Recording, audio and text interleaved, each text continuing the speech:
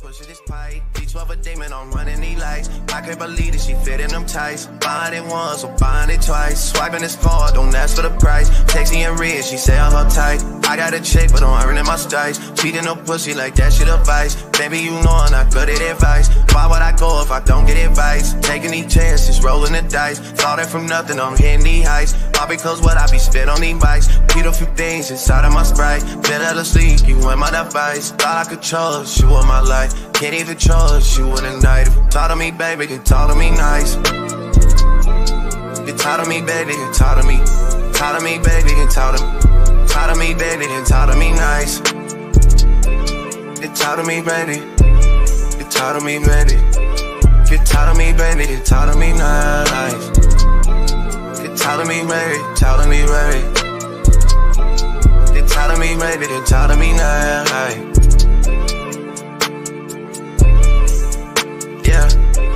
If you talk to me, baby, then come where I stay. Be in the Dallas, we back in LA. Making this money and stay out the way. Take when you text me saying okay. Taking this shit out day by day. Nobody dunk it, I'm shooting a J. Backing up all the things that you say. You on your knees for me, yeah. Funny because I know you don't pray. Said that you down, it's up for the bake. Said I'm on one, so you making me wait. Baby, you know that's that shit that I hate. Pull up on you, I'm in a C8. Holding my own, I'm making shit shake. Shit on my shoulders, I'm lifting this weight. I wanna come on, I grip on your cake. Loading, I'm down, I do what it takes. Bitch on that nigga, I'm not my mistakes. I'm in the cut and I'm slipping away. Niggas I know, they moving real fake. Funny how love can turn into hate. Funny how love can turn you away. Funny how love can turn you away. Funny how love can turn into hate. Funny how love.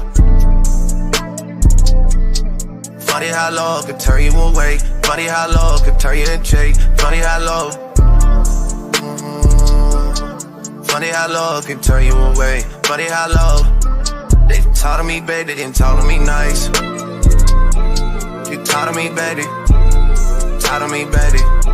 If you talk to me, baby, then talk to me nice. Talk to me, baby, then talk to me nice. Talk to me, baby. Talk to me, baby. Get tired of me, baby, then talk to me nice. Talk to me, baby. Talk to me, baby. If you talk to me, baby, then talk to me nice. Talk to me, baby. Talk to me, baby. Get tired of me, baby, then talk to me nice. Tired of me. Tired of me.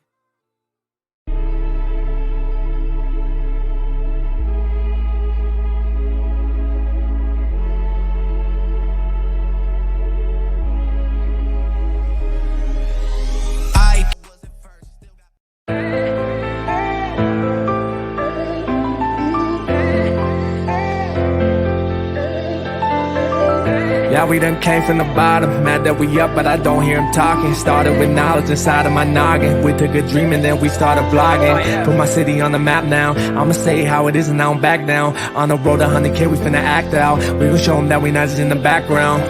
We the main event, we the main show. We the one that people always gon' pay for. FYF, we the best, no debate though. Number one sports channel, every angle. I'ma show them all how we ride. Best sports talk showing out like them guys. We playing it safe while they feather the lines. We switching the narrative all the time. Like who to go in the game is not MJ. Kobe Bryant top 10, not what we say. I keep Elijah one is very overrated. Keep it real if it ain't fact, we don't say it. Now it's stable, we won't be ignored.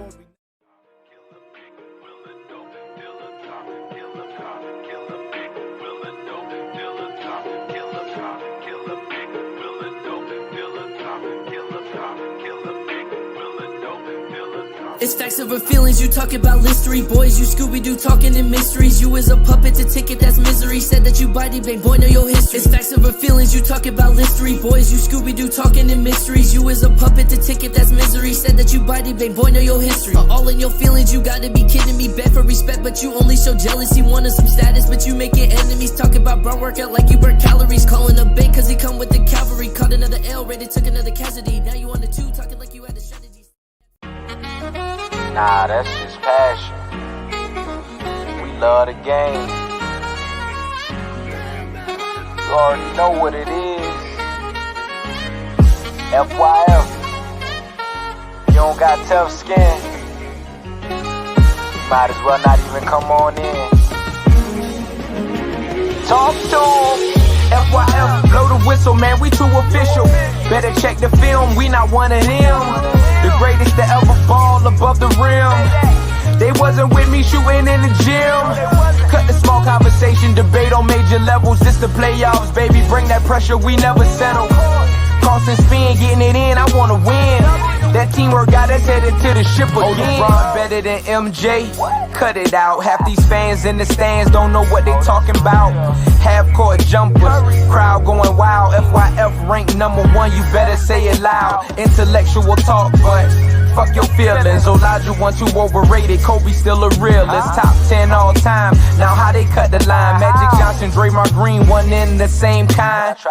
Fuck your feelings, fast break, stop and pull a J. He got how many rings, nothing else to say. With the team, live streaming, play by play. This the dream, full steam on the road to 100K. FYF, blow the whistle, man, we too official. Better check the film, we not one of them.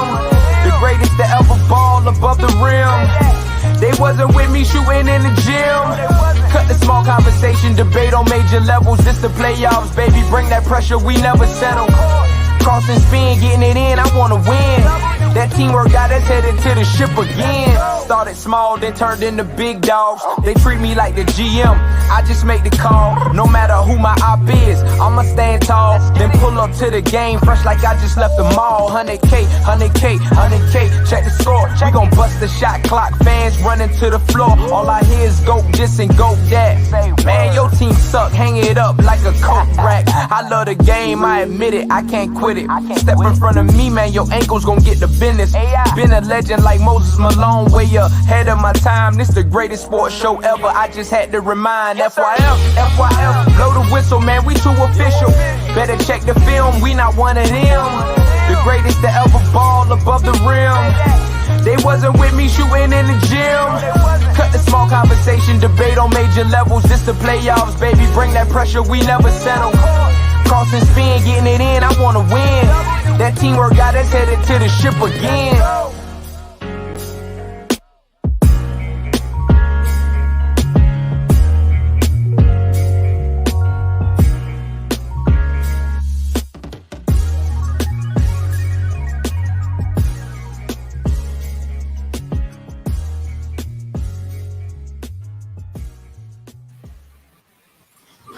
FYF Sports, man, it's Lamont, man. We back.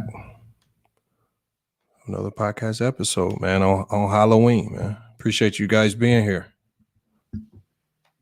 And salute. I see y'all in the chat, Kirk Royce. I see you here in the locker room. What's good, man? Hope to get you up on the panel tonight, man, to cook on these topics, man.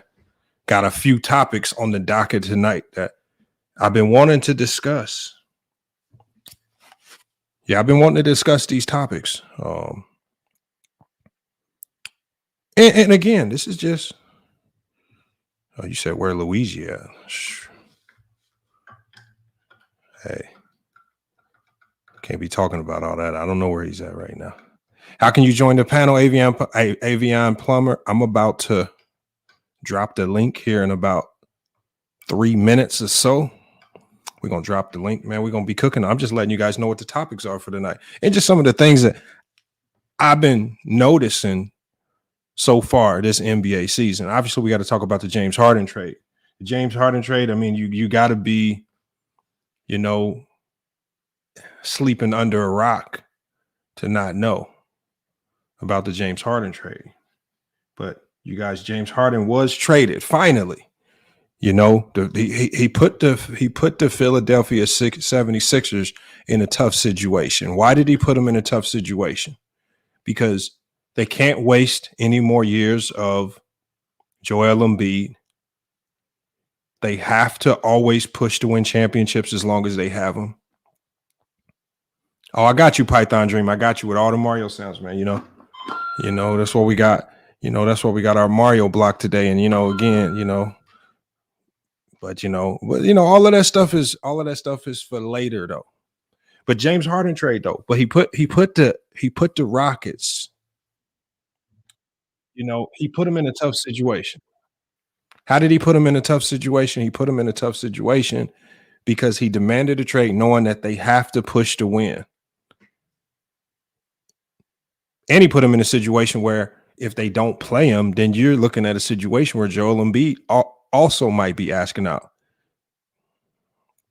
Appreciate you, Hollow 702, man. We're going to be dropping that link real soon because I want to get y'all thoughts on this trade. Obviously, the Clippers were the team that was always in play for James Harden. This was very public information. I think it came down to the Sixers just going ahead and just giving up on the fact that they don't want to get Terrence Mann. And that's basically what happened. You know, they really wanted Terrence Mann in this deal. It looks like they gave up on that effort. So the 76ers get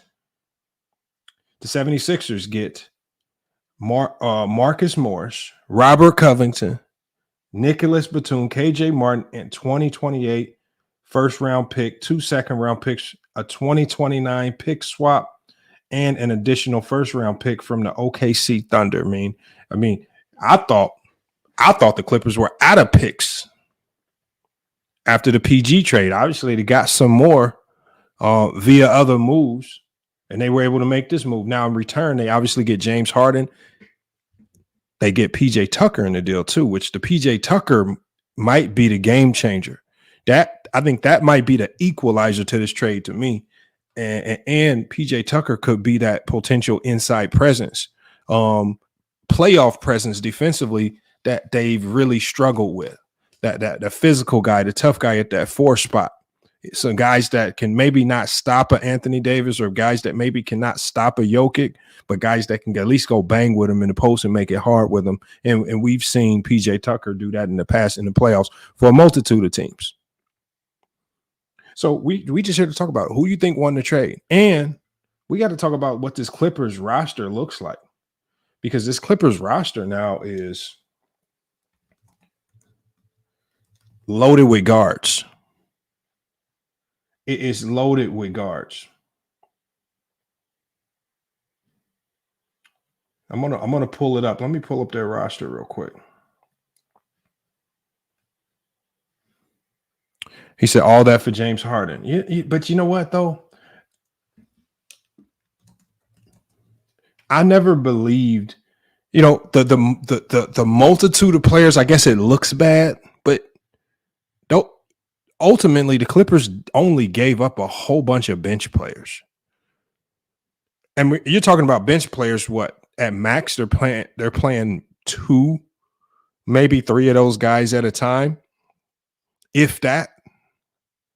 So the Clippers now are extremely like we just saw in the chat, they are extremely guard heavy. Let me get to this Clipper roster. So we got to see the makeup of this team, because I don't know how they make this work. So you got Paul George at the shooting guard position. He obviously can play the 2 or the 3. You got Kawhi Leonard at the 3. You got James Harden, who's a 1 or 2. You have Norman Powell, who's a shooting guard. You have Terrence Mann, who's a shooting guard. You have Russell Westbrook, who's a point guard or a shooting guard. All right. You have Bones Highland, who's a point guard or a shooting guard. You have Brandon Boston Jr., who's a point guard or shooting guard. You have PJ Tucker as a power forward. You got Zubac. Zubac's really dealing with a quad injury right now. And you got Mason Plumlee. But those are really the only bigs that they have on the roster. PJ Tucker, who's not even a big, he's a small, undersized 4 at best. You have Zubac, and then you have Plumlee. So that's their size. They don't really have any wing depth as far as threes go. They gave up Covington. I think that would have been the piece that I would have kept. I would have gave up Terrence Mann. They held on to Terrence Mann. They give up Robert Covington. So now they don't have any wing depth.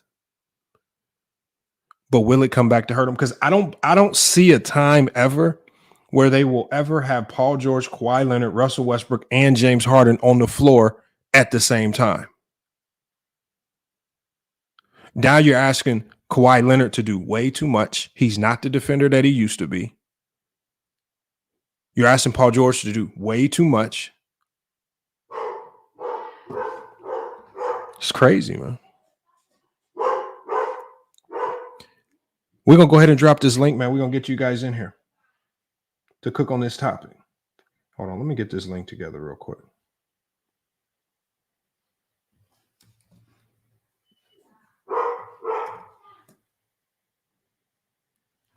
Link is in the chat, man. And then salute to you guys, man. And then, again, salute to everybody. Top donor so far has been Max Pinchinat. We got True to King TV, Get Fit for Life. We got George, The Truth Hurt, Bees, Herm, and Double E, all the top donors in the month of October here on FYF Sports. Salute to you guys, man. Would appreciate anything that you guys can give. Look, as we approach 100K subscribers, man, anything that you guys do give, it goes right into the content and the production of the show. The Cash App, hit the PayPal, man. It's much appreciated. And then also, if you have a comment or question that you want us to immediately address, you can go ahead and throw it in the Cash App, or you could just simply become a member by hitting that link in the chat, man. Y'all see that? Become a member of the channel, and you can also post your questions there as well. Let me go ahead and bring up Avion Plumber. Yo, what's good, man? I saw you at the link.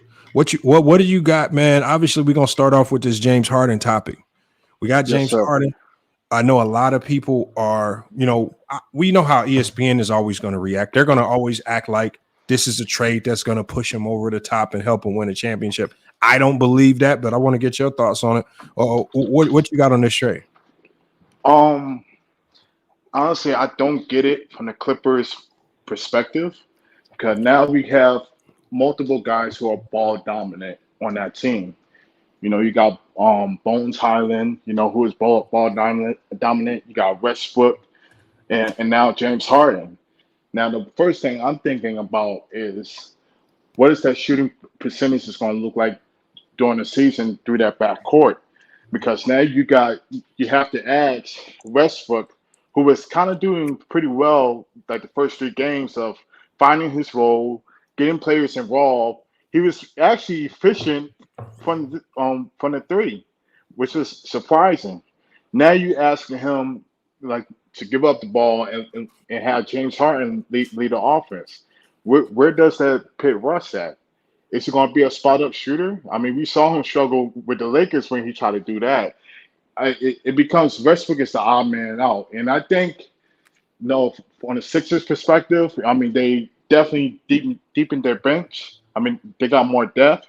But I still think, they needed another scorer, because Tobias Harris, missed games. He doesn't show up a lot, and they got Tyrese Maxey, who has been doing good. I mean, it's still a long season, but he has been showing sparks, and that's mainly because of Nick Nurse, because he know how to develop young guards. I mean, he developed Fred VanVleet.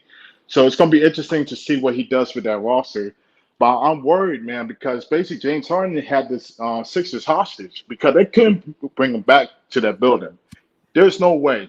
I mean, I think they wanted to trade him quickly, so it wouldn't hit the news or it wouldn't drag on, because that would, affect the team and affect Joel's decision on the future with the Sixers.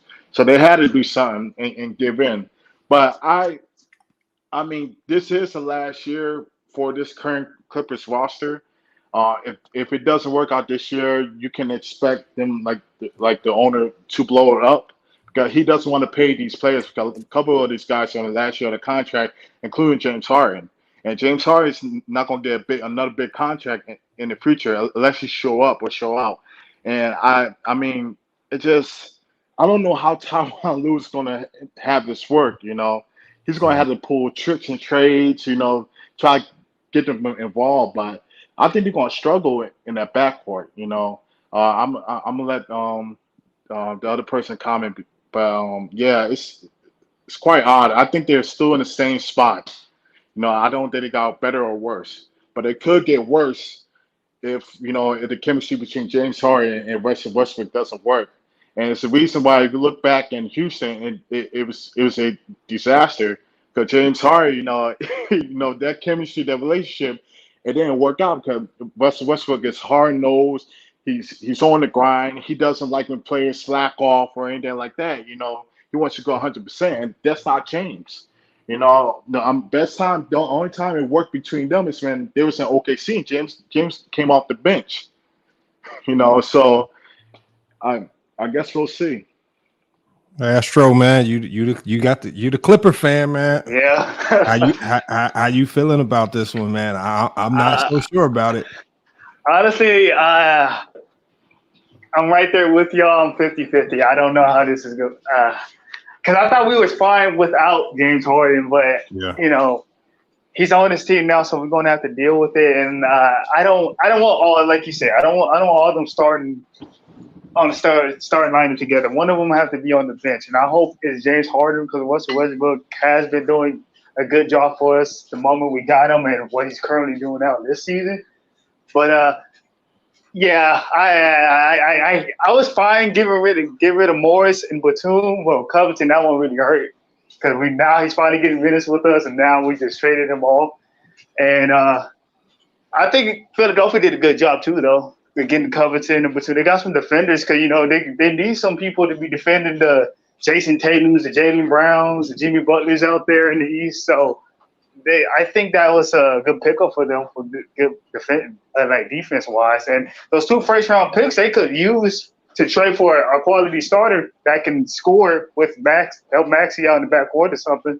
So I doubt they're going to be keeping those first-round picks unless Yeah. I don't know what they're playing with that, but I don't know how this James Harden thing is going to work. It just felt like you said, too many ball handlers on the court. But Westbrook has been playing off the ball more a lot since he got to the Clippers, so I think that's not really going to bother him, but it might bother James Harden. So like I said, I'm 50-50. I just want to see how this thing look on the court. I believe they said when they play against the Knicks, so he's not going to play against the Lakers tomorrow. So.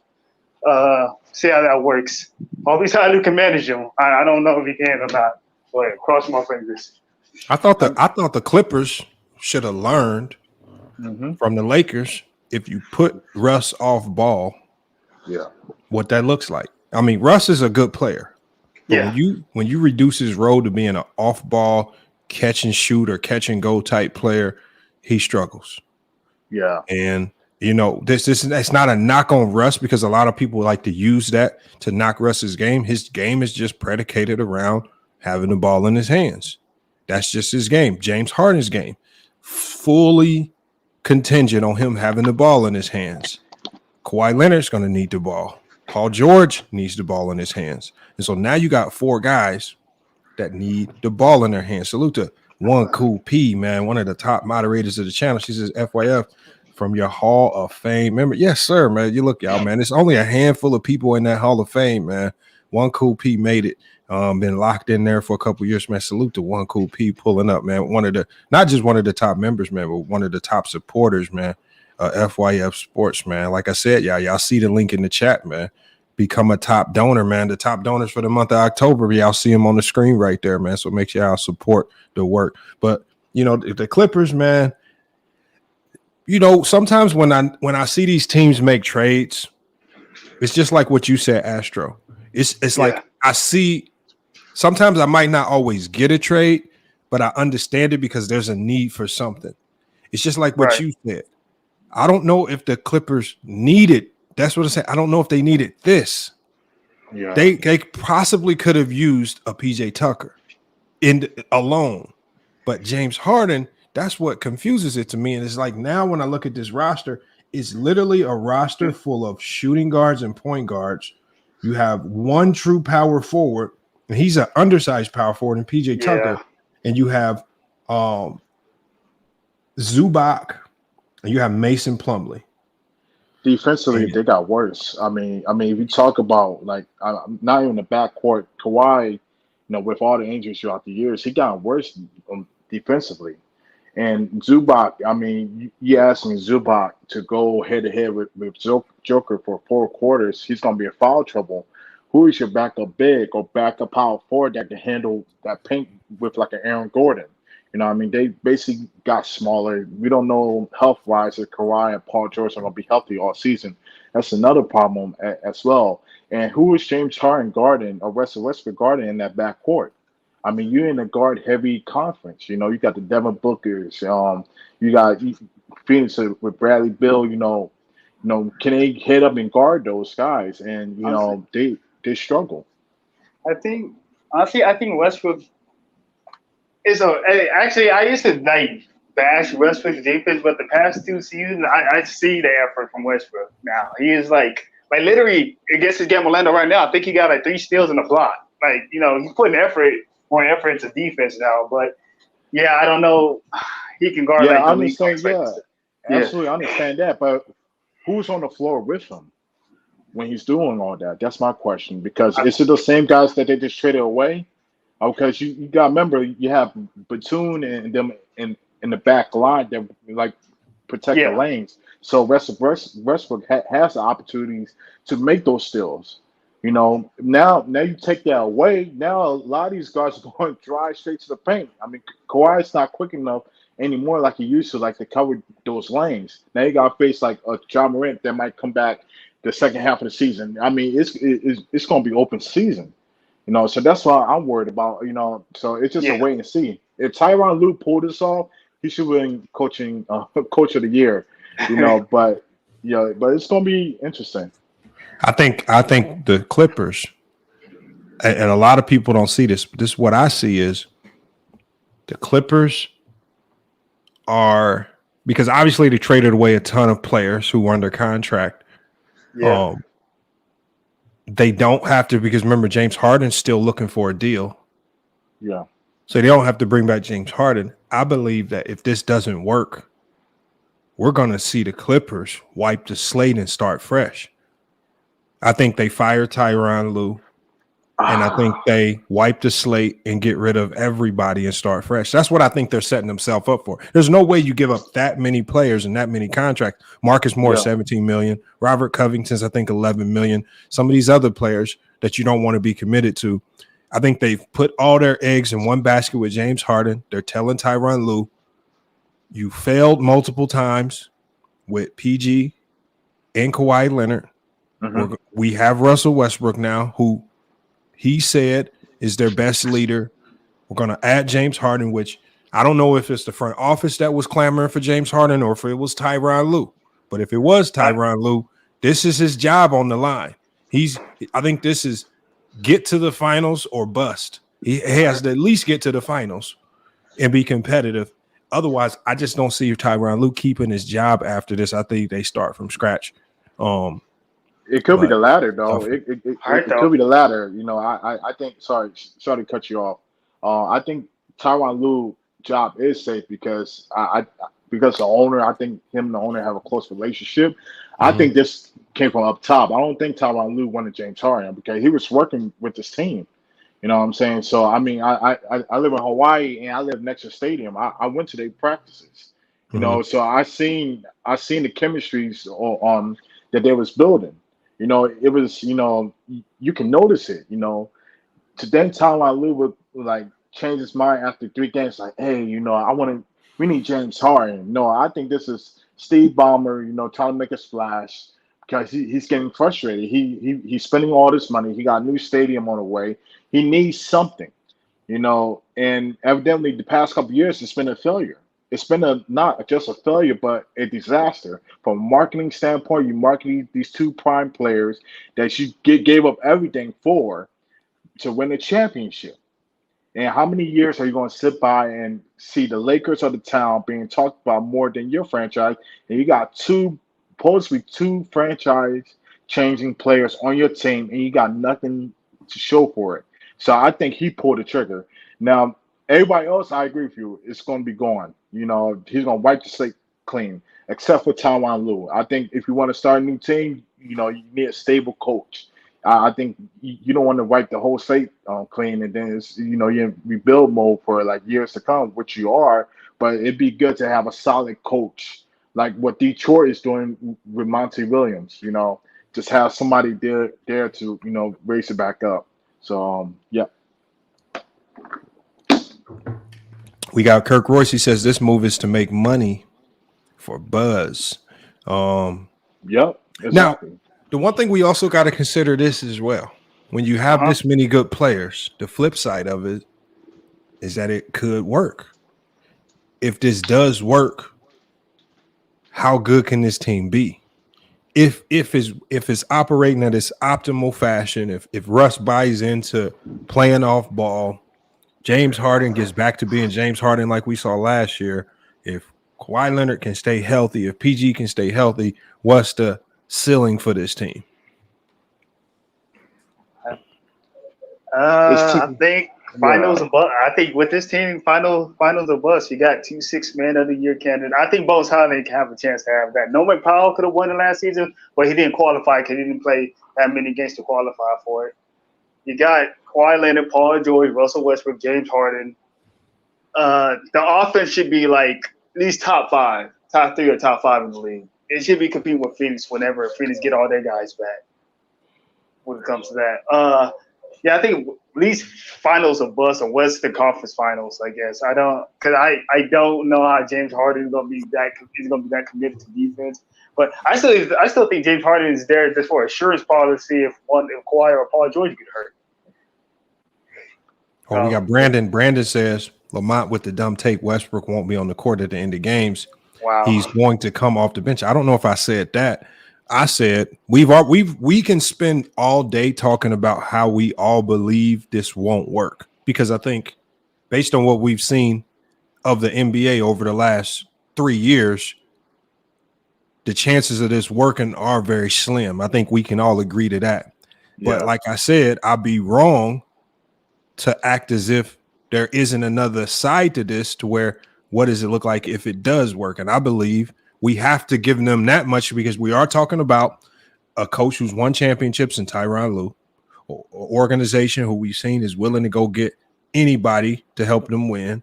You still got Kawhi Leonard, who when he's healthy, he's a top 10 player in the league.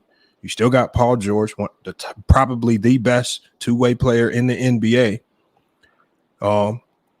You still got Russell Westbrook, who's been an MVP in this league, so he's bringing a level of IQ that no one else can. And now you add James Harden to that.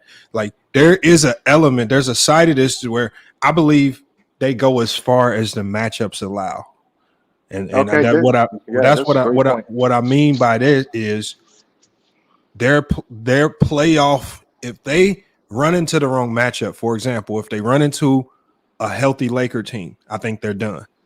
But if they can avoid those types of teams, the teams with the size and the length and the dominance down low, let's say they run into a Golden State or they run into a Sacramento King team, or, those types of teams, if they can have a very, very lucky path to the finals, where they avoid a lot of bad matchups, I think there's an avenue there.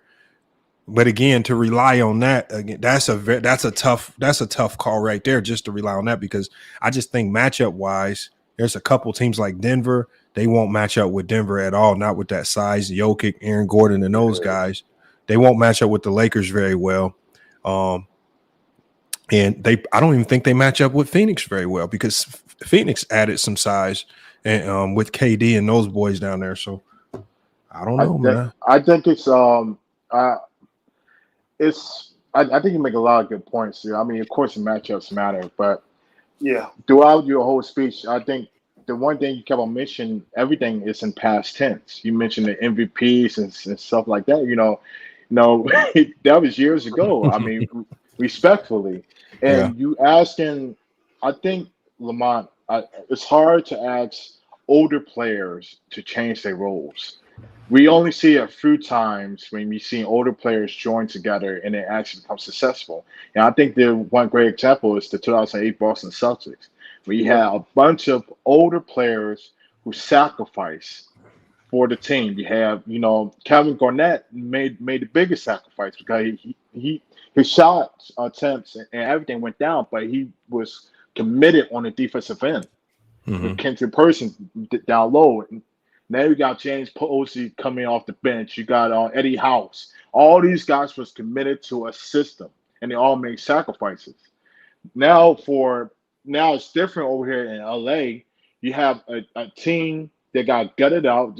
Let's just call it what it is. At the beginning of the start of the season, after 3 games, I watched the Gilbert Arenas podcast, and Kenyon Martin mentioned it. He never seen anything like this before.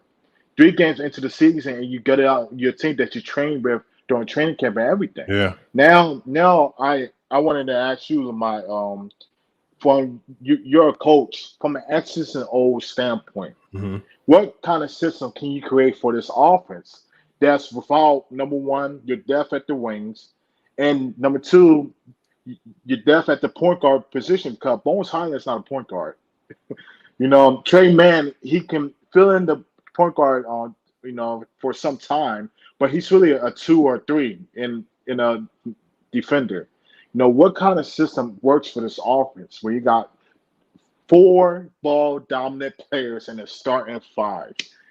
That's why I wanted like that. This is what makes it FYF trickier for them. Sports. And salute Jarrell Franklin. This is what makes it tricky for the Clippers. They have 4 players that I consider to be what I call microwaves. They either hot or they cold. Yeah. And those types of players need volume. Maybe Kawhi sometimes doesn't, but every player on their team needs volume shot attempts to showcase what they can do. And none of them operate. I don't think we'll have a lot of nights where we will see James Harden operate at an optimal level, going 6 to 10 from the field, 9 assists, 6 rebounds, and we call that a good night. Like, I don't know if he can operate like it or operate with that level of efficiency and be satisfied with that role. We've seen Russell Westbrook struggle in that role. I don't know if Paul George would fade into that role, and we know Kawhi Leonard is not going to fade into that role. And so that's where the struggle would be as far as offense. Offense is, you got that many stars. And now it's going to be on Ty Lue to convince all of them that all of you guys got to take a sacrifice on the numbers. All of you got to move the ball, and maybe we got to go with the hot hand for the night as opposed to making sure Kawhi gets his 20 shots every night. So I don't know. Like right now, it's just like what y'all said about training camp and what Kenya Martin has said. You got your team. And maybe I would give this team more of a chance if this is a team they went into training camp with and they started the season with this group. Yeah. But the fact that they're just doing it on a whim right now and they have very little time to gel and get it and figure it out. I mean, maybe Ty Lue knows something we don't. But outside of this looking like a great publicity stunt to just garner a whole bunch of attention, I don't know how it works. It's another problem, though. It's another problem. Do y'all think we should? I ain't mean to cut y'all off. Sorry about that. I just want to say something. You good, bro? No, you good. Go ahead. Before I get back to work.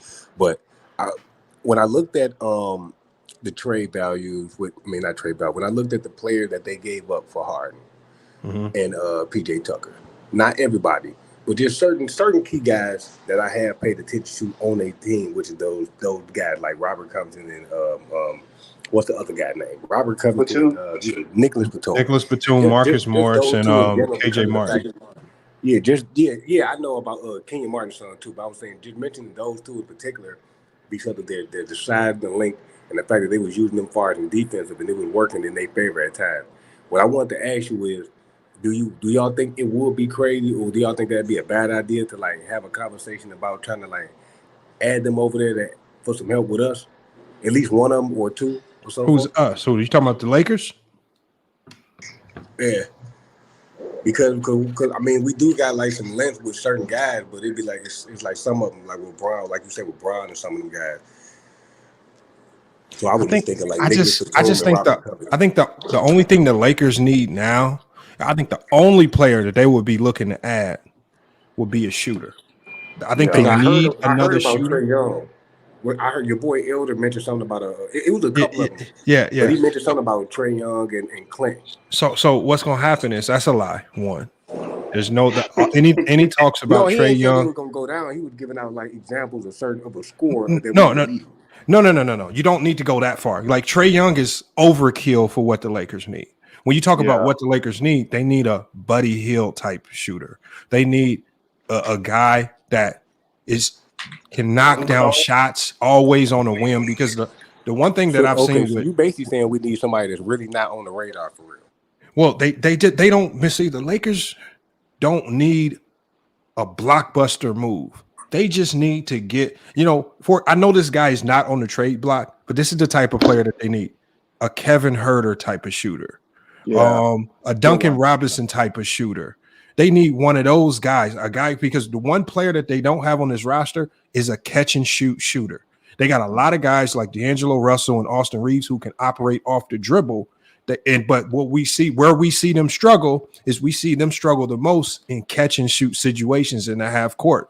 We saw them miss a ton of wide open threes just yesterday against Orlando in catch and shoot situations. So they need one of those catch and shoot shooters. I don't know if there's really one out there, but if they can find one, if there's somebody shopping one, I think they would be in play for it if the asking price was right. But they also have to be mindful of the fact that they don't really have a lot to offer for one of those shooters as well. So maybe you want to hope that you can get one in the buyout market. I mean, maybe they get desperate and go after Danny Green, who was just waived. He's familiar with playing with LeBron. We know he's a good catch and shoot shooter. He looked healthy when I saw him playing with Philly. And he looked good in 2020 when he played with LeBron. So maybe they do something like that, but that's the type of shooter that they need. I don't think they need to get like Trae Young is overhill, and plus Trae Young operates with the ball too much. Yeah. They don't need another guy that operates with the ball. They have D'Angelo Russell, they have Austin Reeves. Those guys are fine. They have enough. Now they need a catch and shoot guy, and if they can pry one from a team, then the Lakers will be to me, they'll be in the driver's seat in the West. But I wouldn't go head hunting for a lot of crazy stuff if I'm the Lakers. I think they have a solid roster as is. They just need a piece or two. Lamont. What's good, Lee? What's going on? 2 questions. Number one, yes, sir. Why? Number one, why? Just why?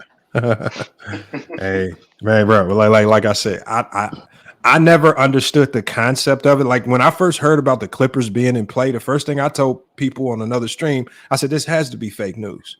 I said, I just don't see, because you can't trade Russ because he can't be a part of the trade because he's not eligible to be traded until, I think December 15th or something like that. So Russ is not even in the deal.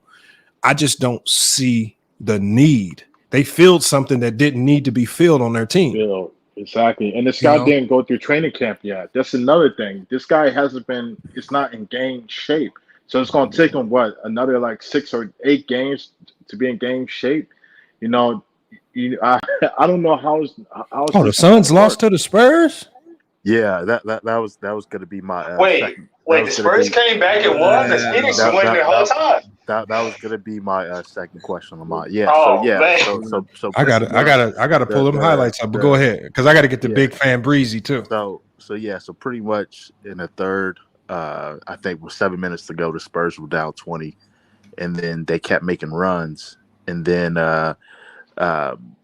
Wemby had a big time put back for the Spurs to be down by 1, and then one of the guards for Spurs, Johnson, stole the ball from KD within 2 seconds left and hit a game-winning putback or a game-winning layup. So I'm looking at the numbers right here. We got the game was they won by 1. You are right. It looks like Phoenix. It looks like Collins had a big night. I don't see Wemby's numbers yet. I'm about to try to see if I got 18 and 8, I think. Yep. Wembanyama 18, 8 rebounds, and 4 blocks on the night. Nice. 4 blocks on the night for the rookie, man. Hell of a night for the rookie, man. And I'm telling you right now, that big lineup that they're bringing out there is going to pay off. It's starting to pay off. A win like this gives them it, like wins like this. What it does for young teams, it makes them have a delusional mindset, like in a good way, because it makes them think they're way better than what they are. And it's kind of like what OKC was last year. They got a few good wins and they started playing better than what they actually were. And then they were a headache for everybody on a night in and night out basis, because normally that's a win any day of the week. Then you're dealing with these guys out here really playing and really in the game, like giving you problems when you're supposed to be resting your starters that night. So absolutely. I was gonna ask you one question because you had brought up the Lakers earlier, because you said they need just a catch and shoot player. Mm-hmm. Is there any chance the Lakers get Buddy Hield, or is that just out of the window? It's not, because Buddy Hield's making too much money. One, they'll probably have to look to the buyout market. I think Danny Green is probably the most realistic play, and maybe they can try to extract max potential out of whatever he has left in the tank. But if you're looking at realistically, I think if you're looking for a veteran type guy that can come in, remember we watched last night, who was the one wing that struggled all night? It was Austin Reeves. Reeves. The Orlando Magic kept picking on him late game and ISOs. We're going to pick on you. I don't know if teams will do that to Danny Green. I think he's a smarter defender. And I think Austin Reeves allowed him getting picked on defensively to bother him on the offensive end. So then his shot wasn't falling. So he wasn't looking as confident on the other side of the floor. So while he still adjusts, bringing in a guy like Danny Green can help in those late game situations, because Austin right now, he's not very playable late game. Teams, they were just picking on him, and Markelle Fultz was blow by every time, blow by. Just and it just looked super easy. Remember, they took him out. He just walked to the bench with his head down, and it's just like, that's confidence right there. And when other teams start seeing you hang your head, then you just turn into the food. We gonna keep attacking you. So they did good by pulling them, so it didn't cost them the game. But I think Danny Green would probably be the best pickup for him if they can get him in the buyout market. Lamont, I lied. Yeah, Lamont, I lied. I'm sorry. Mm-hmm. Everyone knows Anthony Davis. I don't want to make any assumptions, but it appears he just does not like playing the 5. Is he stuck at the 5 for the sake of this team? No, I don't. So when we talk about Anthony Davis, I think a lot of people try to make assumptions as to what he wants to play. I mean, he's had some monster, however they're using him, he's had some monster nights. Anthony Davis's problem right now, and this is like I told the locker room last night on his channel, this is going to be a tough pill to swallow for a lot of Laker fans. Anthony Davis' biggest problem right now is LeBron James. I'm going to tell you why. LeBron wants to be the assist man to AD on every play. When LeBron brings the ball up the court, if he's not looking to drive or shoot, he's staring down Anthony Davis only for the pass. And it's you can telegraph it, you read it, teams are loading up on AD, and whenever AD catches the ball, it looks extremely difficult. Now, if Bron, ball reversal here, and you allow the ball to naturally flow in the AD through the course of the offense, as opposed to him dribble, come up the court, dribble, dump it down to AD, and then AD have to go save you at the end of the shot clock. That was happening too much for me. And I said, yeah, ball reversals increase your chance of scoring. LeBron James is not moving the ball enough to get one ball reversal in, and it's hurting him. Other guys aren't touching the ball. They aren't being able to feed. They aren't being able to be a threat. And so I don't know, man. Brian's going to have to kind of get out of his own way a little bit. He said he wants to be the point guard. Being the point guard sometimes means you don't always get the assist. Sometimes it just means getting a hockey assist, moving the ball, allowing AD to get better position, because they're not allowing AD to get really good position at all. He's just getting ball dumped. He's really making a lot of difficult shots, bailing LeBron James out. And that's just me being honest about it. A lot of people can lie and try to, I like LeBron. I think he's a hell of a player, but I think he's really making AD's job extremely hard. Is that more on the coach? Is that more on like the scheme of the offense through Darvin Ham, or is it like, I feel like LeBron did say he wants to be that on the floor assist maker for the team. He said it out his own mouth, and it's, I don't know, I get what you're saying, but it's hard to believe that with him being on the floor, it's like it's making AD like, I don't know, like the odd man out, or just it's hurting him on the offensive end. Because I seen AD last year in games when LeBron wasn't there, and he was great, he was good, But you might got a point. I mean, when LeBron did come back, there were some games where you just seen like AD was like, out of it because Bron was on the floor, because he was his main passer, But I don't know. It could be other factors involved in that other than LeBron. Well, I want y'all to think back to the Sacramento game just a couple of days ago. Bron went to the bench. It was D'Lo, Vincent, and AD on the floor. I think two others. I can't remember the other two. The Lakers went on a run, went up by like 6 or 7 points after being down. But the ball was moving beautifully. It wasn't just stare down AD, dump down the AD and let him work through a triple team. That ball was getting swung to the corner, swing back up top.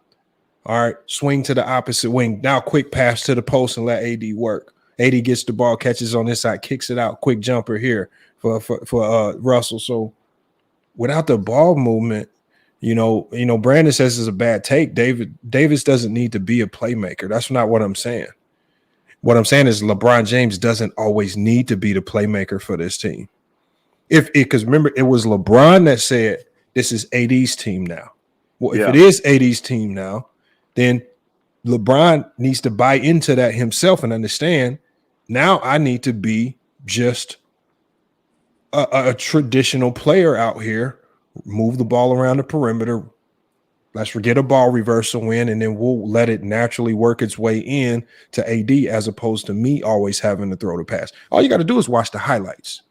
And I can almost read it every time. I mean, I wish I could play the game or watch the game, and I could literally tell you guys when LeBron's coming down the court what he's going to do. He's super easy to read now because he's staring down AD, and he's really not looking to no other options. And then the passes that he does kick out to the others, they're usually what I call time bombs at the end of the shot clock. He threw one to Christian Wood late game yesterday.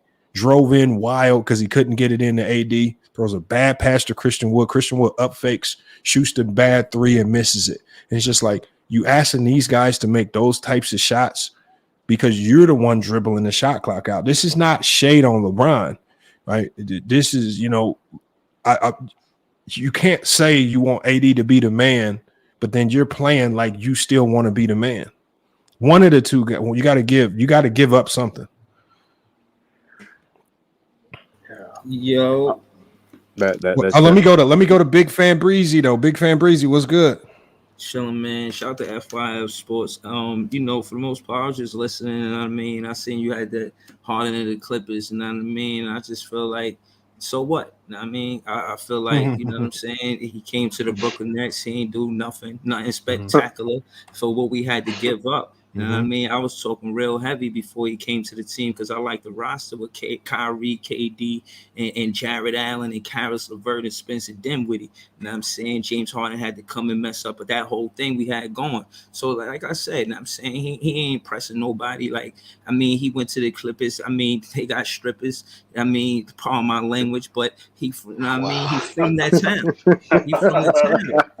He's from the town. Who say he's serious like that? He came to the Brooklyn Nets. He ain't do nothing fancy. Like he going to the town where he from. He loved there. He a celebrity. He famous. He look at himself like he not there because he got there from basketball. He making beats. He doing other shit that, you know what I mean? Like I say, he changed the trajectory of what we was doing because we had to switch the whole roster. I'm not impressed. When I seen the trade and what it was, I'm like, I don't see how the Clippers can lose. I mean, with that team, paper-wise and reputation, you would think that, you know what I mean, they'll shake things up. But it all goes in health. I don't know how many of the players on that team go clear 65 games. Does Kawhi clear 65 games? Does Paul George clear 65 games? Does James Harden clear 65 games? I'm not impressed.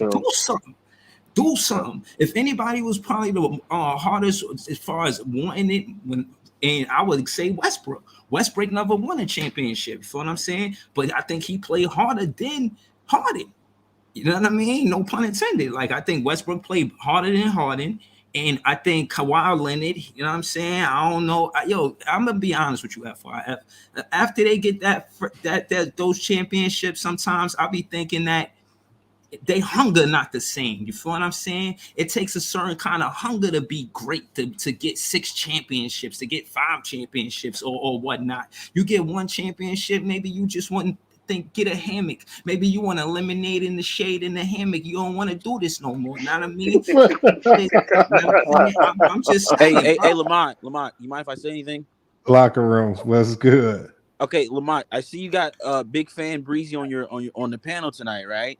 Now this is the same guy that said I was afraid to debate him on your channel. So listen, no, we here. Solomon, let's skip listen, that part. I don't want to take over the show, Lamont. But Solomon, no. You said I was ducking. No. Let's skip all that. We here. No, forget the introductions. I know who I am. Let's get to it. No disrespect. Let's get to it. Let's get to it. And let's tell them how we got here in the first place. You're talking about take over the show. You ain't taking over shit.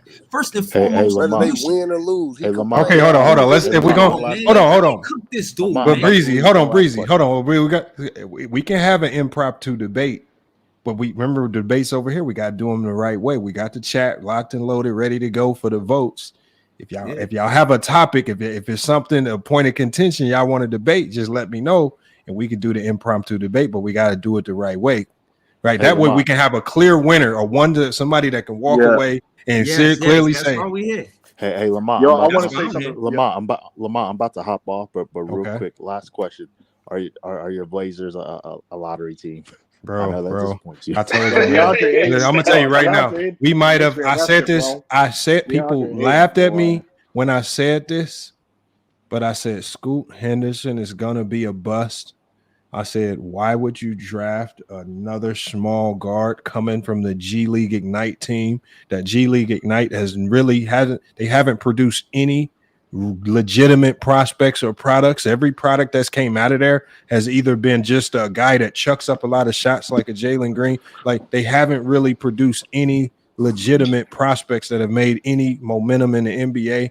You draft this guy saying that he's going to take over for the team. He don't look like he that dude. And he looks like he looks like, who's the point guard? Who's the guard off of Sacramento? The backup point. Mitchell? Davion Mitchell? Yeah, he looks like a Davion Mitchell with no defense. Man. You guys got another problem, bro. Hold on. You guys got and we got Jeremy Grant. That's another problem. What about it's not that, but Aiton's contract, bro. I mean, y'all traded a dud, man. I know. Nobody's gonna take that big contract off your roster. I'm fine with Aiton. Really? I can live with Aiton. I can't live with Jeremy Grant. I can't live with Anthony Simons. I don't like Scoot Henderson. And then we got a whole bunch of just shot chuckers that really don't care for winning or defense, man. I don't know what they're putting together over there, but salute. I'm glad Dame got up out of there. But look, we got locker room and we got big fan Breezy. That's been brewing for a minute, man. I've been hearing it. I've been hearing the chatter, man. And Lamont, he said I was scared.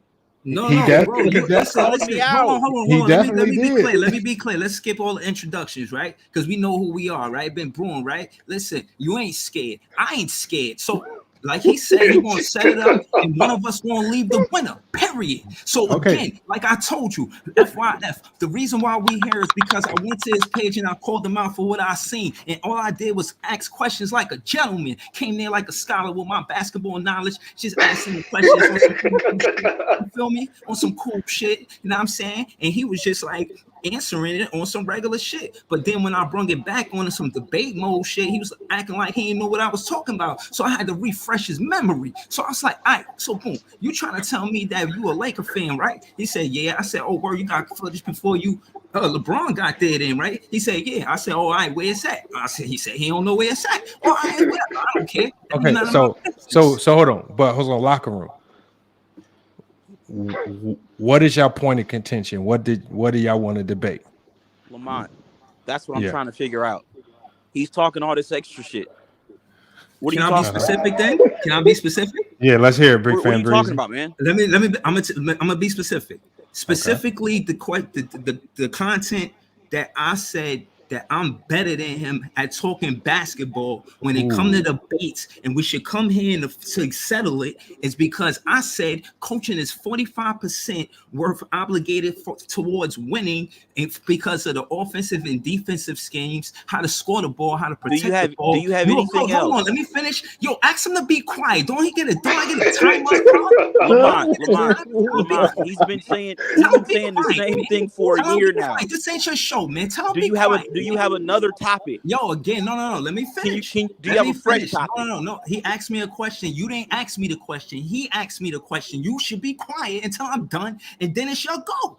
Like, relax. You've been saying the same thing for a year. You're not the one I'm talking to. I'm not even talking. Okay, hold on. Breezy. What's the topic? Breezy? The topic is what is the winning, far as winning is concerned, when it comes to coaching. How much are they obligated to win it? I said 45% coach, 55% players. He said he could speak for himself, but we had different numbers. Now go ahead. Talk that shit you was talking so I could cook your ass. Lamont. Yeah, what up, Lock? This man, what does he want to debate? He's been talking about this, literally, Lamont. He's been talking about this same topic since last summer. We're in November, man. Do you have any other topics that you want to debate? Okay, so hold on. This is what I can do. Breezy, check this out. Breezy. I'm 0-0. Go talk Breezy. To me. So Breezy. So look, because again, there's a lot of topics you can debate to display the basketball acumen. That, and I think Locker Room is right in that regard. A fresh topic, where you guys so he might admit he lost on. that first one then. No, it's not about no. Y'all here to debate now. There's no winners or losers. But what I'm saying is to keep the people in the chat interested in engaged in the debate, it probably would be best to let's go with a fresh topic, one that, we could talk about coaches and X's and O's. That might bore people to death, But you picked this topic. And shout to your outfit too, man. That shit is fire. No. We just gotta look. Y'all, I don't know. The thing is, y'all have heard each other's takes. You've heard what Locker Room said. Is there anything that he said that you just vehemently disagree with when it's just pure basketball that y'all can debate? Exactly. This is the whole reason. It's all pure basketball. Let's not forget this. FYF is all pure, straight pure basketball. Do you have anything other than the coaching? Nah, that was the only thing. I never said nothing else. So Locker Room. It's on the Locker Room. If Locker Room wants to debate that, it's on him. Lamont. I've been talking to this dude about the same thing for over a year, bro. He has nothing else, Lamont. Bro, I debated you one thing and you went off on the. You claim you have all this knowledge of the game of basketball, Lamont. All the facets in the game of basketball, but yet he can't come up with nothing. You the one called me out to the debate, nigga. I'm here. What you got? Bro, I'm not. I don't think it's how you say. I want to be genuine. So I want FYF to pick the debate. Okay. No. Lamont, he trolling, man. He don't got nothing, Lamont. Bro, okay, hold on. Do y'all want to do a player debate? It don't matter, FYF. It's up to you. This the Lamont. Sports Debates. That's what it is. I just want to say this. They could be the best mascot. It don't fucking matter. Whatever he want to debate, we could debate. I'm just saying he be talking heavy with his fucking buttons, acting like he got so much basketball knowledge. And I said, yo, come over here where you ain't got your buttons to entertain your chat so you could get cooked. That's what I told you. Lamont. Yeah. I respectfully, I thought about it now, bro. Anything he want to debate. He think he could push his buttons. Lamont. Hold on, Breezy. Hold on 1 second, Breezy. He pushing buttons, man. We here. Let's get it. This dude has already, Lamont, I completely forgot, bro. This dude has already been exposed, man. Now he claims he's a Nets fan, but yet there's been people out there, Lamont, that have already exposed him for really being a Knicks fan, right? Now, he claims he's a Knicks fan breezy with the Brooklyn Nets, but there's been pictures that have surfaced of him looking real happy with a fucking Knicks hat on. So what really? I'm gonna tell you what this is really about. Lamont, you make it so crazy. You talking about Lamont? Can I really break down? You talking about something else? Lamont, can I really break down? It's got to do with basketball. Lamont, you want to debate whether I'm a Nets fan or a Knicks fan? You want to do that? Lamont, can I really break this down? The reason why he's upset, I'm gonna tell you why he's upset. Right now, mind you, we run primarily. Hold on, sir. We primarily cover the Lakers, Lamont. He found my channel last summer. Now this is when the Nets had KD and Kyrie. So he thought, right, that they had. No, don't speak over. Hold on, nigga. Hold on, nigga.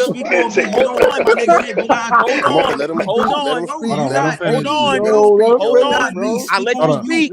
Hold on, let him finish, bro. I spoke on me. Don't you speaking on me? Speak on you. Lamont, he called into my channel talking all this shit about how the Nets was gonna win a title with KD and Kyrie. I said, listen, bro. I told him respectfully, Lamont, last summer, I said, listen, bro, this is your last year. Lamont, they didn't even make it to the fucking trade deadline. He's been mad ever since. Bro, he's been mad ever since KD and Kyrie got traded, Lamont. And I tried to tell him. Now, this is the guy who claimed he know all this basketball, but KD and Kyrie both requested a trade last summer, and he wanted to act like they was just going to ride off into the sunset with the Nets. But this is a guy that claimed he know basketball. Bro, is he done? All right, but hold on. We ultimately got to settle. We ultimately got to settle. No. I want to rebuttal some of the stuff that he said. That's why I'm asking. Is he done? I'm not trying to cut him off. I just want to get my Hold on, Breezy. We got it, Breezy. We got to come up with a topic. We got to come up with a topic. Hold on. First and foremost, he tried to come out my whole handle. So again, easy plug. KB and Who Run the City, the podcast. Me and my guy T. I told you, Lamont, he needs subscribers. Subscribers, man. Why you gotta interrupt me when I talk, bro? Shut up. Bro, not shut up, but be quiet. Stop interrupting me when I talk. He's trying to plug his channel, man. Bro, why I can't plug my channel? You told me. Hold on. Lamont, he's a clout chaser, man. I told you, man. This is what he does. Why you get to come over here and tell me what I get to do? He did the same thing to me. Do that, bro. You don't get to tell me. He did the same thing to me, Lamont.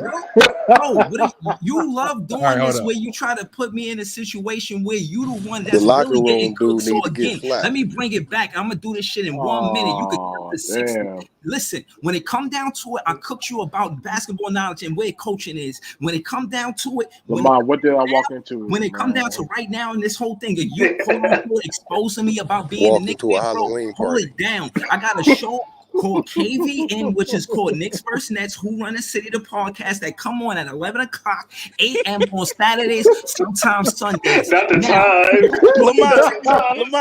Lamont. He has no shame, Lamont. He has no shame. Now get it right. Shame, Lamont. This is what I'm saying. You trying to talk over me. At the end of the day, you can't avoid getting cooked at FYF Sports Debate, bro. You can't avoid getting cooked here. All you trying to do is talk over me to entertain a chat. When it come down to basketball knowledge, bro, I cooked you. Lamont, you want to talk about some other shit. But at the end of the day, hold on. At the end of the day, you can't ask Lamar for help. Lamar can't help you, bro. Stop asking Lamar for help. Lamont. It's me, it's you, it's a debate. Stop running. You can't go nowhere. It's nowhere for you. Tell him we don't believe him. He needs more people. No, you talking about like your perspective is I need some goddamn water, bro. He's saying it. Now, Breezy. Hold on. Let's Breezy. I'm gonna give you let's just do this then, Breezy. He don't want to debate. He says the coaching topic is just too old of a topic to go with. Do you have another topic? No. I'm saying, do you have another topic, Breezy? Do you have another topic? Bro, I'm here for the topic so it can be fair. It ain't about bro, me. You called me out. You called me out.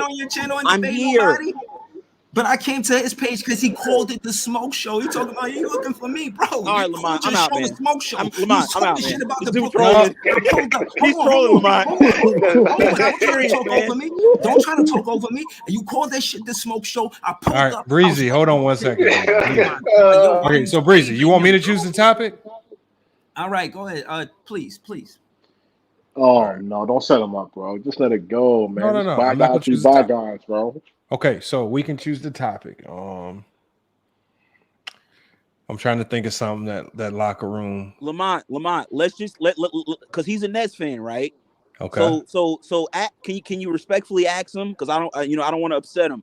Can you respectfully ask him? Where he thinks the Nets are going to finish this year? Okay, so y'all want to debate that? That's a debate. No. Ask him because I'm sure that's he based said on numerous opinion, times on his channel. Lamont. He said they're gonna win the championship. I said bro. You see what I'm saying? You love trying to talk for me. Don't do that. For one. Oh my goodness. Talk for yourself. Let me ask you this, then, Solomon. Where are y'all gonna finish this year? Since you know basketball, right? Where are the Brooklyn Nets gonna finish this year? If you ask me where they're gonna finish this year, y'all can debate. Y'all can debate it. Yeah, we can debate it. I'll start the debate. Topic. So hold on. But the way we do the debates, since this is just impromptu, we are only, because normally we do 3 rounds. We do only 2 rounds because, again, I don't expect you guys to pull all this information out of thin air on the fly, and then we just. So what I'm saying is, we'll go 2 rounds. We'll let the chat vote, and what you can do is you could just tell us. You could tell us. First round, I'm gonna let you go first, Breezy. You can tell us why you feel the Nets are gonna fall wherever in the East, and then Locker Room can tell us why he feels the Nets are gonna fall wherever he thinks they are in the East, and then we'll do that last round. That's where y'all can kind of rebuttal each other's points, and then we'll go to the chat to vote to see who won. Are y'all cool with that? Yeah. So first round, I'd say where I think we. Lamont, we just need to go ahead and speed this up, man, to the sudden death round, man. This don't take 3 rounds, man. So I don't need 3 rounds, man. Okay, so you just hold on. Only if Breezy agrees to do sudden death round. Bro, this is my first. I'm 0 for 0. I never debated on FYF Sports. I'm just trying to do it. I'm not changing. I'm Y'all asking me to change the whole format. It's not even my format. I'm out, man. I think that's wild. Lamont, I'm out, man. I don't even know what y'all talking about the sudden death round. Okay, hold on. Locker Room. Will you just do 2 rounds real quick? I don't want to switch up the format on them. Yeah, like Lamont, he's not ready, man. Lamont, okay. Lamont, give this man a day or something, bro. Give him 30 minutes, man. Let him go do some Googles. Let him go do some research, man. He's not prepared.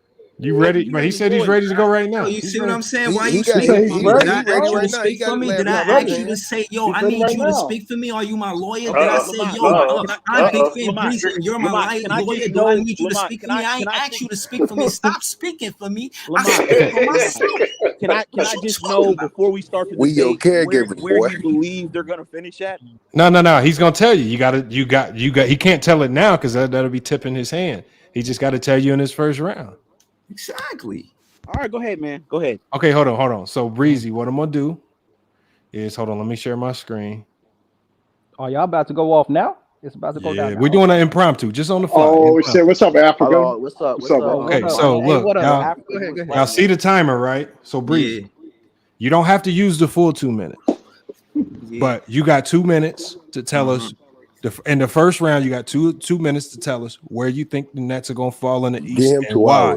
And we got to see who has the most convincing argument as to where the Nets might fall. Now, guys, a lot of you guys, because I'm going to let the panel vote as well. Let me tell you guys right off the jump.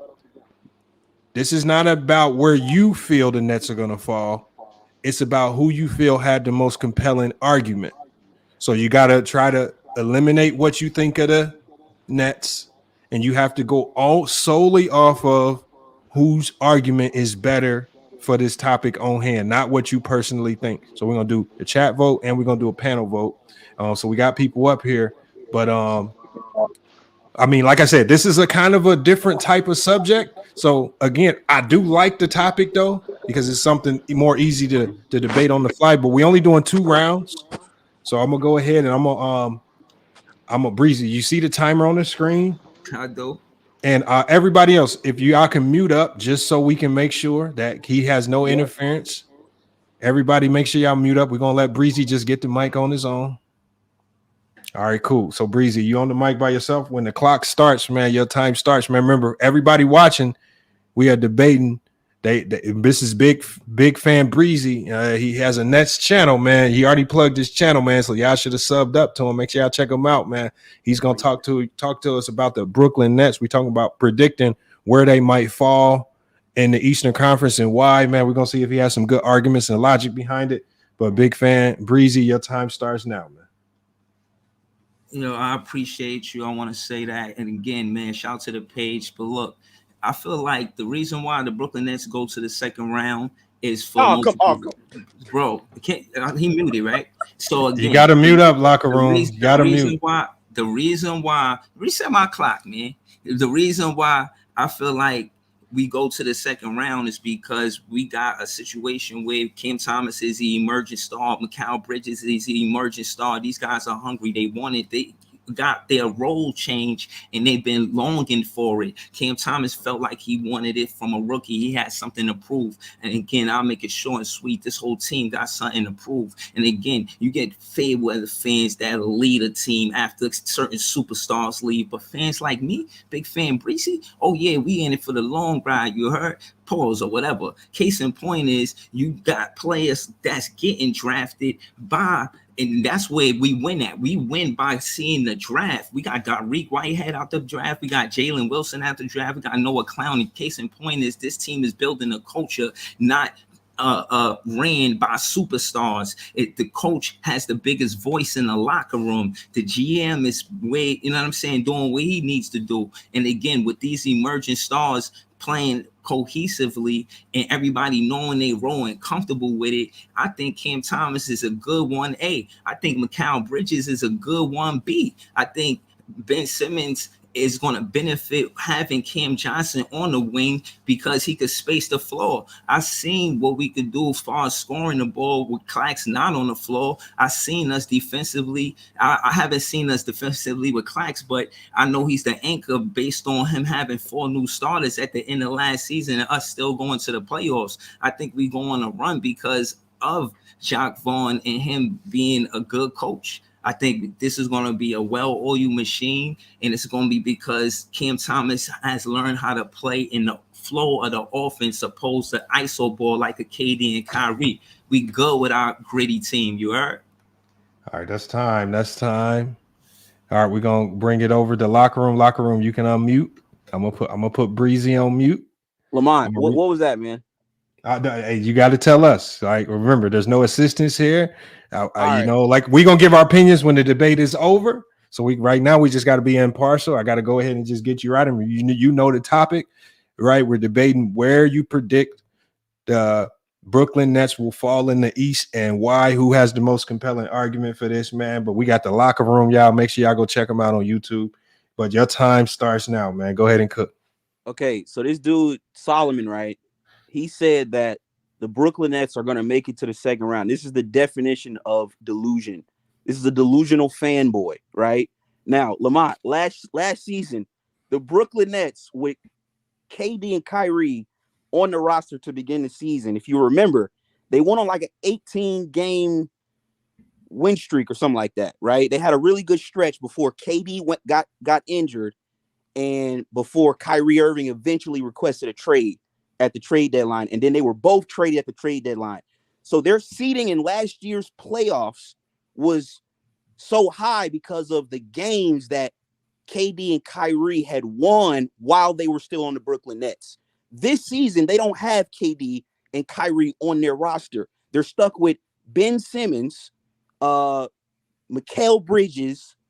Now, I need you guys to stop me when you hear an all-star. Cam Thomas. Who else they got? They just picked up Lonnie Walker, Dorian Finney-Smith, Cam Johnson. You don't even have an all-star. So there's no way you're going to make it to the second round. You got swept in 2022 in the first round when you had KD and Kyrie. And you got swept last year against the Sixers. So the fact that this guy is sitting on the panel talking about they're going to make it to the second round, Lamont, come on, man. Let's go ahead and wrap this up. Is that your time? That's time, Lamont. All right, that's time. All right, Breezy, you back on the clock for your closing argument, man. All right, you heard what he had to say, man. You can rebuttal a few of them points if you need to. Yeah, ready. But go ahead and cook, man. Listen, man, all that's irrelevant for one. Two, this fan base, this team ready to prove something. KD and Kyrie came in here already proven champions, but they ain't do shit here for real. They got to the second round in 4 seasons. I'm not impressed. So again, like I said, we building a culture. And that being said, Mikal Bridges' role change. He want to score 20. He want to score 20 to 25 points a game. Cam Thomas scored. He breaking records. You know that though. 3 games in a row. You see what he did. 30 points or better, averaging 33, up there in good company. I ain't got time to mention the names, but you know what's up. Now, that being said, I ain't even get to the defense, and this is going to be where Nick Claxton becomes imperative, because he seen 4 new starters, and he's one of the veterans per se, because he's been on the team for like 4 seasons, and a lot of players, they left. And I think part of winning is playing with teammates on a cohesive, and the communication and the cohesiveness, that's how you build the culture. The teammates are close. They, they out there knowing the X and O's, knowing what they're going to do, and I think that's where we win at. I think we not only have good players, we have good teammates. Everybody know Mikal Bridges is a good teammate, and everybody know part of winning is having good teammates, not just good players. It take more than good players. It take a teammate to get in your face sometime to talk to you. You got Jock Vaughn for that. You know what I'm saying? We know who the lead, the biggest voice on our team, and it's the coach. And I think that helps us win as well. So again, the defensive side of the ball is going to be a strong point for the Brooklyn Nets, and why we could make a playoff push in the first place. And then I think, things going to go right for us in that first round for us to get to that second round, for real, off momentum. All right, it's time. All right, man. We got the locker room for his last rebuttal round, man. Locker room. You heard what he had to say. It's time for you to rebut them arguments, or just to kind of double down on points you made in the first round, but your time starts now. Yeah, man. Like I said, they're projected this year, Lamont, to win 38 games, bro. So I don't know a team that's making it to the second round of the NBA playoffs that's projected to win 38 games, right? Now, like I said, in the first round, you have no all-stars, right? And yeah, man, like I said, this dude is living in delusion, man. They're not making it to the second round, bro. At best, Lamont, they'll be a play-in team, which means if they make it out of the play-in tournament, they're going to be facing a top seed in the East, i.e. a Milwaukee, i.e. a Boston Celtics, and they're probably going to get swept in the first round at best if they were to make the playoffs. So them making it to the second round with no all-stars, no all-NBA players, I mean, unless Mikal Bridges becomes an all-star this year, which I'm not saying he can't, but it's a long shot. Unless he becomes an all-star, unless Ben Simmons reverses the clock and goes back to like 2018 Ben Simmons when he was rookie of the year, bro, they're not making it to the second round. This is just common sense. Is it your time? Yeah, that's it. All right, that's his time, y'all, man. So there we have it right there. What I'm gonna do is look. Hold on, Mario, because you're playing games out here, Lamar. That's what you're doing. Yeah, you're really playing games. Go ahead. Hold on, y'all. I'm gonna put. Hold on, somebody got an echo. I think that might be true with an echo. Yeah, you got a little echo. Yeah, that's true, bro. Hold on, look. I'm gonna let everybody on the panel give their thoughts on. Remember, this is impromptu debate, so salute to both of these guys, man. It's hard to really do a debate on the fly, right? So salute to both of them. Just and this is a unique debate, so salute for doing the debate on the fly, not backing down. And let me just start with Avion. Avion, you heard these two debate, man. Who you think had the better arguments and why? Oh man, this is tough because they were both, man. They was both what, Avion? It was both. Yeah, you got Chill out. I gotta let him cook. Oh, this is FYF. This is F your feelings, bro. That's what we all. It ain't about the feelings. Talk about it. They was both like bad, but for Breezy, he kept on talking about all the other stuff that wasn't relevant to the topic. He talked about the fans. He talked about like good teammates and all the other stuff. It's like kind of killed your argument a little bit. But I did like how Breezy used all his time. I mean, that's a positive, you know. I mean, in both rounds. I don't know, man. I mean, shit. I can't go either wrong either way. I'm gonna say Breezy. Fuck it. Breezy. Lamont, Lamont, Oh, hold up. Hey, Come on, ain't no Lamont. campaigning, Lamont. You Hey, know hold what? on. Start campaigning. No. We got rules. Don't try to We got shine. rules. No I mean, campaigning. Niggas got to go on the campaign trail. Got to I mean, try. don't tell me No. You had your 2 minutes. No. Hold on. Hey, go figure your check, Lamont. We know what the rules are. No campaign. You had your 2 minutes. You didn't even use your 2 minutes. Now you want to start campaigning. I didn't know you had 2 minutes. No. Lamont like you for some reason, right? So he let you slide. Okay, hold on, y'all. Man, come No, on, man. hold on. That's why we can't Avion, be hold on. professional. Avion, he gave his vote. Hey, look, I'm writing the votes down right here. Avion, he voted for Breezy. So Breezy, and then you got locker room. So again, whatever his vote is, we'll talk about that later, but we got to get everybody's vote first. So let me go next. Let me go to Astro. Astro, you heard these two debate who you had winning and why. I got Big Easy winning by just a little because I feel like both guys was saying stuff that didn't even matter. Like Locker Room was talking about last year when we were kind of talking about this year. And Big Easy was talking about how Kevin Johnson feels like he should be, a lot of I feel stuff with these players, and like the other guy said, like with the fans and everything. But I feel like he was more focused. He brought me back with some of the points he was talking about, like the defenders they have with Nick Claxton and Finney Smith and Ben Simmons and stuff like that. So I feel like he was more focused on the Nets a little bit more than Locker Room. Is it like Locker Room? It sounded like Locker Room was focused on just saying how delusional Big Easy was. Yeah.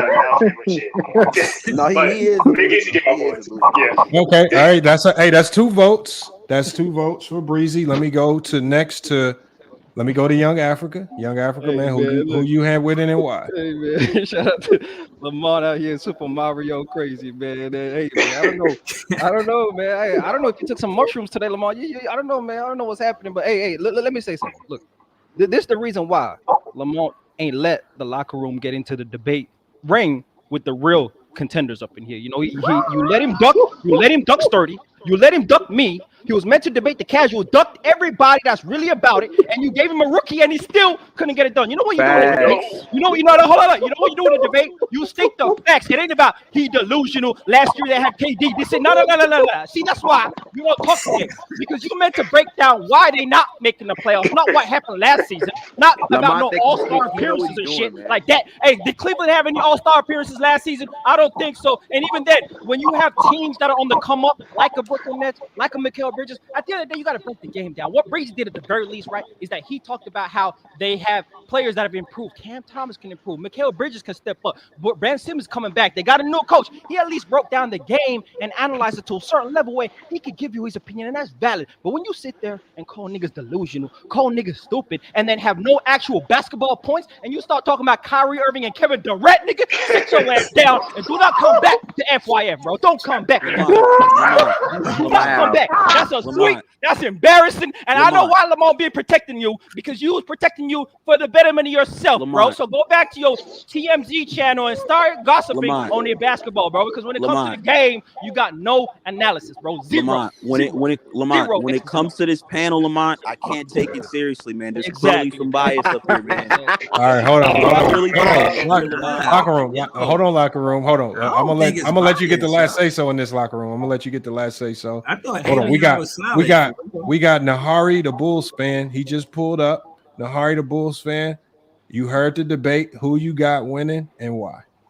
I mean, I don't know. Like, the locker room didn't really even make any points. He just brought up Kevin Durant, Kyrie Irving, and said they had no all-stars and called them delusional. I mean, at least Breezy said that they were going to have a solid defense with Nick Claxton, Mikal Bridges, Ben Simmons. At least he said the offense is going to be solid this year with Cam Thomas, who was looking really great this year. Like, he said some things. I mean, he didn't say a lot. He's delusional, but he made some points. The locker room made no points. He made no points at all. So yeah, it's pretty easily Breezy. Oh, you voted Breezy as well. Hold on, we got True the King. True the King. Hopefully he got his mic issues. Trust me, man. I go at it with the Harden Bulls fan. Hold on, True. Your mic's still messed up a little bit. Hold on, but let me see if we can hear you. Go ahead. Can you hear me? Yeah, we hear you. Go ahead. Salute everybody. For this debate, I mean, I think both parties could have did more, but granted, it was last minute. And they don't really debate like that on this type of, you know what I mean, platform, you know what I mean, the rounds and stuff like that. So I mean, granted, respect to these guys for even debating, you know what I mean. A lot of people they like to criticize Trevor, but hey, when it's time to debate, they, you know what I mean, they just, you know. So hey, shout out to y'all. But if I had to say a winner, I gotta say Breezy. The simple fact is Breezy's made more, even like I said, I mean, Breezy's had more points, and I don't think. Now here's the thing: locker room had 1 point, and I felt though like you could have attacked it more when you brought up the fact of the KD and Kyrie. The reason why they only made the playoff last year because of KD and Kyrie. You said that 1 point, the whole debate to me. I feel like you could have left things off the table that you could have attacked, but I mean, I had to give it I had to edge of the Breezy. All right, we got Breezy. So we have hold on, let me put you on mute, True, because you still got a little echo. We got Wisdom Warriors. You can go ahead and unmute yourself, man. What are you did you hear? You heard the debate, I'm assuming. Who you had winning and why? Nah, I'm gonna keep it real. I just hopped on, you know what I mean? Okay, I just so you didn't hear on okay. YouTube. I saw you was on live, so I heard Africa cooking. I don't know if he was cooking. I got the dub. You can vote for me, Wisdom. Yeah, you can vote for me. Yeah, 1 vote for Africa. Lamont. Shout out to you, literally, Lamont. This now I gotta call you out, Lamont. What I do? No, not because I gotta call you out, Lamont. You brought up a panel of literally all of my children, right? I just dropped the league. They're upset at me. They're upset at their father. So obviously, you ain't my father, man. Relax. This is a biased panel, man. Relax, man. You need to relax. Hold on.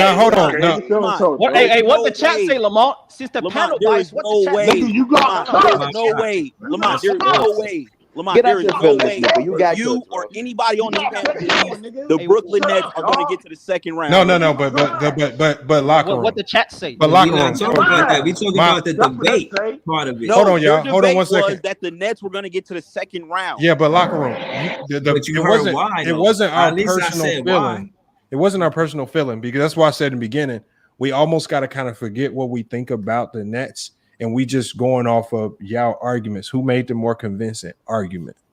And so far, a lot of people are basically saying if they're just going off the arguments, a lot of the guys are saying they feel Breezy had the better argument. Not necessarily that they personally agree with that, but they saying in this debate. So you're telling me that niggas are agreeing with him even though they don't believe that the Nets are going to make it to the second round. That don't make sense. No, I don't agree that they go into the second round, but he made better points as to why they could possibly go to second round. So we just trolling in, Lamont. So Lamont, we just trolling in. We just trolling it. Nah, ain't about trolling. You trolled me, right? Lamont clearly set out the point. Lamont clearly defined what the debate is about before the debate. Why you Lamont, didn't hear him, bro? Lamont, none of these niggas, including Breezy, believe that the Brooklyn Nets are going to get to the second round. None of them. That's not the point, man. Yo, you ignore everything he just said. Lamont, this is some troll shit. Bro, did you ignore everything he just said, bro? Comment on the screen is 100% facts, Tank Jones. Hold up, locker room. Listen, though, it wasn't about what you thinking, but who had made the better points. And listen, at the end of the locker room. Listen, I'm trying to give you. Listen,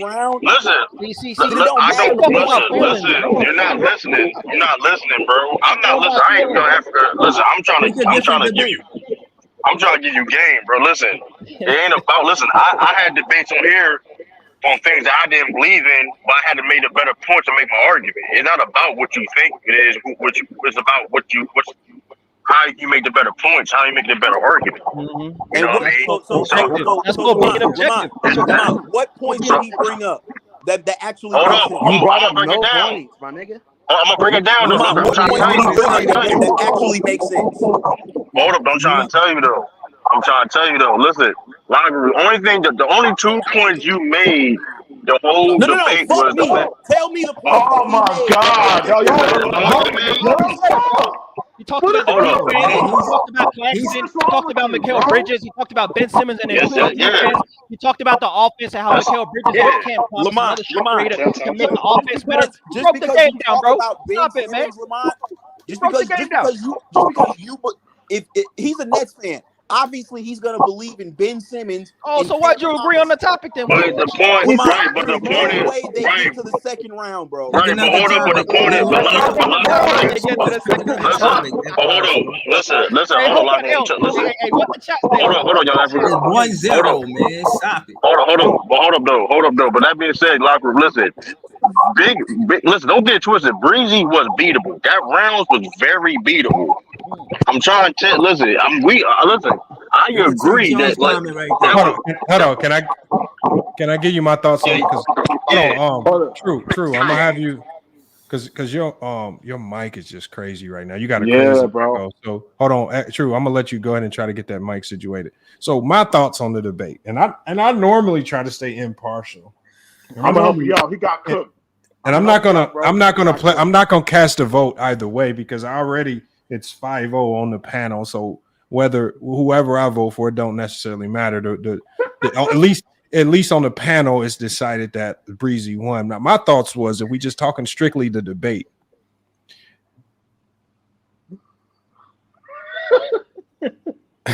Lamont, tell me what point he made. Tell me a point he made that actually made why sense. you trying to sugarcoat this shit, Lamont? Hey, say what it is. Tell me the point he made that FYF, man. We actually care about niggas' feelings now. That's what we doing. Hey, now we care about brothers. Lamont, come on, man. You about to hit 100K and change up your whole flow, Lamont. That's what it is. Now it's about we care about your feelings. Tell me one thing he said that you Okay, hold on. So the one thing is locker room is not about if I agree.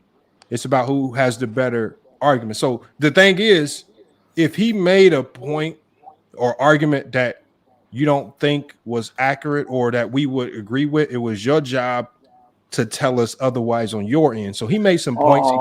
He talked about how he feels the Brooklyn Nets defense, Ben Simmons, Mikal Bridges, and those guys. He talked about the chemistry between, Cam Johnson, how that could potentially help Ben Simmons. He talked about the youngster, I forget his name, Cam Thomas. Cam Thomas is going off right now playing because so he made his points. He talked about this year's team and why he feels this year's team can make a run to get to the second round.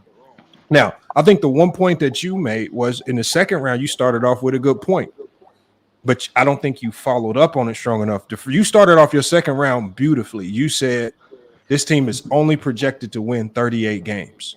Now, you follow up on that by breaking down all of the players, maybe breaking down how young teams don't normally make these types of runs.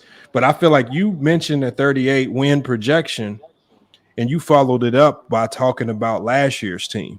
And I think you got stuck on talking about KD and Kyrie and what they did in the past too much that you didn't focus on this year's team. So Lamont, I think that's what hurt you. I think that's, if I'm being honest, I think that's what hurt you. If you could have easily dissected the shit out of it.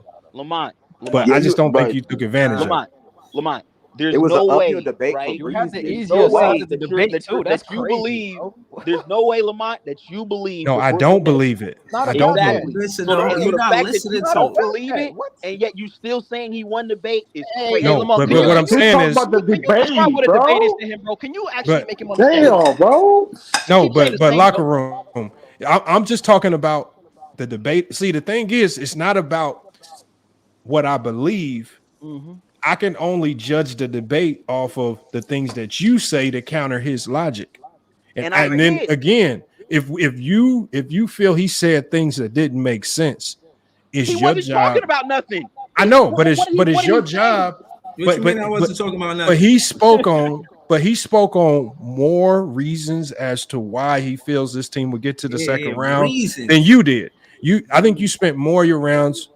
You talked about him being delusional, which is funny. And again, being entertaining is definitely one of the aspects of winning these debates. It's not enough.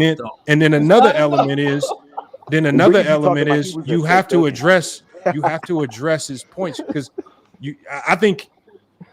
And then also you told us the 38 wins, but I don't know if you exactly told us where they would fall in the East. He said second round, so that means playoff team. I think you might have said lottery team, but I just don't think you attacked his logic as to why they would be a second round team as much, but you just attacked him almost. You more so attacked him individually and not his points. Exactly. Like I said, Lamont. It's easy work. Lamont. the fact that we're sitting here having a conversation, the whole point of the debate was that he said he was giving his reasons as to why the Brooklyn Nets were gonna get to the second round. I brought up, Lamont, the fact that the only reason that they even was the 6th seed last year was because of the run that KD and Kyrie went on before they got traded. They went to the playoffs last year and got swept by the 76ers. The year before that, they got swept by the Boston Celtics. What more do I need to give you, Lamont? They ain't got KD and Kyrie. I know, but that has no impact on this year, though, locker room. So hold on. Let me just real quick because he long-winded. To contrary, look at the Sacramento Kings. Lamont, they got Cam Thomas. So to everything you just said, the Sacramento Kings. Lamont, let's be for real, man. They're not making it to no second round. He can pull like this is what young Africa do and these things do. They pull out every word in the fucking English dictionary to try to make it sound like they're saying something. They're not saying shit. No. Everybody's saying you not saying shit, bro. Hey, don't be mad. You talking. Hey, 0-1. Hey, Breezy, get your victory speech out here because the chat said you want to. The panel said you want to. Breezy, we need Breezy. Everybody mute up because Breezy got his victory speech. You want to know, Breezy? Welcome to the FYF Debates, Breezy. Welcome to the Victory Circle, Breezy. Welcome to the actual basketball talk, Breezy. And you breaking it in there. So, Breezy, have your victory speech, man, because we talk ball over here, Breezy. Hold on. Let me get locker room. Go ahead and give you. Why are you giving the loser a victory speech, man? We always do that. Hold on. We always do that. We always get the loser Breezy. Big fan Breezy, Young Africa. These are fans of me, right?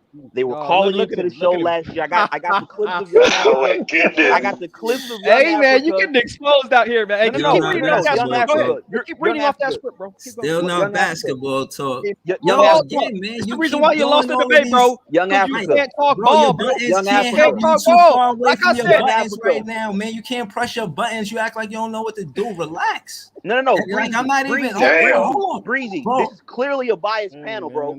But like I said, the chat bias too. Is the chat bias too? Lamont, no, we're gonna revisit. Lamont, hold on. We're gonna revisit this topic. Lamont, we're gonna revisit this topic in April, and we just gonna see who's right or wrong. It ain't about that. Doesn't mean anything. We gonna see who's right or wrong. It's a debate. Did you hear how FYF explained the entire what the debate is? Explain the whole debate. This is why we here. Don't act like you don't understand why we here. Can you replay his side of the debate, please? Goofy, man. Hey, no. You need to go do your research, bro. You replay what you know there ain't nothing for you. Hold on, y'all. One at a time. His own replays. He needs to go back and look over his own errors. That's what he needs to do in his own time. We ain't gonna waste time hearing that shit again. I got to come real quick. Hold on, I'm trying to hear the locker room. Go ahead, Lamont. Lamont, you know that you got a biased panel up here, bro. You know that. When the first player came on here and said that won, I said this is biased. No. But you know what though, locker room. The one thing I've seen them do is irregardless of what they feel, I've seen almost everybody up here vote fairly. There's not one person up here where I can say in the past I've seen them cast a vote that was biased. So I don't think they're doing it now. Lamont. And we had And I'm being explanations. honest. I'm being honest. Explanation.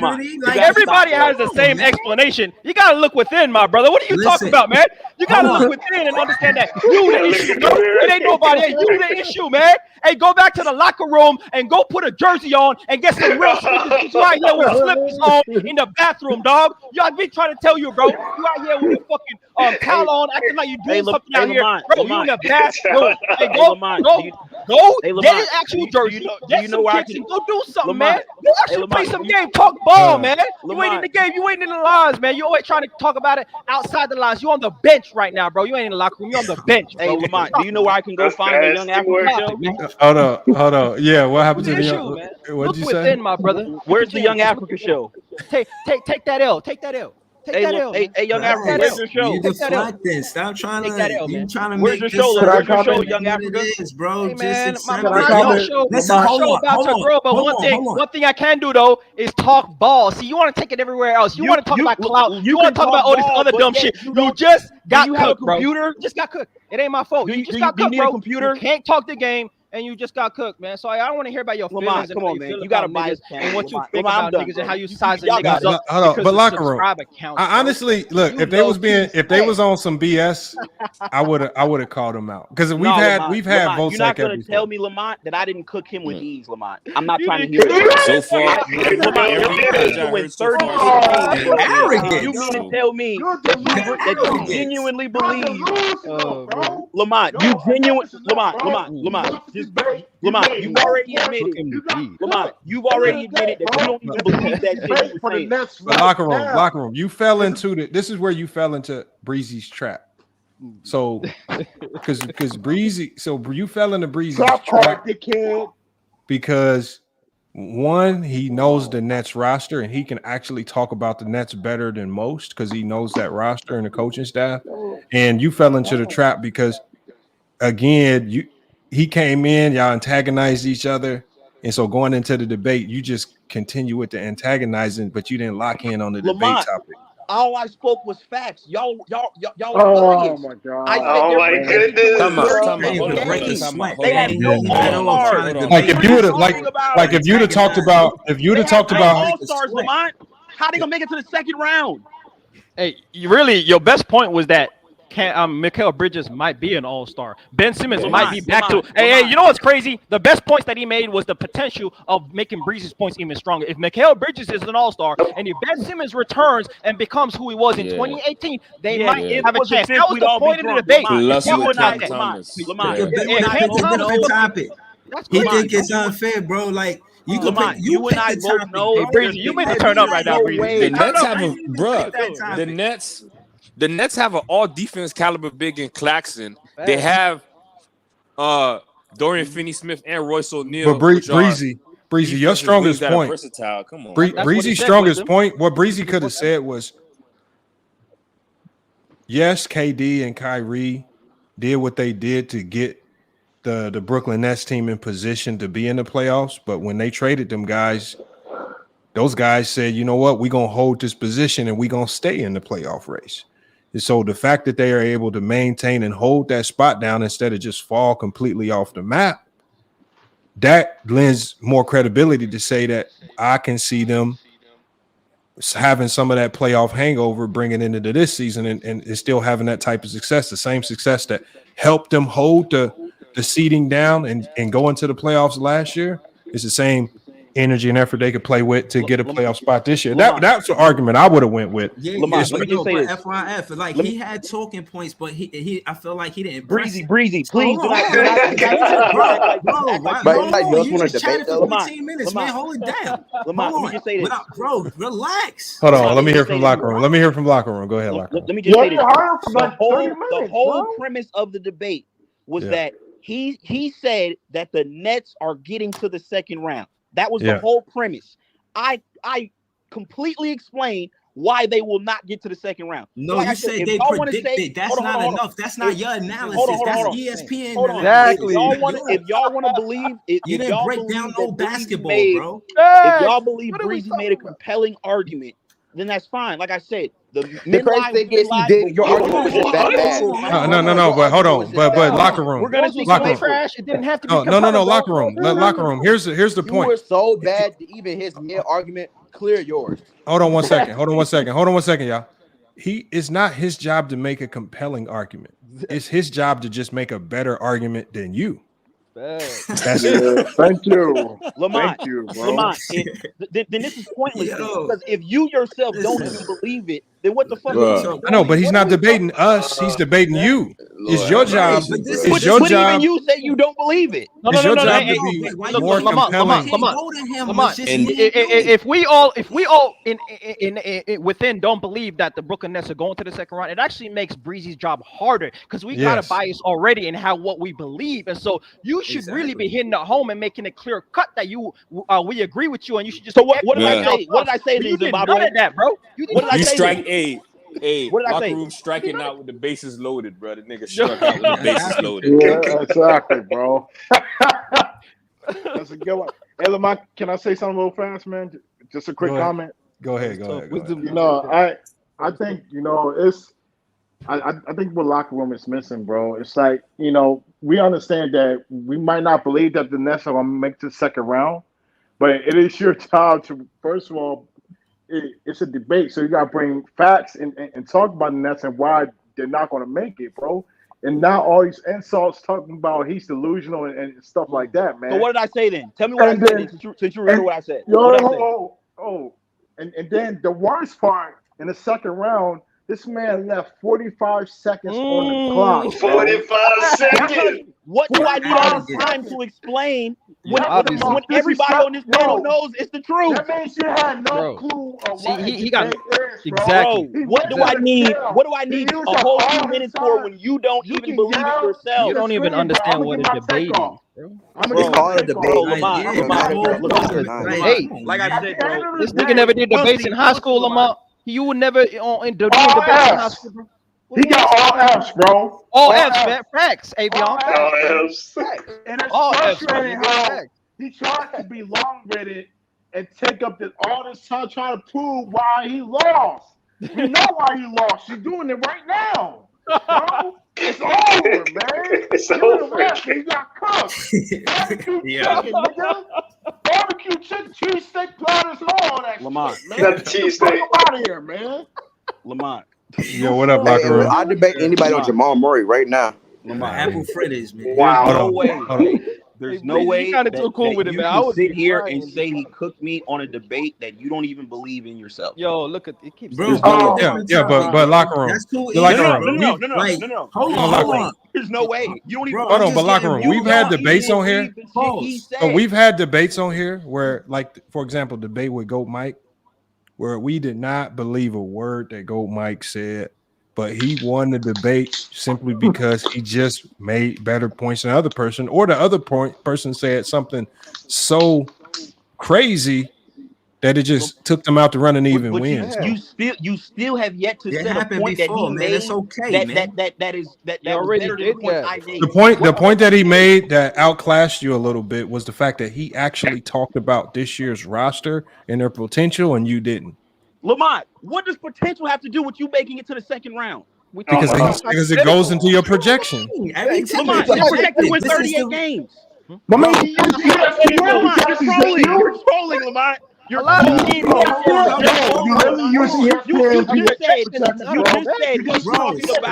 talked about the roster. Lamont, the roster is trash. No, it's not trash. But hold on. Hold on 1 second, y'all. Hold on.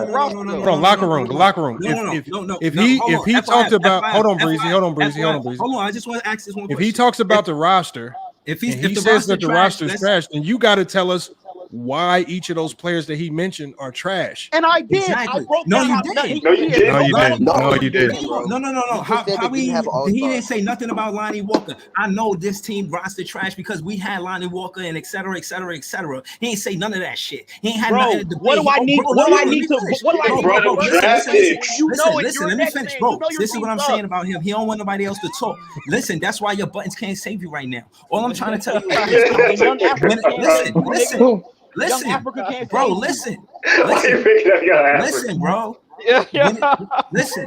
This man All I'm drowned in saying- Avion. It's crazy. Listen, all I'm saying is you didn't articulate your points and articulated minds, bro. That's what the debate is about. It ain't about favoritism. That's a bar. Biased. And you are a New York bar. Hold on. You You know me and you the one that's no. that You made came, no bro. sense. Hold it down, bro. Hold it down. You came over here flexing. I thought I was scared. This and that, bro. I be pulling up. I be in the chat.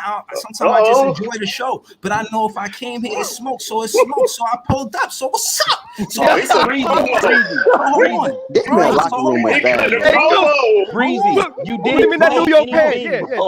Listen, bro. You didn't say anything. Listen, you're making it seem like the odds were for me, bro. And nobody believes that if we go into the second round, that was for you to win. You were supposed to lay it up. I just played defense. And I did. You know why I told believe in you're my gonna team, protect regardless and if they win got 38 stars or games. not. I can tell you all about this roster, not just because they my favorite players. It's because I love the team. It's not about the players. I don't want to vlog on no other team the way I want to vlog on the Nets. I ain't that type of vlogger or that type of fan. You feel what I'm saying? I'm not just picking different teams because they projected the win, regardless of what happened with the Brooklyn Nets. I know this roster. I know assistant coaches, and regardless of what you think I don't know, you got cooked. So know this. Anytime me and you debate next time, you pick the topic, and then we just see what happens. We just see what happens, bro. Lamont, He actually picked this topic. He's the one that brought up about the Brooklyn Nets and about where they're gonna fall. You picked the topic. Now you mad. Hold on. Let me let locker room respond to that. Hold on. Let me let locker room. Hold on. I just want to say we ain't gotta talk about each other. Just hold on. Go ahead, locker room. Go ahead, locker room. Lamont. Yeah. Lamont. The reason why I didn't need a full 2 minutes is because everybody on this panel knows that the Brooklyn Nets are not getting to the second round. Oh my so God. the fact, hold on. So the fact that everybody on this panel is saying he won the debate because he used a whole bunch of filler words talking about Cam Thomas and Cam Johnson and Mikal Bridges.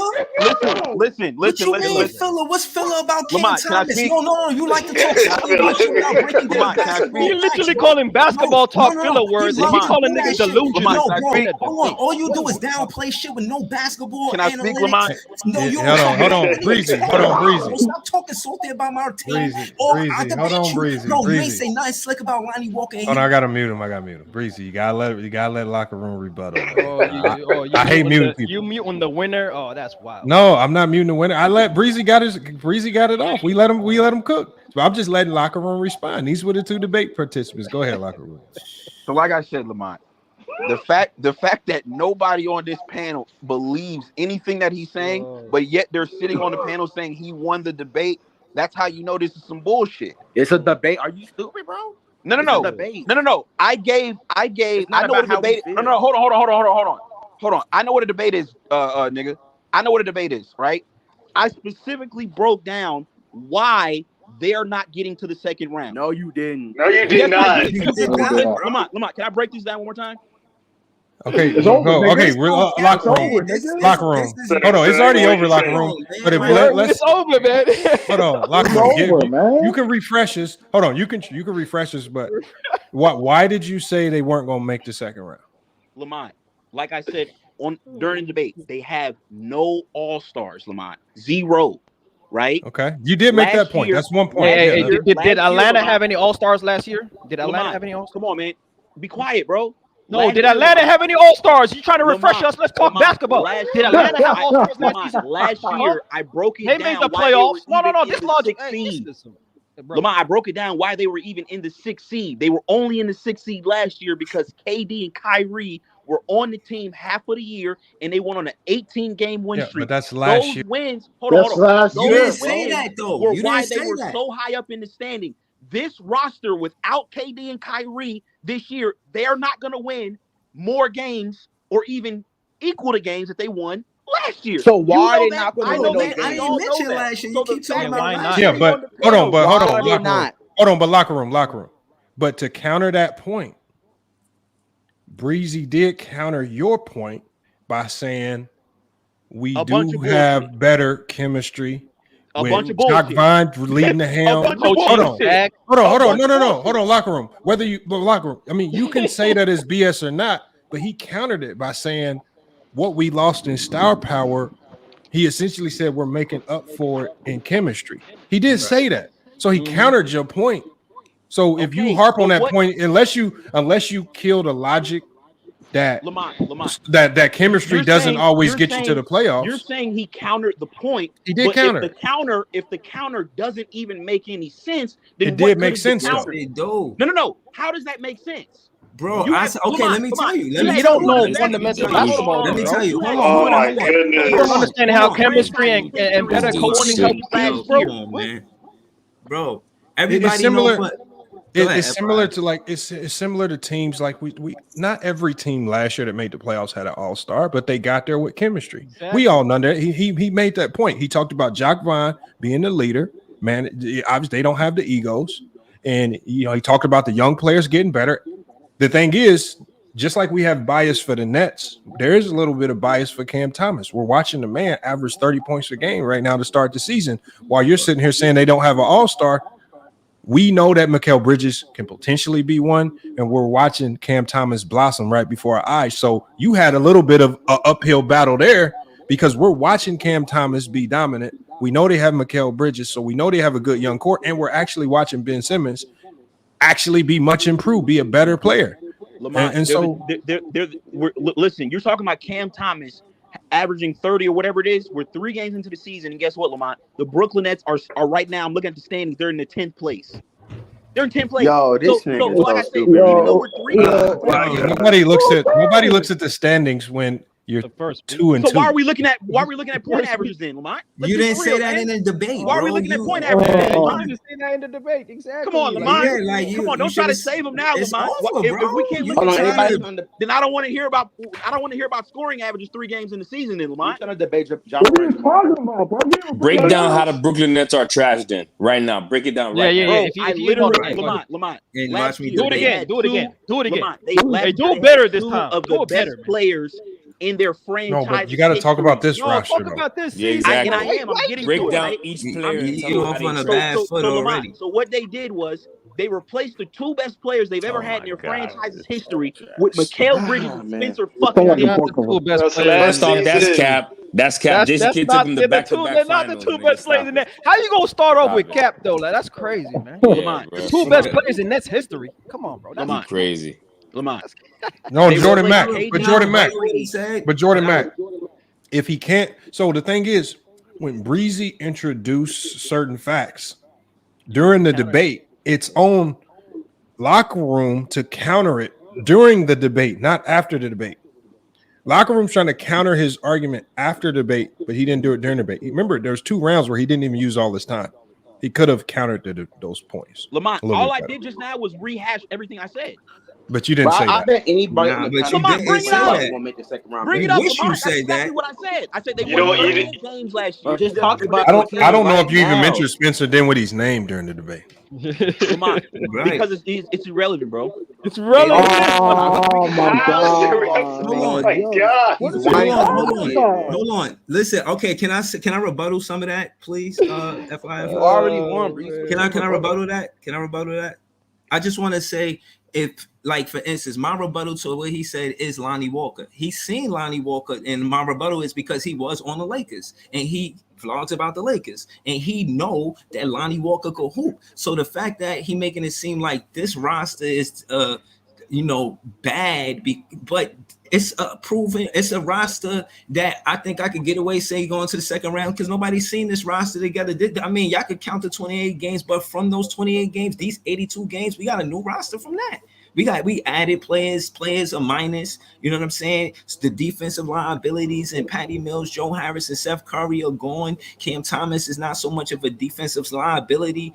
We got Mikal Bridges and Ben Simmons who can run trap. I was talking basketball, and you know this because you're a coach. I'm thinking like, yo, if we play the 4-on-1, the boxing one, you know what I'm saying? This is how we could get the ball out of the superstar hand for Balder now, pause or whatever. And you know what I mean? And then, let somebody else beat us. Like we lost to the superstars in Luka and Donovan Mitchell. We got to make sure that those superstars, when we play them, they don't beat us. And I was, vlogging that, and this is what I was talking about. I just be trying to figure out how we could win because I care about my team. Hey, Lamont, I just put in the chat. I just put in the chat. I got 1,000 on the Nets not making the second round. Does anybody on the panel want to take me on that bet? No, bro, you missing the whole. Anybody want to take me on this bet? Talking about, man. I got 1,000. I got you walking in the dark, bro. You banging your head in the wall. Anybody want to take me on this bet right now? You tripping, bro. Like you tripping. Does anybody want to take me on this bet? Nobody here besides Breezy thinks the Nets is making the second round. Bro. Exactly. The whole point not is the point, bro. That means you flop, bro. Exactly. You lost the debate when you had the advantage, the clear advantage. Okay, so put 1,000. And that's what's crazy, man. What does it mean? So put 1,000 on it. Put 1,000.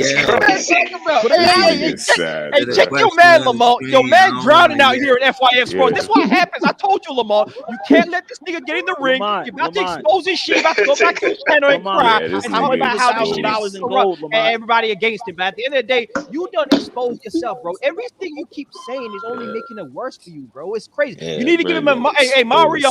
Hey Mario, you need to give your boy a mushroom so he can level up. Yeah, fact. I got the boxes. No boxing. Hey, listen, Lamont.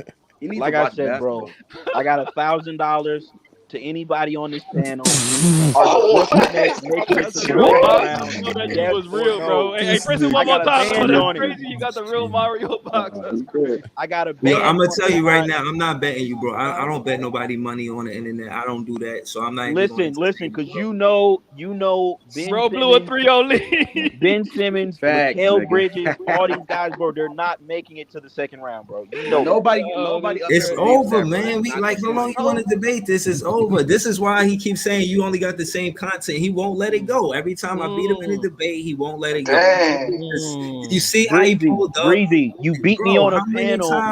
You beat me with a biased panel. How many times I gotta hit? Oh my god! You beat me with a biased panel. Yeah, the chat. Bro, yo, come on, that's unfair to say, bro. I think that FYF Sports Debates got integrity, and the reason why I suggested or recommended that we come here is because I respect his handle. I think FYF Sports Debates is one of the most professional debates podcasts. So Breezy, let me ask you. You said in the world, Lamont. You said in the world. Breezy, you need to give him more airtime, Lamont. In the world, you need to give him in the world. You need to give him more airtime, Lamont. You be cutting him off too much. You need to give him more respect. You can't let Breezy. You need to let Breezy actually talk more about the respect. And then I'm done. And put respect on it. Let me ask this and then I'm done. So Breezy, let me ask you. Do you believe personally?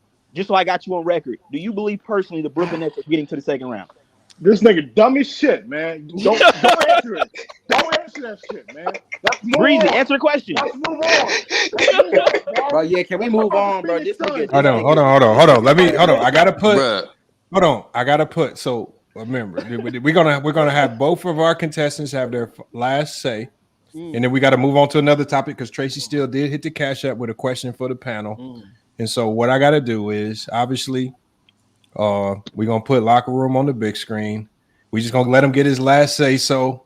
And then we're going to move on to Breezy to give his last say so at the end. But go ahead.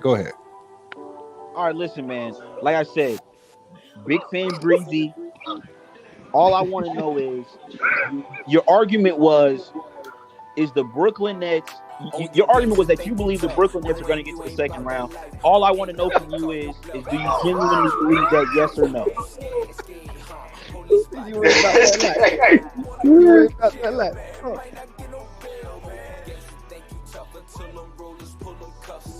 Yo, what you waiting? Go ahead and cook Locker Room. Yeah, like I'm just. No, I'm done. That's just my question. Does he believe that the Brooklyn Nets are really going to make it to the second round? Yes or no? And nigga, that's why you got to please. The Brooklyn speech start now, bro. Get him off the screen, man. Get him off the screen. All right, hold on. Hey, y'all. Look. Hey, that's the Locker Room, man. He pulled up, man, to do the debate. Man, but he got to get the I don't want to go to jail, man, music, man. I plead the fifth, y'all. I plead the fifth. Yeah, come on, man. All right, man. Hey, turn it up, Lamar. Turn it up. Turn I take the it up. play, man. Yeah, that's me. All right, Come out man. here, Hold on. man. Hold on. We gotta get Breezy up here. Breezy, man. The panel and the chat said you won, man, off the votes, man. Man, go ahead and talk to the people, man. Talk to the people. Yo, I'm gonna keep it real, man. Shout out to FYF Sports Debate. This was fun, easy work. Know what I mean? But realistically, I respect everybody on this panel because I spoke basketball with them and they not Nets fans, you know. So I really got into it with them about who team was better or why we was going to win it and whatnot. So I really don't think it was biased. And again, the reason why I recommended for us to come here and have a debate is because I felt like it wouldn't be a biased panel. Not on my channel, not on his channel. This is a channel we both respect. I thought it was best to do it here. You know what I'm saying? Like I said, man, I used canola oil tonight. You know what I'm saying? So if you was wondering how I did that cooking, it was with canola oil. You know what I mean? So case in point is I love for the show. You know what I mean? And yeah, man, I'm happy to be here. You know what I'm saying? All right, man. There y'all go, man. Y'all got it. Locker room. room. Can I just get an answer to my question before I leave, Lamont? Yeah, go ahead. Well, yeah. What's the question again? Does Big Fan Breezy really believe the Brooklyn Nets are gonna make it to the second round? Yes or no? Yeah, and yes, I do. I feel like the energy in the city just off that one win, and they on the road, just the way the fan base is and seeing the way we won. If you look at the Brooklyn Nets, we're surprising on the offensive side of the ball. We've been scoring more than per what I thought. I didn't think we would be able to score the ball in the 120s or, you know what I mean? I didn't think we would be that good, but we are. And I think Nick Claxton not being there hurt our defense. And we tried to adjust those 2 games without him. And, you know, ultimately we weren't able to and lost those games. But had Clax been there, and again, my predictions is contingent on health. You know, you got to know that for one. Mikal Bridges is known for being an Iron Man, playing 82 games. We didn't get that out of KD or Kyrie. You know, I think Mikal Bridges' consistency is part of the reason why, you know what I'm saying, we are a playoff team and we'll be able to contend past the first, second round. No disrespect, but I feel like certain players, they run out of gas after 82 games. And I put emphasis on no disrespect because 82 games is a lot. You know what I mean? So you'll get players that'll be great in the regular season, but not so much in the playoffs. We won't go through names, but we know who they are. Case in point is that's when you, like Mario would do, get that mushroom and power up. You know what I'm saying? That's what my goodness. You know what I'm saying? The playoffs, you got to power up with that mushroom, you know what I'm saying? And we see that in the great players. And I will contribute that one stat to Mikal Bridges. He stays healthy, man, and that counts for something. The best ability is availability. And I think that, and hold on, let me just say this with no pun intended. I think his work ethic to stay healthy, you know, shows on and off the court when they playing basketball and in the locker room. No pun intended. Hey, Lamont. Wow. Here's what I'm going to say. Like I said, it's clear the panel was biased, but it's cool. We're just going to see, Lamont. We got about 6 months till April. So like I said, don't worry. I'm a clip all of this, and then we're gonna revisit this in April, and then we just gonna see who was right or wrong. All right, hold on. I just want to It say, was a debate. hold on, let me just before you go, locker room. I just want to say, you always ask me, are you going to keep that same energy? As you see, Big Fan Breezy is consistent, regardless of what the trajectory of this team. I will always be a big fan of this team. And like I said, Breezy, the whole premise of this debate was that you said the Brooklyn Nets gonna get to the second round, and then I just asked you again. All right. So like I said, we gonna see. All right, bro. Can we talk about the Phoenix Suns, man? Can we talk about the Phoenix Suns? Yeah, let's move on, man. Right. I got a take on the Phoenix Suns. Can I get it off? Yeah, go ahead and cook. Hey, you know, hold on. My bad. One question though before we go to the Suns, I got to address Tracy Steele. Tracy Steele hit the Cash App. Salute to Tracy Steele for the support. He says, What do you think about the Warriors' start to the season, man? And we can get to that real quick. Then we can cook on the Phoenix Suns that lost to the San Antonio Spurs. You want me to start first? Yeah, go ahead. I think it's very impressive. A lot of people, including some people on this panel, thought like the Warriors wasn't gonna make the playoffs. You know who you are. I ain't gonna point you out. I think Steph Curry is making a case that he wants to win the MVP. I think the criticism that he got for saying he's better than Magic Johnson. He's out to prove that he wants to be the number one point guard of all time. I'm still kind of worried, like down the stretch, can Steph Curry keep up this pace? Because you see seasons past, he started off this strong but got tired out, and injuries came on, and he was out a couple of games and kind of derailed the Warriors. But so far, it's early in the season. I'm very impressed. I think the Warriors are proving a lot of people wrong, but it's Steph Curry. Steph Curry is doing it, and the Warriors only go far as Steph Curry can take them at this point offensively. That's my take. What you got on in Africa, man? They started off better than I expected, man. Oh, did you ask me? Or who'd you ask? Yeah. Africa. Yeah, they started off better than I expected. I did not see the Warriors being a contender this season. I didn't see the Warriors as even a top 6 team in the West. I thought they were going to be in the play-in, and then I thought that they would maybe get bounced in the play-in, to be honest. That's where I had them. And so the way they started, pretty solid. This is without Draymond Green and without, their defensive anchor, and without Andrew Wiggins playing well. He's been playing pretty bad, actually. So to do that, and Steph Curry have ridiculous nights already, in the last game against the Pelicans, playing ridiculous. They play well. Now, when you look at the schedule, wins against Houston and New Orleans, you can question how good those teams are. But they played Sacramento tough, and they won that, and they played Phoenix tough as well, and they did actually decent in that game. And so they're better than expected. Chris Paul playing better than expected too. I didn't know how he was going to go with the ball in his hands and Steph Curry and Klay Thompson off ball, but he's looking like he's working well with the second unit. So they could make the playoffs. But when we talk about the whole season and what they could do, they are very far from contenders, and that's because their defense ain't good enough, man. All right, let me get to the locker room before he dip out, man. The locker room, what you got on these Warriors, man?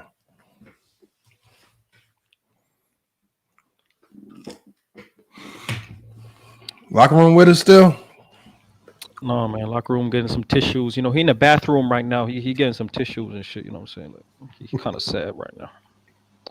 When it comes to talking basketball, he in the chat, typing his fingers. He can't talk the game, but it's okay. Oh, hold on. Drop that.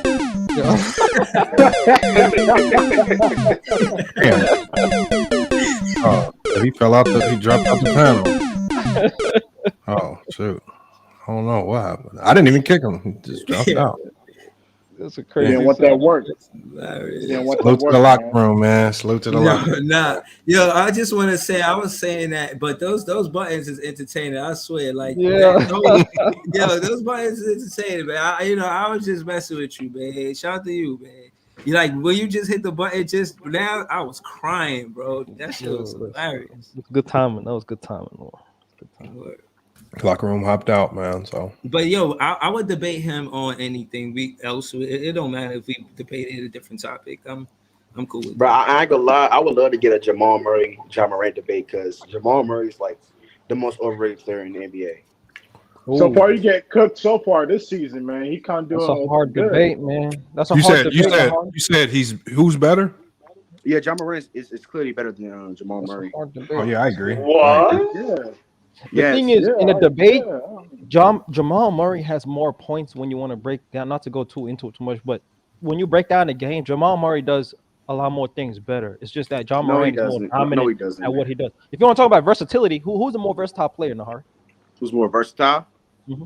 Oh my God! Come on now, it's Jamal Murray, I guess. Exactly, that's what I mean. Hey, who we can break it down like that. Hold on. Who produces more? Who's more dominant? That's Jamal. Who produces more? Who produces more? Oh yeah, Ja Morant for sure, number one option. Who is the number one option on the team? Yeah, Ja Morant. Who's playing with the best player in the NBA? Oh, that's Jamal Murray. We know that. Who's playing with one of the greatest offensive players of all time? Oh, One yeah, of the greatest Jamal Murray. playmakers of all time. Mm-hmm. Yeah. Okay. Yeah. So stop that, bro. Stop that. Okay, you ready? Yeah, no doubt. We understand that. Yeah, I think the one thing that hurts Jamal Murray is, and this is something that a lot of people, because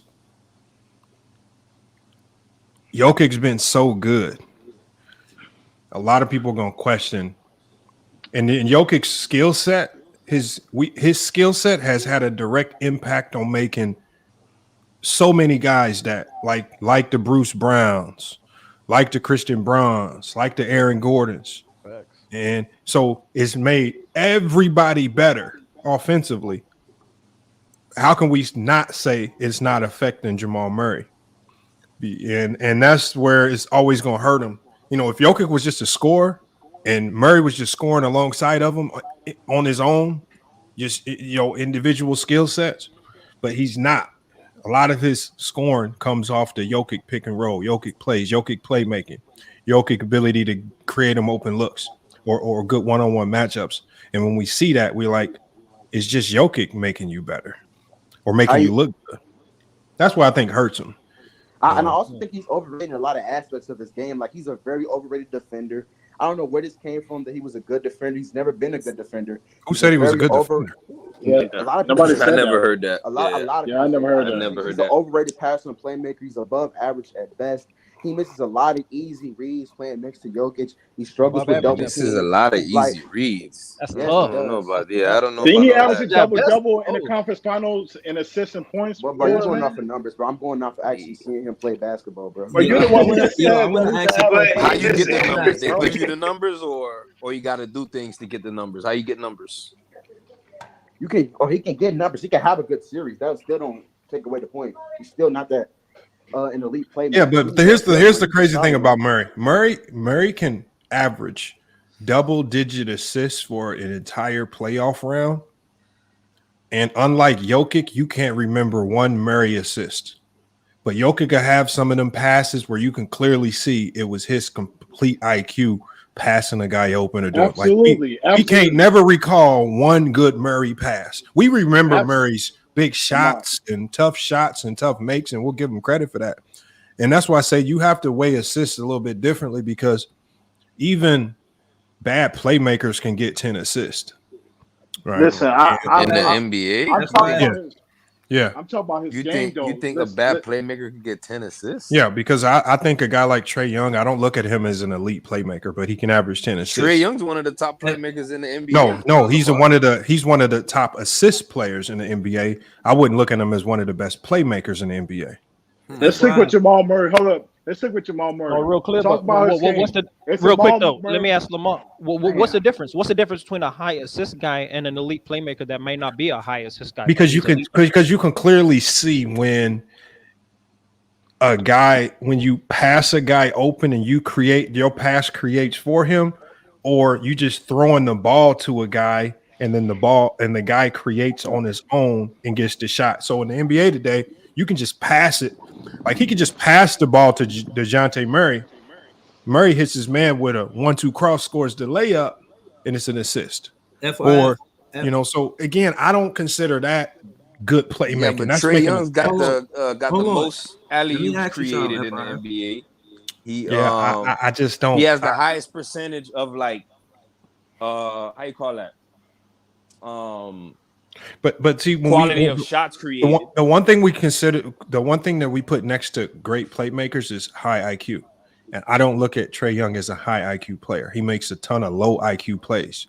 And so whatever he does with regards to the flashy plays that might make SportsCenter, he nullifies all of that with low IQ plays, which to me is an indication of being a bad playmaker. So what about Jamal Murray, though? Like, describe his playmaking. Do you think it's I don't consider him a playmaker.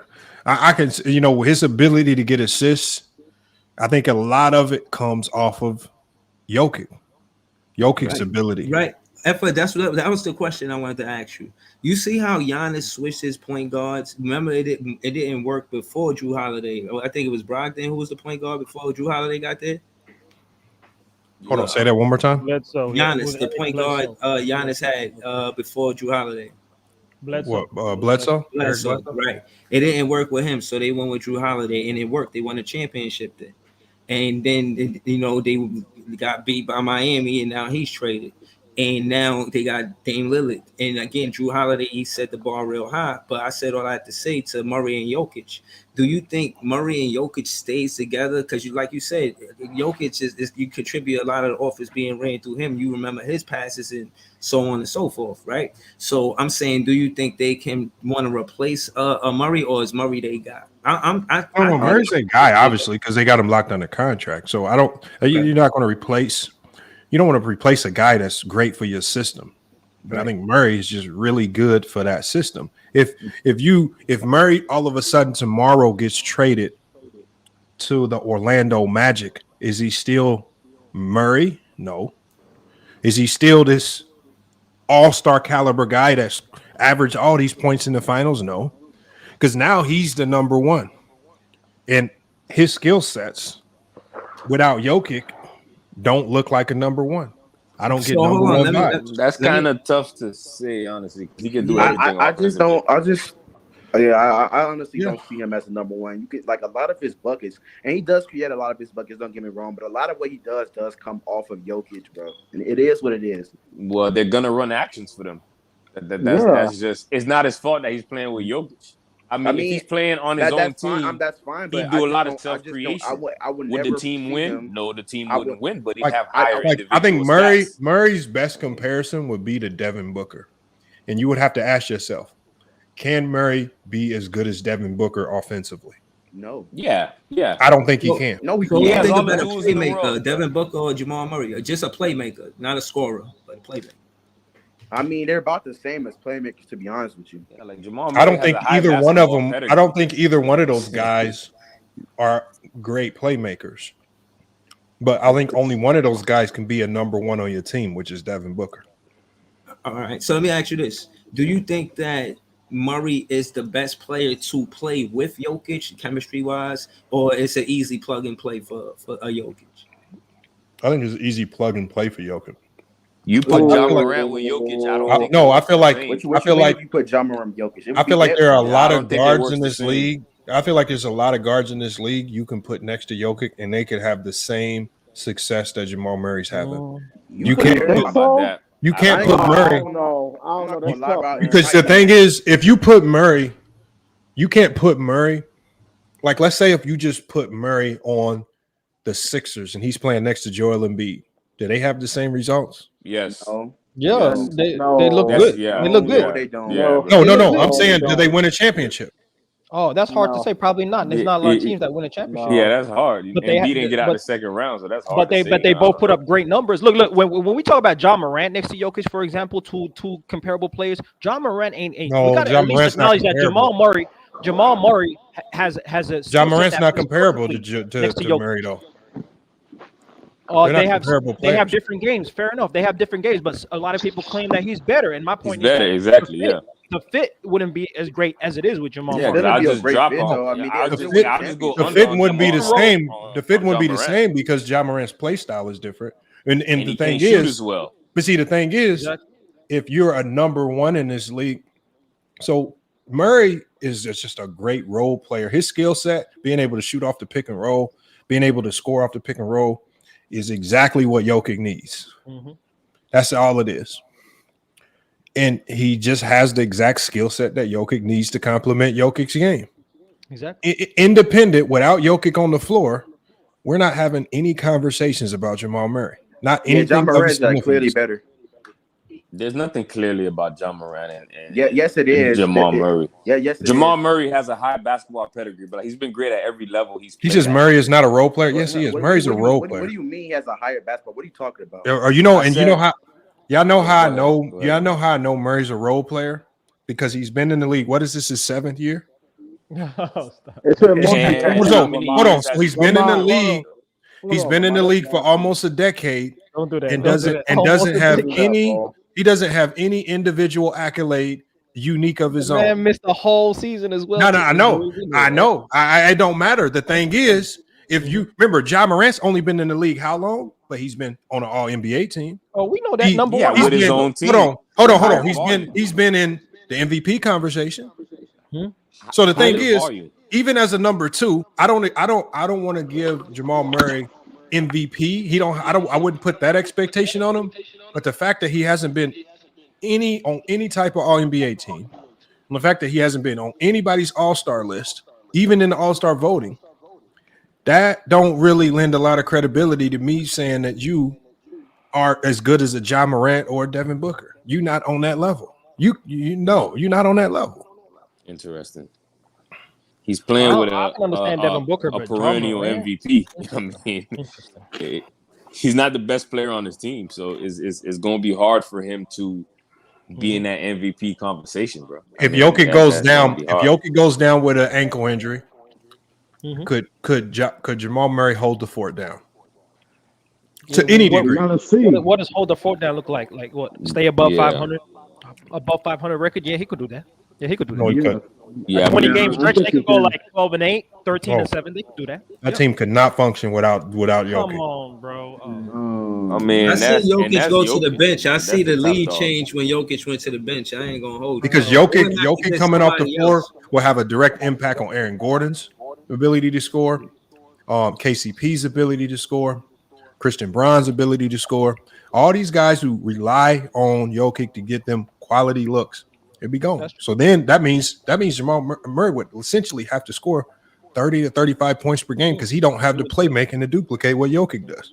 He would average around 30. Yeah, he would. No, he would not. Yeah, he would average around 30. Jamal Murray averaged damn near 30 in the playoffs last season. What you mean he would not? With Jokic on the floor.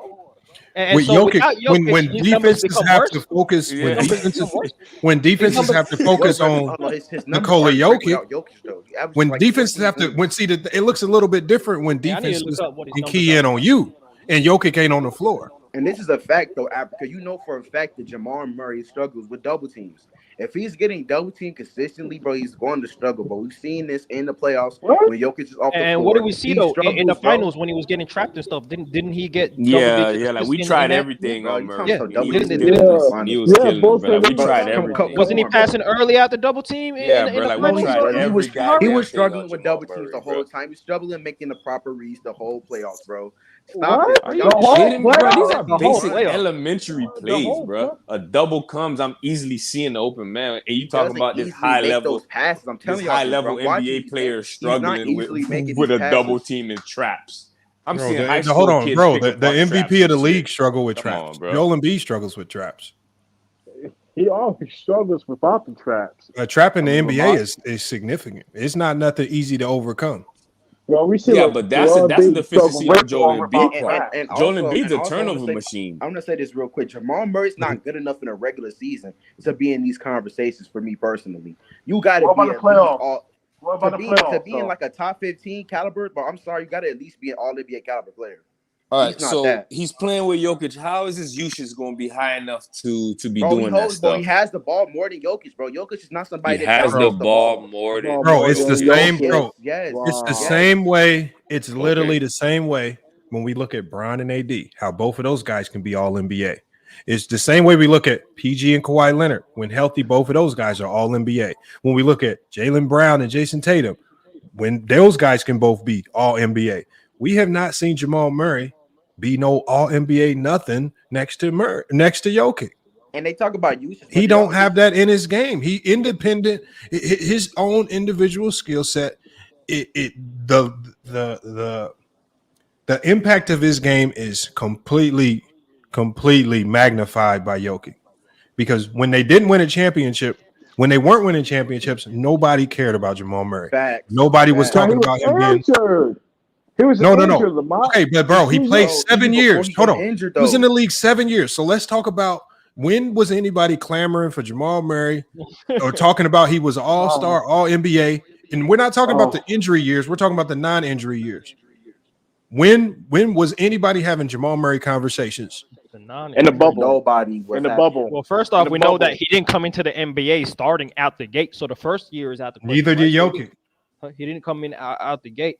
And then he has a couple solid seasons where he starts averaging 17, 18 points per game. He's not an all-star because of the loaded Western Conference, but when he does have his breakout season and they get to the conference finals against the Lakers in that bubble season, he gets hurt during that run. And when that happens, what happens? Well, we don't see him for a whole why season. y'all hanging? Hold on. What you're saying is so. But First, even when he was playing in first of all, 2021, he wasn't at all. see that's where Africa's capping because Murray was a full-time starter going to his second year in the league. I said his first year he wasn't a starter. His first year he wasn't a starter. No. Okay, so his second year in the league. This is not 2020 because before 2020 he had 2 other years where he was fully healthy. So he had 2017, 2018, and 2018, 2019. 16.7 and 18.2. Neither one of them years he was nothing. No, you expect the second and third year player to be an all-star? Is that the expectation? What are we talking about? Yeah, and they had like a what lot was Ja Morant by his third year? Will Barton and Paul Millsap. Jamal Murray didn't get the keys to an organization, though, Lamar. Yeah, exactly, bro. Jamal Murray never had the keys, bro.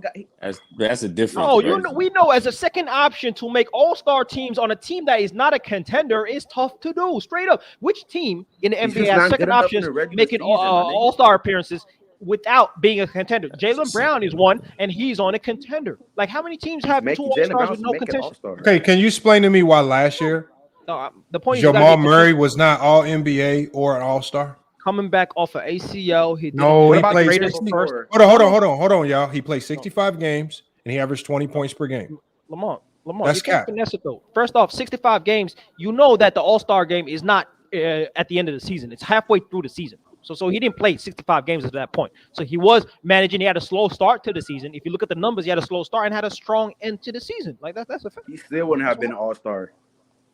Even if he played, bro. Listen, bro. Jamal Murray has never been that type of player. I don't know what y'all are talking about. He won a championship, and now all of a sudden he's Ja Morant level. What is this, bro?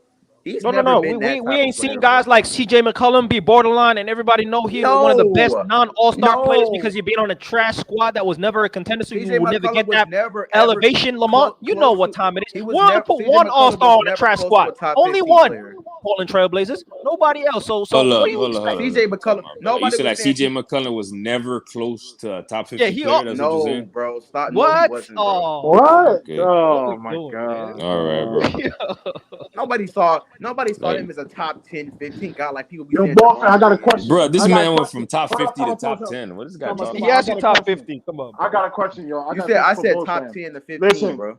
All right, I got a question. By your logic, even top 30. Like to make an all-star team, you top 30, right? There's like 12 or top 25. You 12 positions on the all-star team. So I got a question, Bulls fan. So was prime Mike Conley during his reign with Marcus All?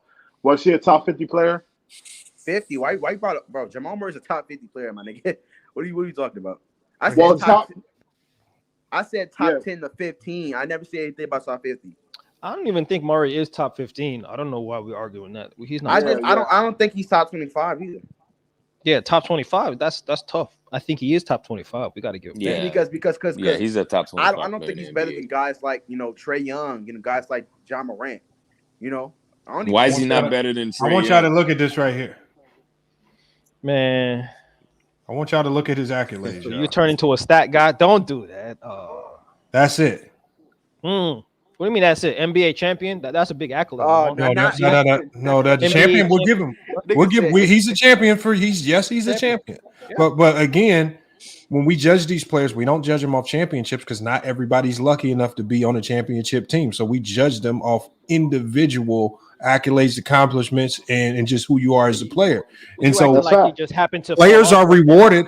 Players in this league are rewarded. Just like Shai Gilgeous-Alexander last year was rewarded off of what he did individually, not off how his team did. These are the facts. When we look at this right here, and all these years that he played. Hey, hold on. Now, remember, this is what y'all want to convince me of. No. Why are you moving off the stats real quick? Hey, hold on. No. That's this year. Hey, look at the 4 game. Oh, look at the 4. Hey, he shooting 50, 90 already. Hey, do they look like all-star projection numbers? Elite, hey, what? Yeah, but hold on. The first season off the Young Africa, projecting all-star season. That's what it looked like. This is what he did. These numbers are not any significant improvement than what he's done the last 4 years. He's been averaging over the last 4 years. He's averaged 19 to 21 points per game. He's been consistent and averaging 20 points per game and offering nothing in addition. Hold on one second. Yeah, I'm gonna let you rebuttal. I'm saying is over the last 4 years, Jamal Murray has been a guy that we know will give you 19 to 20 points per game and nothing more. That's what he's consistently done. No, hold on. What about in the playoffs? What did he give you in the playoffs? It's not just the playoffs, Africa. No. Look. Lamont talking about just the regular season. Let's talk about the playoffs, Lamont. What did he give you in the playoffs? John Morant's good in the playoffs. Trae Young's good in the playoffs. No. This ain't about John Morant. We're talking about what Jamal Murray has given you. And so let's talk about what he gives you in the playoffs, Lamont. Don't do that. Go to the top with the numbers, right? But what I'm saying is, yeah. You got to move off that point. That's okay. Hold on. What I'm saying is, do the playoffs alone, your playoff performances alone make you an all-star, all-NBA level player? No, they don't. It can't. No. First off, not alone. No. Okay, so the thing is, I'm trying to, because the thing is, even with what he did in 2020, no one was looking at Jamal Murray as one of the best players in the league. No one was saying this is one of the best duos in the league. Even after 2020, even after that great run, even after the upset comeback from the Clippers, nobody was saying it. We would say, great job, great run. It wasn't until they won a championship where now all of a sudden he's top 15 player and he's the best duo in the league. So y'all were just waiting until Jokic carried him to the chip before you had the balls to say, Jokic didn't carry him though. No. Jamal Murray, held his weight, bro. The man averages 28 points per game, got carried. I'm not saying he didn't hold his weight in the playoffs, but again, just like they just admitted, it takes more than just good playoff performances to be looked at as an all NBA, all-star caliber player. To your question, Lamont, I will say this. To your question about the playoffs and what the significance of the playoffs, when your playoff numbers are not just elevated, but when they go to levels of historical elevation, historically great playoff numbers, when you go to that level, now that means a little more than just a slight elevation in the playoffs. So when you go to 27 points per game in the playoffs, when you go to your efficiency rising in the playoffs to elite levels, when you do all that now, and you do that for multiple playoff runs, not just one, but multiple playoff runs, literally every single time you've been to the playoffs, you do that. So we got to measure you kind of differently. Young Africa, that means, because now that we know he does it in the playoffs as well, that means his 20 points per game in the regular season should be good enough to make him an all-star or all NBA player, right? Not when you got like Steph and I expect him to be an all-star this season. No, because we're combining it now. We as voters, we know he can elevate in the playoffs, so we got to give him a little bit of extra juice when it comes time to vote for all stars and all NBA. Not necessarily. Right? But the Denver Nuggets are 4-0 right now. I expect them to have a great record by All-Star break. I expect Jamal Murray to have the second All-Star appearance that they give for contenders in the NBA, and I expect him to be an All-Star, bro. And I don't know what it is. So let's say this: hey, Lamont, when he does make an All-Star appearances, are you going to change your? Are you gonna hold on? But D'Angelo Russell was All-Star too. No. Are you going to change your attitude about Jamal Murray if he makes one All-Star appearance? Is going to change that? No. Nah, I'm definitely. So why you keep talking about accolades like they matter? No, because one, I know he won't be an All-Star, and two, I know he's not going to be an All NBA player. He's not going to be close. How do you know he won't be an All-Star? You don't know. He's playing with a guy that should have won 3 straight MVPs as an offensive hub of the team. That don't matter. That doesn't matter. It does matter, bro. Yeah. It does matter. There's plenty of guys. If you put SGA look, he's just not good enough. He's just not good enough in the regular season. If you put SGA with Jokic, I bet you SGA numbers go down. I bet you SGA number go down. Any of these great individual players that's putting up 30 and all that shit, you put them with Jokic, that offense is running through Jokic. I don't care if your name Jesus Christ. Did you know that Jamal Murray has the ball more than Jokic, right? Jokic is not a ball dominant player. Bulls fan, you gotta remember, like no, he's Nuggets. not. Why y'all keep saying this? Y'all act like Jokic is act like he's when you say have the ball more, Jokic is not just you ball, understand. Ball dominant. Joker makes quick basketball decisions. Jamal Murray, hold on, these are facts. If you watch the games, bro, Jamal Murray has the ball way more than Jokic, bro. This man said way more than Jokic. Bro. This is crazy. It's the offense runs through Jokic, bro. Just because Jokic makes split-second decisions, it runs through Jokic. That's fine, but Jamal Murray has the ball more than Jokic, bro. Well, they run a lot of two-man games, don't they? You can run an offense through somebody. That don't mean you have the ball. They run a lot of two-man games, don't they? Jamal Murray has the ball majority of the time, bro. Bro, he's the point guard, and they run a lot of two-man game, so he's gonna have the ball a lot. But the offense still runs through Joker, bro. That's so not an excuse Murray's for numbers Jokic is gonna be not to make an suppressed. all-star, bro. So even if Murray has the ball, he don't have the license to just jack that shit up. Nah, like Jokic touching that ball. So Jokic touch the ball, he moves it quick. Yeah. Murray don't have license to just high volume jacking all that shit. How many shots attempts does Jamal Murray have a game, and compare that to all the other great shot attempts he got? Probably around like 20-something shot attempts. 15. 15 to 16 shots per game, bro. Regardless of the point, there's been plenty of second options, bro. Look at Jaylen Brown, but look at Kyrie Irving. Different offense. Tatum ain't Jokic. It's a different offense, bro. Kyrie Irving way different offense. Made an all-star team next. Did something happen? He fell off. I don't know. He got to hit. Yeah, that's what happens when you capping, man. That's what happens. Can I make my comment? Go ahead. I just want to say, I mean, we talk about more about Murray than the offensive system that the Denver Nuggets have. You can't expect like people to like. I mean, a caliber like Jamal Murray, he has the caliber. I mean, the talent to average 25 to 26 points per game, but that's not what their offense needs. Their offense spreads the ball around mainly because of a Jokic, but they have a system. If somehow Jamal Murray started playing like a hybrid James Harden, that wouldn't benefit that offense because that's not what type of personnel that they have. They got a bunch of shooters, they got a bunch of rim protectors, and they got Jokic in the middle. Until we see what Jamal Murray looks like without Joker. Hold on. But see, what y'all doing is y'all trying to make it seem like his point production is what stops him from being an all-star. Remember, Kyrie Irving was an all-star last year. He was an all-star last year, only averaging 19 points per game, 6 assists, 4 rebounds, far less assists than Jamal Murray. Who? So hold on. Kyrie Irving last year was an all-star, only averaging 19 a game. So we know you can average 19 to 20 a game and be an all-star. So let's not act like Kyrie did not average 19 last season. Yes, he did. He averaged 27 points last season, bro. I know what Kyrie averaged last season. Kyrie what was Kyrie Irving's average going into the All-Star break? Oh man, hey, he averaged 27 points per game last season. So couldn't have been that low. He's averaging 19 this season, Lamar. Like, he been. Hey, Lamar. I ain't no locker room, Lamar. You can't finesse me, man. Hey, what was his average going into the All-Star game last year? No. I bet you it was not no 25 plus for sure. I mean, I'm reading it off. I'm reading it off of NBA.com right here. No. You slipped and talked about this season, but that's okay, Lamar. Yeah, bro, that's 23. Yeah. You want me to put it on the screen? Yeah. That's this season. No, I know personally he averaged 27 points per game last season. Yeah. Very efficient numbers too. Ridiculous splits with that. Yeah. Okay, ridiculous. So has anybody made an All-Star game only averaging 20 points per game over the last couple of years? Oh, last couple years. Probably Jimmy Butler because Drew Holiday. How about this? We'll go to a guy. Drew Holiday made a last. I know Tyrese Halliburton was averaging around that.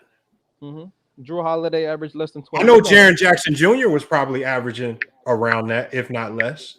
But I know Sabonis wasn't averaging over 20. We talking about the competition in the Western Conference guards. Hold on. Okay. So was Drew Holiday averaging remember, Drew Holiday was an all-star playing alongside of Giannis. The Eastern Conference No. as great as the Western Conference guards, though. That's just a fact. Yeah, Lamont. Yes.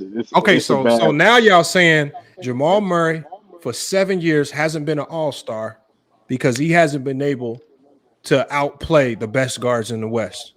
Yes, no, the best guards in the league who just happen to be in the West. So what I'm saying is if he hasn't been able to outplay the best guards in the league, then how the hell is he a top 15 player? How am I going to outplay Steph Curry? Yeah, he's the franchise number one, and I got to play behind this MVP guy. Come on. Hold on. Hold on. Y'all keep saying that, as if some of the guys that made the All-Star team weren't number twos. So let's talk about the number two. Who are the number twos that made it at the guard position in the Western Conference? Yeah. I'm going to look at the All-Star game. You already got Robert Kyrie, so you got to bring another person. No, that's the Eastern Conference too. We know the East is weaker compared to the West. Steph Curry, is he a number two? Talk about Luka. No. Luka Doncic, John Morant, Damian Lillard. Like, come on, that's already 4 guard spots, Lamar. That's 4. All number ones. All number ones. Okay, so you saying Jamal Murray for his 7-year career hasn't made an All NBA team or an All-Star game because he can't outplay 4 other guards in the West. As if What do you mean other guards? As if hold on. As if Dame was injured last year, correct? Mm-hmm. Dame did not play Dame. Nah, Dame played more last year. Dame was held them up towards the end of the season. Hold on. Dame was injured. Exactly. No, Dame got hurt twice last year. Okay, earlier. Because at the end of the year, they held him out to tank, but he was hurt earlier that year. Mm-hmm. What about the year? Hold on. What about the year before when Dame essentially missed the whole year with the ab injury when he had the ab surgery? What about that year? Was that an opportunity for Jamal Murray? So, I guess he was hurt. Dame didn't even go to the All-Star game last season. Y'all are capping for Jamal Murray right now. So now, see, the thing is, every time he has an opportunity to be an All-Star, is some weird excuse as to why he can't be an All-Star. Yeah, like John Morant. John Morant. When did he tear his ACL? Wasn't it after the All-Star game? Oh my goodness! It wasn't it? The All-Star game. Yes, it was. No, when he tore his ACL, wasn't it after the All-Star game? Yeah, it was. Yes. Okay, so how did he was averaging 21 that year? Why was he not an All-Star that year? Because he wasn't an All-Star before he tore his ACL. Like I said, man, only contenders get 2 All-Stars. No. Yes. How you gonna say only contenders? The Blazers ain't never contenders. I know, and they never had 2 All-Stars. But Dame is averaging 30 points per game. That's why I see. Who are the 2 All-Stars on the Blazers? Who's that? Hold on. So hold on. The 1 year where y'all try to say he got hurt, he was putting up his best points per game average in his career, and he didn't make the All-Star game. Why did he not make the All-Star game that year when Dame, as we know, was out? In 2021, he was out. I don't know when it was out, man. That's tough. All right. So Jamal Murray's best. Jamal Murray was having his best season in 2021, scoring wise, because we know he's not doing nothing more. He got hurt after that season. He got hurt after the All-Star break. Can you please tell me why he wasn't an All-Star that year? Yeah, that's a simple answer right there. I think it's because we all know that's a simple anything answer. of significance that they were doing well that year was attributed all to Nikola Jokic, and he does nothing other than just microwave score. Because that season, Damian Lillard made the All-Star team at the guard position. Devin Booker made the All-Star team at the guard position, number 1 option. Luka Doncic made the All-Star game at the guard position. Steph Curry made the All-Star team at the guard position, and Chris Paul made the All-Star team at the guard position. And these are all Western Conference guards. You said who? Who was that last player? Chris Paul. Yeah. So Chris Paul beat Jamal Murray out? Yeah. He was in the MVP conversation that year, bro. Yeah, he was balling that season. What you mean? Y'all are being so nasty, bro. Y'all are being so nasty. They went to the finals.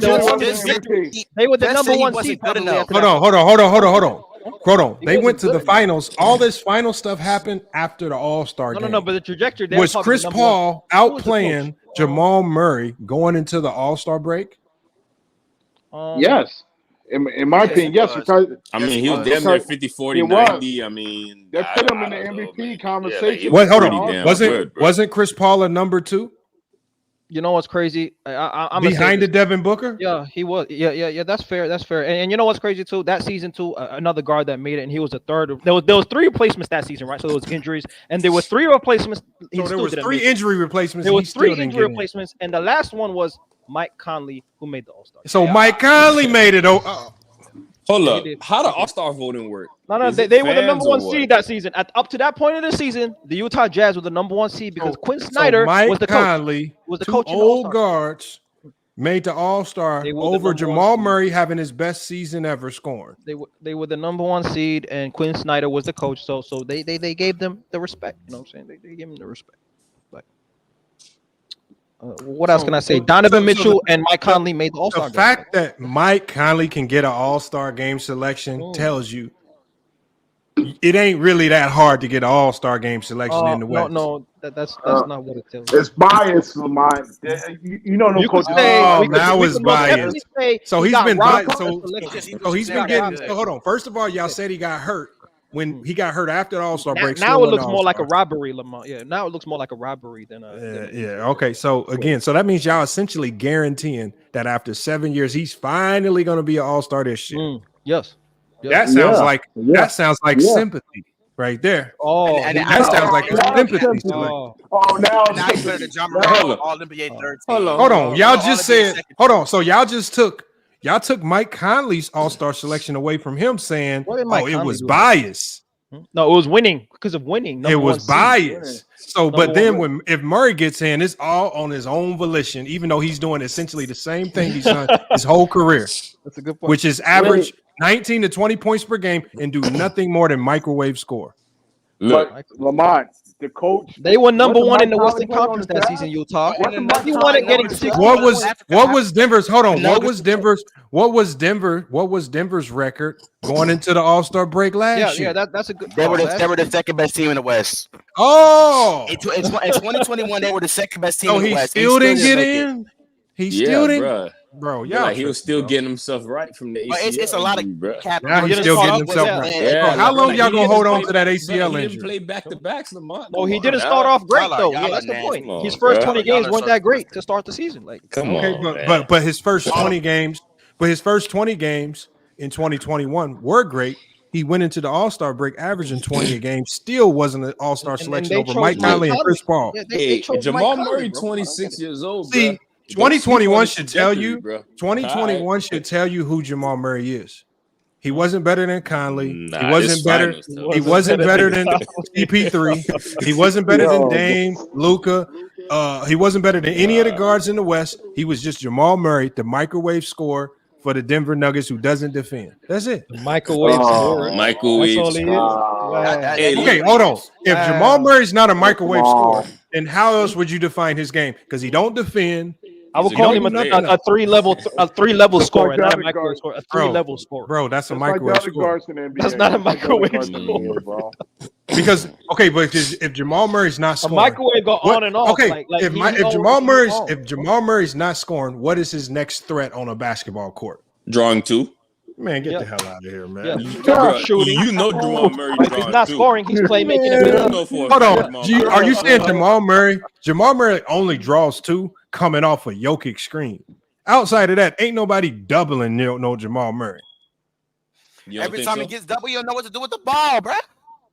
Y'all act like teams. Y'all act like the Golden State Warriors. Y'all act like the Golden State. I want y'all to ask the Golden State Warriors what they defensive plan was. They don't help off Aaron Gordon. They don't help off Aaron Gordon and double Jamal Murray. We don't see that. They don't help off Aaron Gordon because if they do help off, they got a guy like Jokic. He's just going to dot Aaron Gordon on the back door. No. But we're talking about when Jamal Murray has the ball in his hands. They're not helping off Jamal Murray. No. Stop. No, hold on. You know what though? But see, the thing is, one of the reasons why they double him is just what Nahari was saying. They double him because he makes bad decisions out of the double team.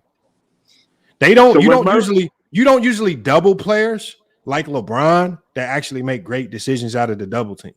You don't double Jokic because he tortures you because he knows how to make plays out of the double team. So when you got double teams getting thrown at you, it's because other teams don't believe in your ability to make effective. That's something that you learn in the NBA, right, Lamont? Throughout your career, young players and players early in the league 7 years. Y'all acting like this man just got in the league. He's been in the league close to a decade, man. Learn how to manage doubles. Literally, he's 27 years old. Hey, Kevin Durant still don't know how to play off the double teams, man. So stop it with the double teams and just being able to play.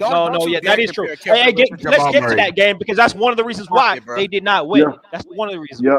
Oh yeah. Don't ever compare Kevin Durant to Jamal Murray, bro. No, I'm That's just talking crazy. about double Talk. teams. Don't be mad about it. Don't be mad. Lamont, I got to so we're gonna switch over to the Suns, right? Yeah. Listen, I'm kind of concerned with the Phoenix Suns, and it's not with Kevin Durant. It's more with the role players. I watched that Lakers tape between the Suns and the Lakers like 3 times, and one thing I'm worried about. Number one, I think the injury to Bradley Beal is serious than people think. I think he still didn't recover from last season, and I think they just put it under the radar. Yeah, but I think it's going to come out with the new rules and stuff. Like it's going to be out in the open. And Devin Booker, he's hurt.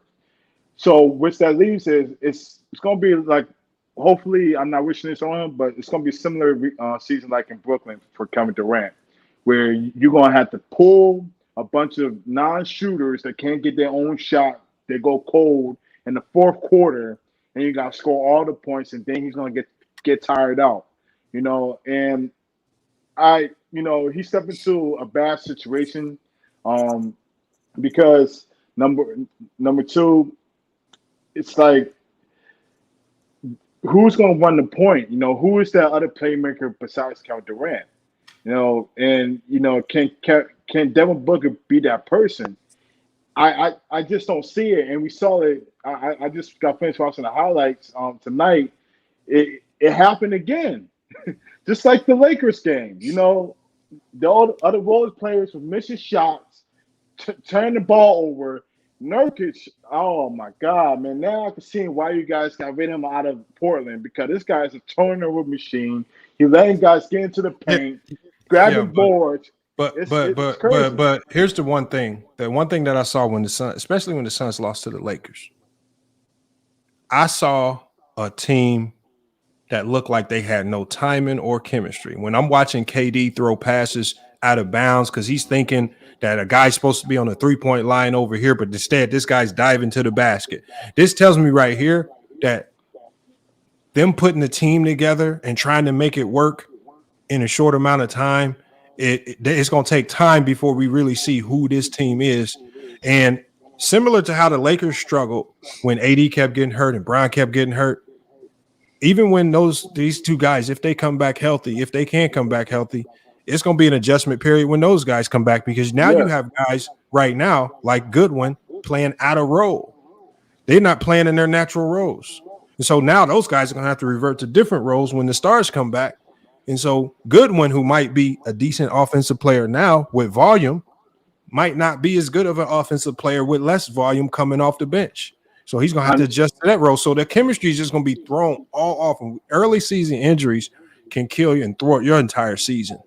And that's my main point. And that's my main point. And then I'm going to let Africa go. That's my main point. If Bill and Devin Booker is going to be hurt throughout the season, that chemistry is not going to be made. When do we expect them to be healthy? At the end of the season, when the playoffs start? I don't see how this is going to work, and I'm worried about their front line, like down low. If they play like an AD or Joker or some of the bigger bigs, can Nurkic guard them or hold up down low? So those are my concerns. It's mainly doing with health. I think Bradley Beal is going to be out not more than 10 games, in my opinion. It's going to be like 20, because he just. They would have said something by now about his injury, but they're not saying anything. So that means it's worse than they thought. Well, they're saying both of them have no timetable for return from their injuries. That's horrible, man. So, that's horrible. I'm reading that right now. That was just released today. Head coach Frank Vogel told reporters there is no timetable for Devin Booker, who has a toe injury, which I actually read another report today where the Suns fear that his toe injury is a lot more serious than what people believe, and it could potentially be season ending, but we'll have to see. I don't know how true. Yep. And then Bradley Beal, he's a back injury, and Michael Porter Jr. showed us how them back injuries can kind of derail you for an entire season if you don't just take time out to manage it. So, wow, Kevin Durant got some bad luck with squads, bro. That's crazy. He's going to ask for the trade. That's his fault. You don't build super teams, man. That's why you build teams with good depth. So when your guys go out, we have a team with good depth. Yeah, but games with. but how you can't build and, Jamal Murray, Nahari. can't build that. Can't build that. You know, look, the Denver Nuggets have a great. The Denver Nuggets have a great team. No, they build a team with great depth because they have their superstar and role players surrounding them. That's nice. What? That's nice. That's nice. Hey, a 27 point per game in the playoff role player. That's a great role player. I mean, that's the no. What? Hold on. He didn't. First of all, he averaged 26 in the playoffs. Oh, we really and wow. Who he is over 82 games is who he is. He's a 20 point per game player. That's not an all-star.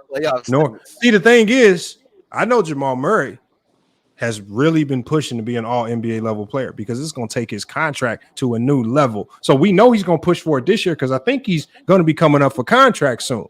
So by him being an all NBA team player, you know what that's going to do? That's going to change some numbers on that contract. So we're going to see the best of Jamal Murray this year, really trying to push the needle to get to all NBA. So if he don't get there this year and he's making his best push to get that max money, this is just who he is.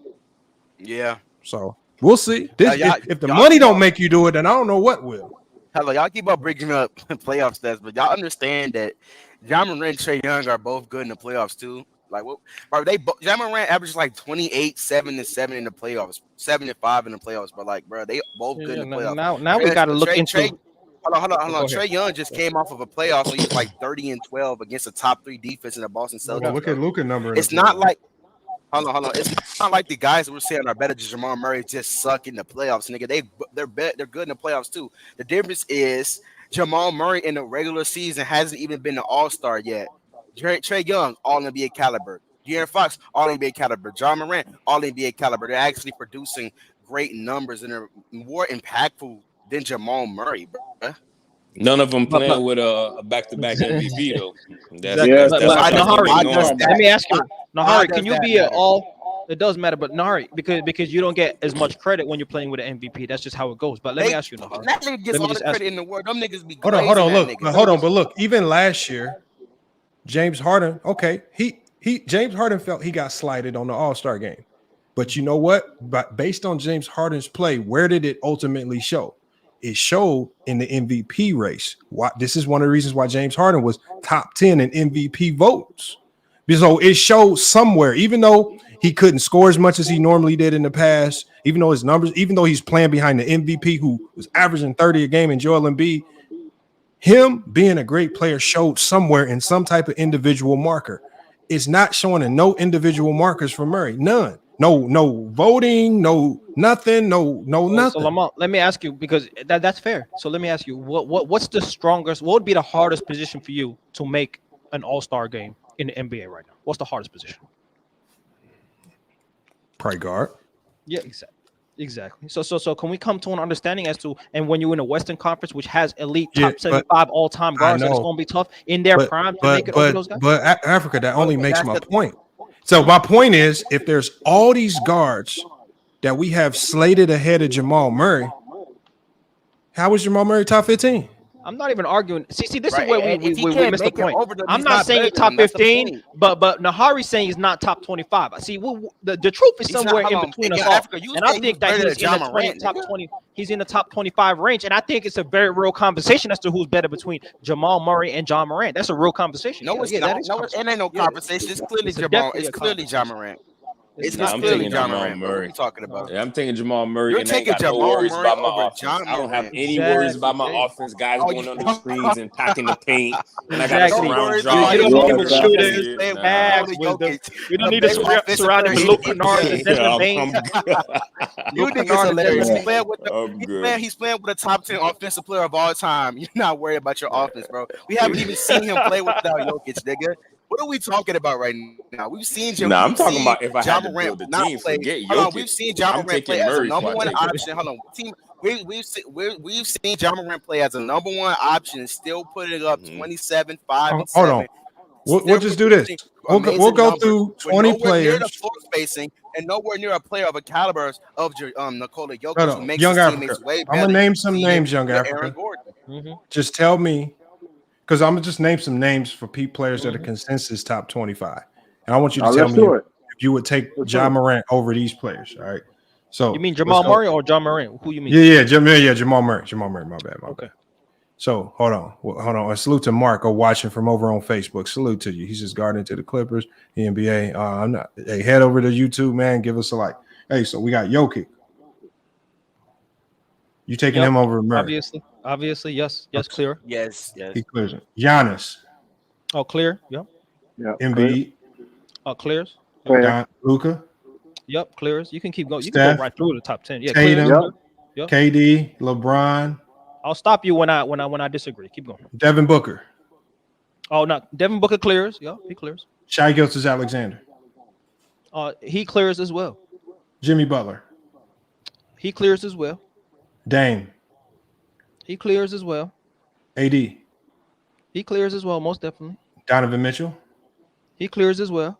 Kawhi Leonard. He clears as well at his best, most definitely. Kyrie Irving. Kyrie Irving, he clears as well. Yeah. All right. Did I say Donovan Mitchell already? Yeah. You already did. Yeah, you getting around 15. Okay, hold on. Like, Jaylen Brown. No, I'm at more than 15. You at more than 15? Yeah. But Jaylen Brown. See, this is where the questions start right here. Okay. Just give me nigga, say come on, nigga. This is what if you asking me who I'm taking Jamal Murray over Jaylen Brown personally. But keep going. oh my God, bro, this is crazy, bro. Hold on. Jordan Mack is saying Jimmy Butler is not better than Murray. You must be I know about that. Yeah, you must be. I say yo. A couple people saying Butler is not better than Murray. Okay, hold on. Here's another name that could be questionable. De'Aaron Fox. Fox is better. I would take De'Aaron Fox. I think De'Aaron Fox is better than Jaylen Brown and Jamal Murray. Paul George. I would take Paul George as well. Okay. Anthony Edwards. Give me Ant all day, bro. Come on now. I'm taking Anthony Edwards as well. Okay. Bam Adebayo. I'm taking Bam too. Two-way impact, undeniable. Keep going. Okay. So now we at 24 names. So I said no to Jaylen Brown. I said no to Okay, so the next name I'm going to say is we're going to go to hold on. Ja Morant's, bro. He didn't even say. Okay, so the next name. Okay, so here's this. This is where it gets dicey. You got Jalen Brunson. Oh, I'm taking Jamal Murray over Jalen Brunson. Yeah. Okay, I can give you that. I'm not going to argue that Jalen Brunson hasn't done it long enough. You got DeMar DeRozan. Oh yeah, Jamal Murray at this point in his career for sure. Yeah. Okay, Brandon Ingram. Oh, Jamal Murray all day. Hey, Brandon Ingram ain't showed me a lot, man. He's injured already. Okay. Exactly. Ja Morant. John Morant. I've been saying I'm taking Jamal Murray over. Oh, you must be smoking, bro. Yep. We talking about impact on winning. You said over John Morant as well too before. Okay, hold on. Everybody you said before, I'm taking LaMelo Ball. Morant too. LaMelo Ball. Jamal Murray. Bro. LaMelo Ball. Jamal Murray better than LaMelo Ball, man. Yeah. Okay. You talking about hasn't done it long enough. Hold on. I'm just see the thing is, I named 24 that cleared them. And the one name that I don't think was questionable is Ja Morant. That would have put Ja Morant at 25. There's a name that you're forgetting too. That's like he's clearly better too. Who's that? Oh, like who? Like Trae Young. Trae Young. Oh yeah, Trae Young. Jamal Murray. Trae Young clears Jamal Murray. No, like what are we doing? Mr. Inefficient. No, we don't. Yes, he does. Hey, Jamal Murray could do the exact same thing Trae Young is doing. No, hold on. Hey, Winston, can you imagine the usage rate of Trae Young with Jamal Murray at the Hawks, bro? He'd be cooking. Okay, hold on. What about Jaren Jackson Jr.? I'm taking Jamal. I'm taking Jamal Murray. I'm not taking Jamal. I think JJ's better. Yeah, I could find a hustle guy that doesn't jump at every pump fake and career. I'm taking Jamal Murray. Hey, hold on. Here's another one right here that we didn't even say. Like we said, he was in the MVP conversation last year. James Harden. I'm taking Jamal. I'm taking Jamal Murray, bro. You're not taking James Harden, Nahari. No, you're not. Yes, I am. I definitely am. No, you're not. Yes, I am. No, okay. So the one thing it shows us clearly is that at Jamal Murray's absolute best, he's at the 25 spot. No, he's at the 25 spot and it's questionable at 25. Because 25. Okay. Because we named 24 names that's fair. Cleared. And then when we got to 25, I thought John Morant completely clears him, which would have put Murray at 26 on down. And then we've already had names where it's been questionable. Yeah, Trae Young, Triple J, guys like that. Young, that's fair. That's fair. Zion is I didn't even name Zion. That's what I'm saying. I didn't even name Zion and none of those guys. Mm-hmm.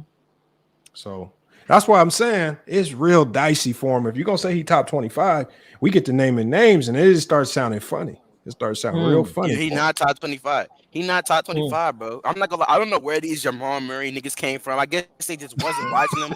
I'm not a Jamal Murray nigga. What are you talking about? No, I'm not talking about you. I'm just saying, bro. Like this is crazy to me. Like where did these niggas come from? Was they just not watching them play basketball before? Like we can't put some respect on players when they step up and get a chip. The casual said Pascal Siakam. That's a good one too. That's arguably top 30. Then that's fair. Arguably top 30. But even Nahari saying not top 30. This is the type of shit I'm pushing back on. Not top 30, kind of disrespectful. Yeah, but even when you say top 30, it gets dicey. It gets like it's a lot of names. It's a lot, and you look. You might have to give Triple J the edge. He an all-star. Some people might say Tyrese Halliburton. He defensive player of the year. He got accolades. I think Tyrese Halliburton is better too, but I know that's too hot. Hold on, Tyrese Halliburton is an all-star. Yeah, he was in the Eastern Conference. We know that. Hey, Jamal Murray would have had multiple all-star appearances. No, he wouldn't have. Then he better demand the trade to the East. Multiple. We know this. If Jamal Murray was in the East if Jamal Murray was in the East, bro, he's still not making an all-star. Oh no, he making it over Drew Holiday, bro. Stop the dumb shit. No, he is not, nigga. No, he's not, bro. I promise you. No, he's not, because he's not gonna have anybody to hide behind like Jokic. He's gonna have to do it on his own. Hide behind is crazy right there. Yeah, that's crazy. That's crazy. But, hey, coming to the Manning question, though, James Harden to the Clippers. So if James Harden is all that you say he is, Nahari, you expect him to do big things on the LA Clippers, Nahari? Since he's better than Jamal Murray. Nigga, what that got to... I mean, Jamal Murray's not that high of a standard. What happened? What happened? Jamal Murray is not no crazy standard, nigga. Like, he's better than Jamal Murray. I still don't... Is he going to make this Clippers team a contender? Of course, bro. James Harden is like a top 5 playmaker in the NBA. He's still one of the better pick and roll players in the NBA. He's still a really good isolation scorer. He still provides floor space and is still one of the better spot up 3-point shooters in the NBA. Like, he's going to provide a lot of value offensively to that team. So, I mean, way more value than Jamal Murray could bring you. I can tell you that. Okay. Way more value than Jamal Murray could bring you. We just Chat. What the fuck are we doing right now, y'all? What we doing? What are we doing? What are we doing, y'all? we talking basketball, man. What's up? Man, just to add context, I'm in Houston right now. It's 2:22 in the goddamn morning. What is going on? What are y'all doing? What you mean? When boredom strikes, that's what it is. Side note, it's my birthday. Happy birthday, man. Happy birthday, casual. Yeah, man. Young G turned 26. 26 times 2. That's about the spot Jamal Murray will be in. I just want y'all to know that. Whoa. I agree. I just don't see nothing about his game that screams top 25. Wow. He could do everything offensively. Hey, Wisdom, are you hearing this? Nothing in his game. The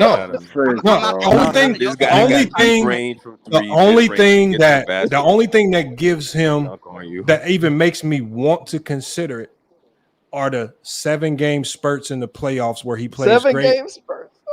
Yeah, because the thing is, outside of the playoffs, he's just his scoring is just 20 points per game, and he's just a role player next to Jokic.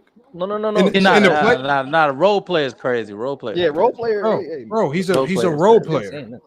Nah, he's more than when the playoffs come around. He's more than when the playoffs. Hold on, when the playoffs come around, his role is only elevated because teams throw the whole kitchen sink at Jokic, and they need another guy to step up and score the ball. Okay. So then, by that don't make you. That don't make you an all-star. So then, by that definition, was Kobe Bryant a role player when he was he's gonna say yes. He's because this nigga's comparing Kobe Bryant to no. I'm not saying. I'm not comparing. I'm not comparing. The reason why here's Jamal Murray. The reason what separates Kobe from Jamal Murray is that when Kobe hit his stride in the league in the regular season, He was an elite scorer. He wasn't just doing it in the playoffs. Kobe in the regular season was still damn near 30 a game, 27 a game, 26 a game, 25 a game. Murray is consistently 18, 19, 20 a game in the regular season throughout his entire career. And then he skyrockets all the way to 27. No. In two playoff runs, he skyrocketed to 26. So he elevated his points 6 points per game in the playoffs. But who he is over the course of 82 games in the regular season is an 18 to 19 point per game score. Okay. But and so again, in the regular season, I'm more liable to ride with you on. He playing more of a role player, role from that standpoint. Even though I disagree, but I can see your point then. But in postseason, he plays way more minutes, and his offensive load is definitely still there. Not granted, it's nowhere near as valuable as Jokic on the offensive end, but he still has some more impact, far more impact than a role player like, let's say, Bruce Brown. From even after we saw him in two great playoff runs, right? I went through all of those names, and we still overwhelmingly found 24 players better than Murray. Oh no! I think he's a top 50 player barely. What? Oh, okay. This is the ridiculousness I'm talking about. You can name 40 players. You can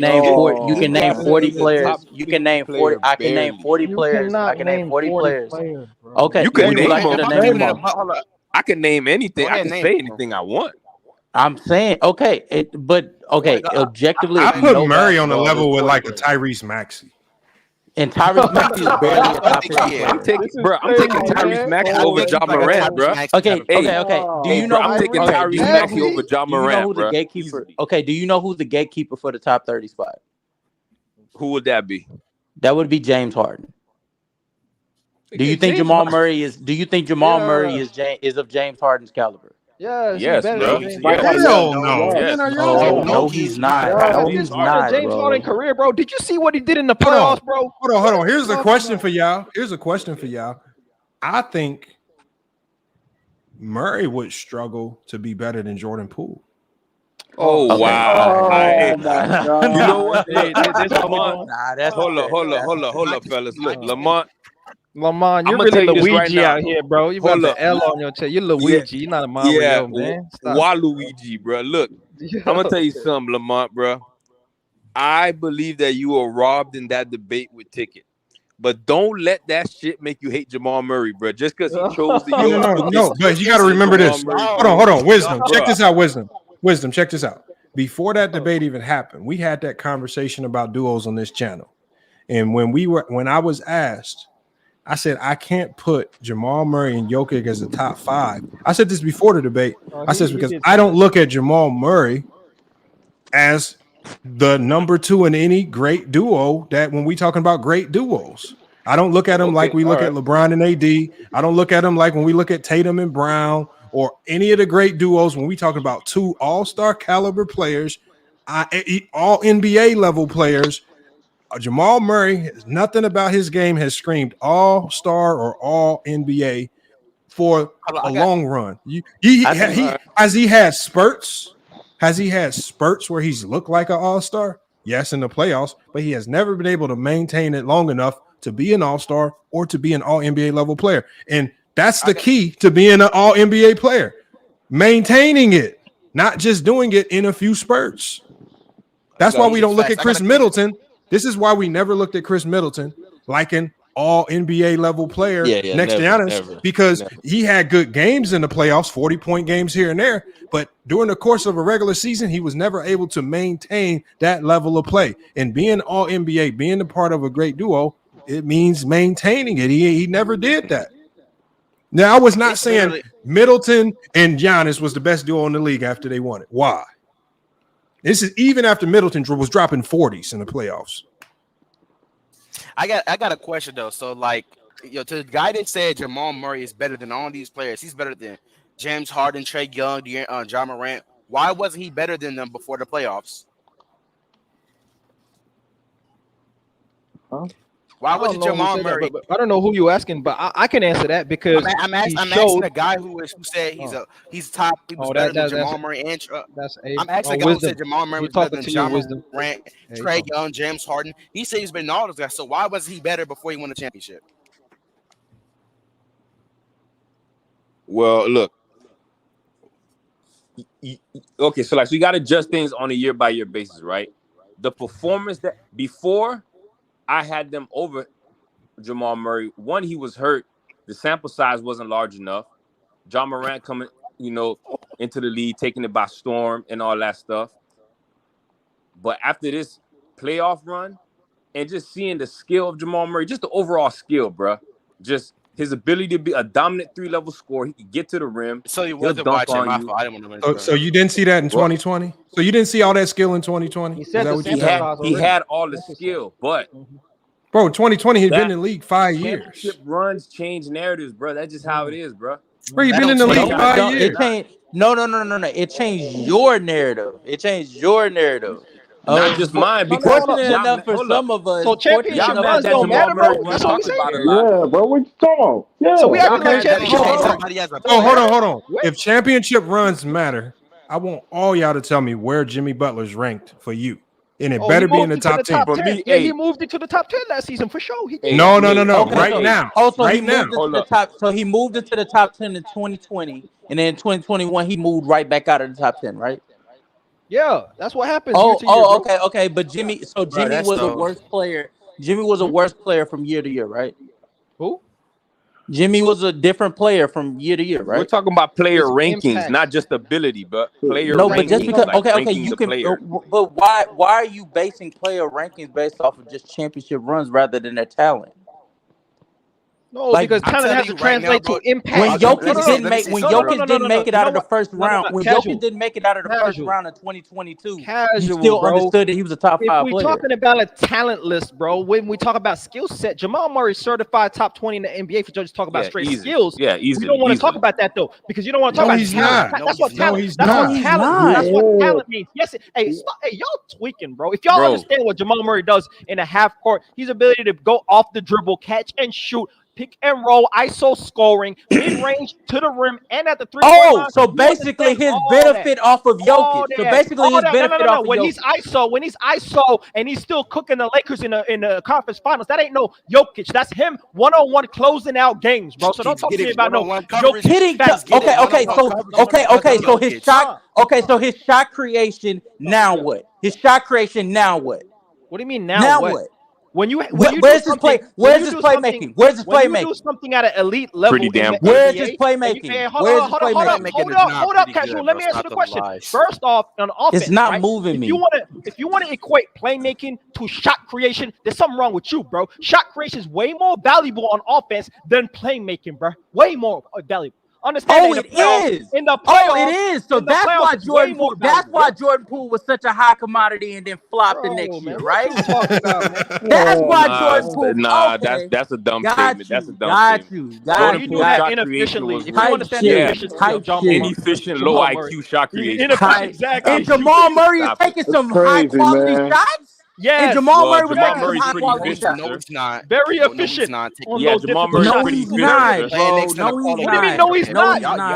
What are you talking about, Casual? Hey, first off, hey, Wisdom. Let me just give him the number since he already done forgot what happened. You're giving numbers. I'm telling you what was happening. No. That's what happened. 47% from the field on 20 shots per game, right? 40% from 3 and 92% from the free throw line, giving you 26.7 assists on just 2 turnovers per game. That's called efficient. And then you look at the degree of difficulty of his shot creation. When you talk about closing out against a great defensive team like the Lakers, one-on-one ISO and Vanderbilt and still getting it done, that's what it means, the value of a team. In the fourth quarter, down the stretch, when you know your offense and all them schemes and all that playmaking you talk about ain't as valuable as your shot creation in the half court. When that matters, at that time, Jamal Murray showed you how valuable. He's not a number one option playing next to one of the greatest offensive players of all time. Hold on, wait a minute. They want it both ways. I got to give him that. I'm looking at Jamal Murray's. I'm looking at Jamal Murray's scouting report, and so here's the 3 things that appear in this scouting report. As far as don't go under the screen, right? No. And it says offense. It just says his offense. And then the Is second this a thing rookie is season or right now? no, this is just his scouting report as of based on his whole career, based on what he's done up to today. Okay. And the two things that it says are his attributes are shooting quality and offense. That's what it does give him. It says for his position, he's rated at a B+. And that's what he is. Yep.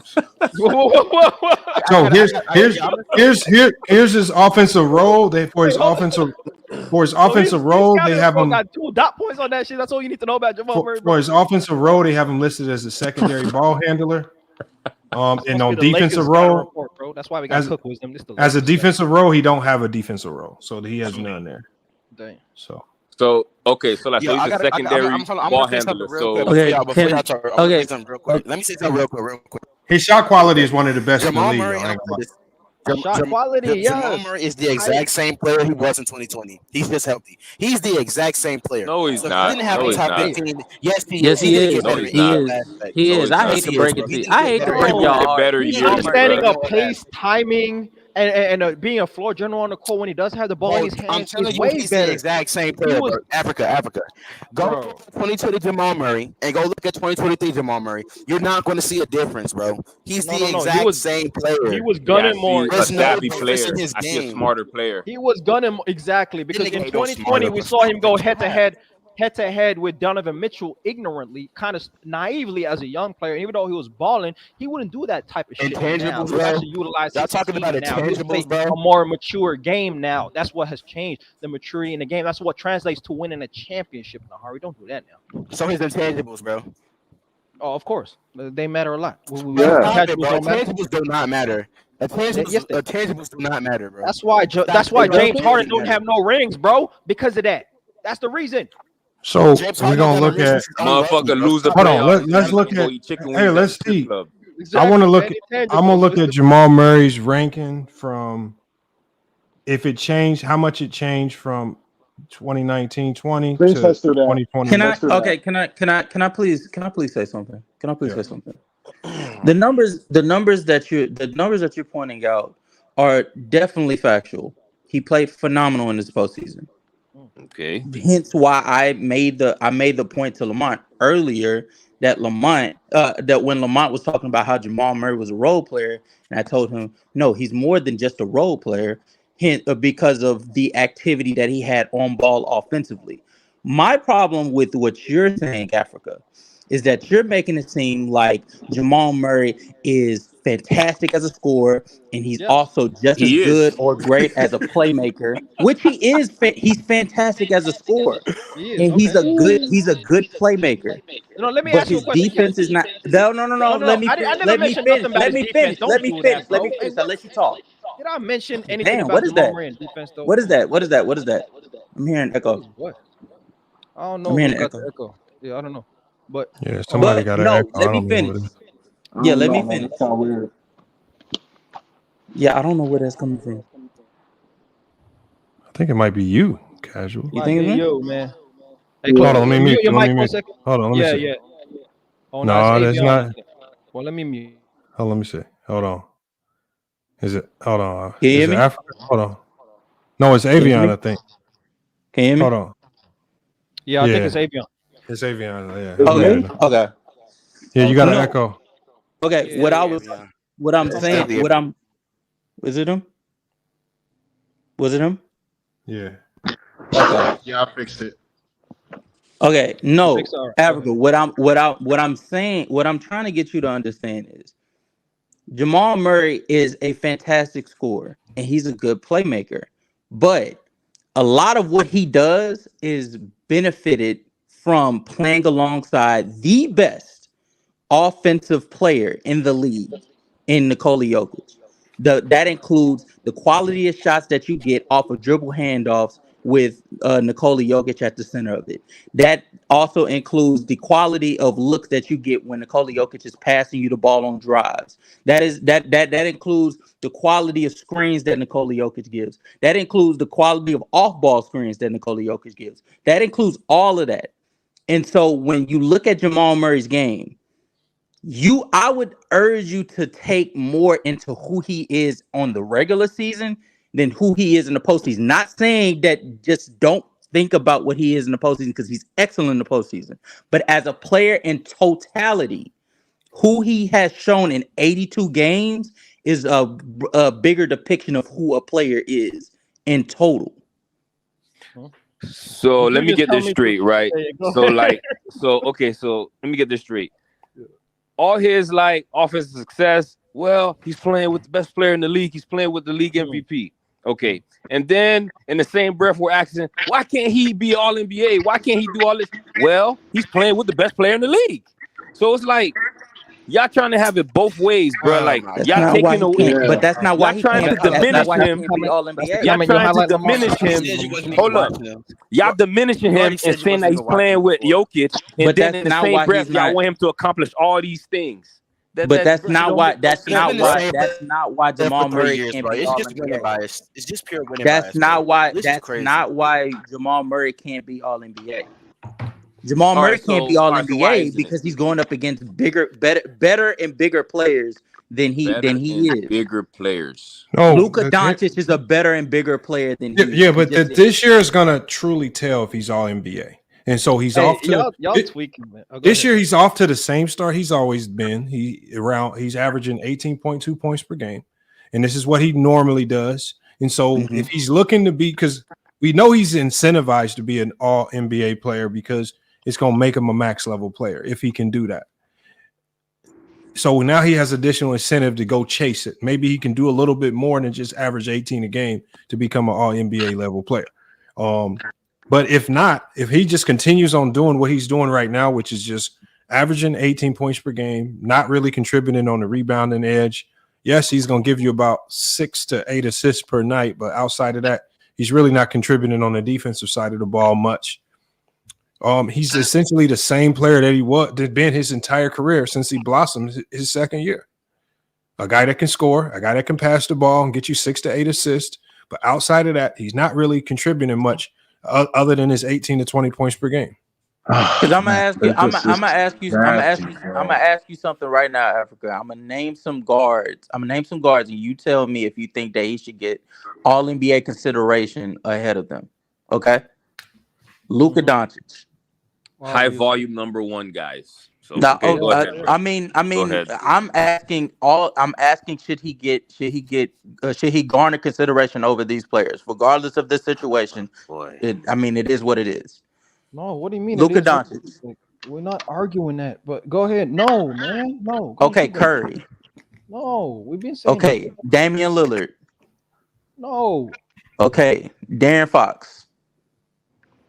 That's gonna be a question this season, but last season, Okay. no. Donovan Mitchell.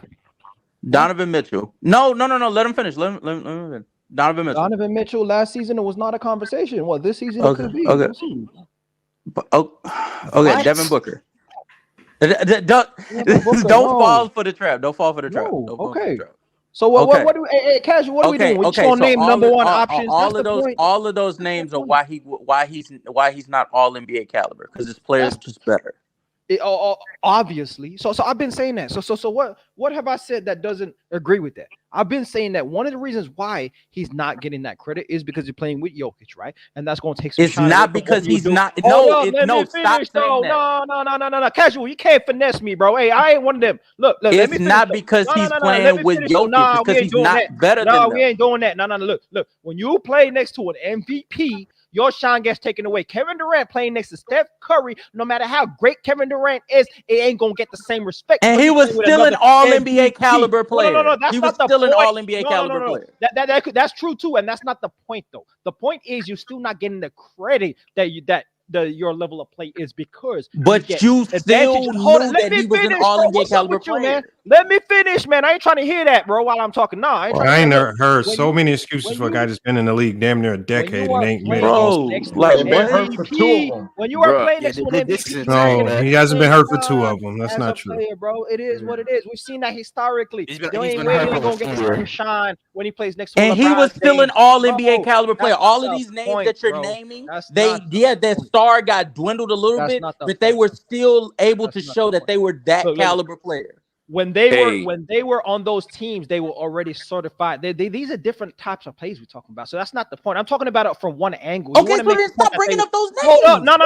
My point is still correct, though, man. Shut your ass up for a second, casual, man. Because when I'm talking, I'm saying something that is valid, bro. And that is when you play next to an MVP level player, no matter how great you were even before that, you're not going to get the same respect as it did before. Just like Jamal Murray, when you play next to an MVP player, you're not going to get the same shine when you're talking about historically great offensive player like a Jokic. They're going to talk to you about what you did. Now, when we go back to the facts, right? When Jamal Murray is cooking the Lakers for 23 points with them in the fourth quarter of Game 2 in the Western Conference Finals, when he's doing that, right? When he's doing that, and we talk about Jokic all that, right? But Jamal Murray is the one that's generating his own looks and getting his own quality shots in the fourth quarter of Game 2, dropping 23 points. We're going to talk about Jokic and what he did and all that, and the dribble handoffs and that was getting open. But at the end of the day, the man dropped 23 points in the fourth quarter. The shot creating and the elite fantastic offense that casual want to talk about translates to great production in the playoffs. Oh, so the shot creation, just the shot creation. Shot creation. I don't know about you. Shot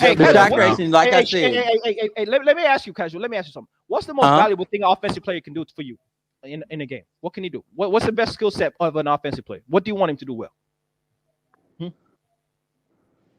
Get to the rim, shot creation in the half court, catching and shooting. Like what do you want him to do best as a scorer? What do you want him to do best? As a scorer? Yeah, you want shot creation from a scorer. Or what as an offensive player? Just go ahead. As an offensive player. As an offensive player, I'm not even gonna lie to you. As of late, I'm valuing more of the playmaking skills. So you value playmaking over shot creation. Yeah, because I think you can develop the elite shot creation gives you the playmaking. Easy. Exactly. No. Hold on, Wizard. We ain't even going to go to it there. So what do you do with the elite offensive playmaker on a trash ass team like the Indiana Pacers? What do you get? You get a Tyrese Halliburton. Yeah, and what is that? And what happens at the end of the season? You miss the playoffs, right? That's my point. But if you have an elite scorer and an elite half-court creator, he always gives you a chance to win the game. No, hold up. If you have an elite half-court offensive player that can get his own shot off and he's elite and efficient at the same time, he's going to give you a chance. And so, but Africa, at all times, at all times, Africa, with all this stuff that you're saying about Jamal Murray, at all times. Do you rank him as a top 20 player? I'll say he's a top 25 player by the fact of his role. You're lying. Then you're lying. And let me say this. Because he just named 24 players that he said was better. And when he got to Ja Morant, he capped and said, Keldon Johnson had a higher usage than Jamal Murray. Hold on, Mike. Let me hold on. Time out. Let me say this. Does shot creation matter? Is it like a focal point as far as like you being like an matters, bro? Yeah. Of course. Hold on. Let me finish. Of course it matters. Of course it matters. But the problem with your logic is for the 45 plus players that are better than Jamal Murray, they 45. All can put the ball in the hole. No, they can't. You cannot name 45 elite. 45. Hold on. This nigga, you can name 45 elite shot creators in the NBA, bro. I can name 45 players that are better than them, and I promise you the majority of them have elite, not elite, but good to great scoring ability. Like put it like this. I put it to you like this, bro. You're making it. Hold on. Do y'all believe that you could plug and replace Jamal Murray and CJ McCollum and get the same results? Nope. No. Yes. Not even close. Yes. Nope. I think because the efficiency is not the same. No. The efficiency has never been the same, bro. Look at the numbers in the split. Hold on. Why are you comparing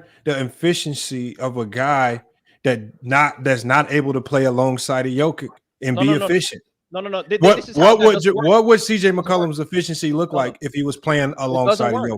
That doesn't work. You know why that doesn't work? Come on, you got to stop. No, it doesn't work, Lamont, because when we get to the playoffs, right, and we play tougher defenses like the LA Lakers, and we play these types of teams, my efficiency goes up. Still benefit off of Jokic. No. I want Lamont to explain how my efficiency goes up when we play better defensive teams like the Lakers and like the Miami Heat, some of the best defenses in the NBA. How does my shit go up? Because what you're seeing is you're seeing teams, like I said before, they sell out and throw the kitchen sink at Jokic and live with the results of the others. We weren't seeing the opposite. We saw that with every team. The only team that didn't do that was the team that had the most success against Denver over the last couple of years was the Warriors, where the Warriors basically said, you know what, Jokic, you do all the scoring. We ain't going to let you play make.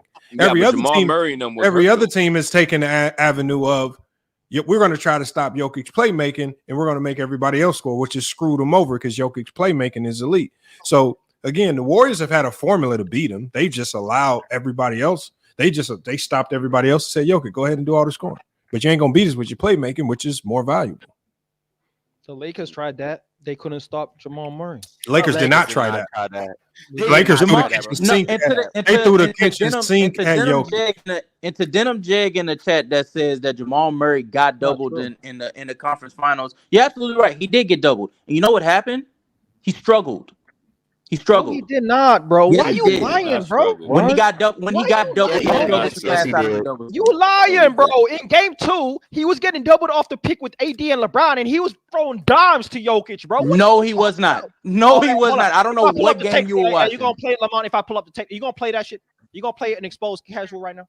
Jamal Murray wasn't struggling. When he got double teamed, I'm gonna drop the link, and we're gonna expose the cat. We're gonna expose the cat. Yeah, but there was no struggling.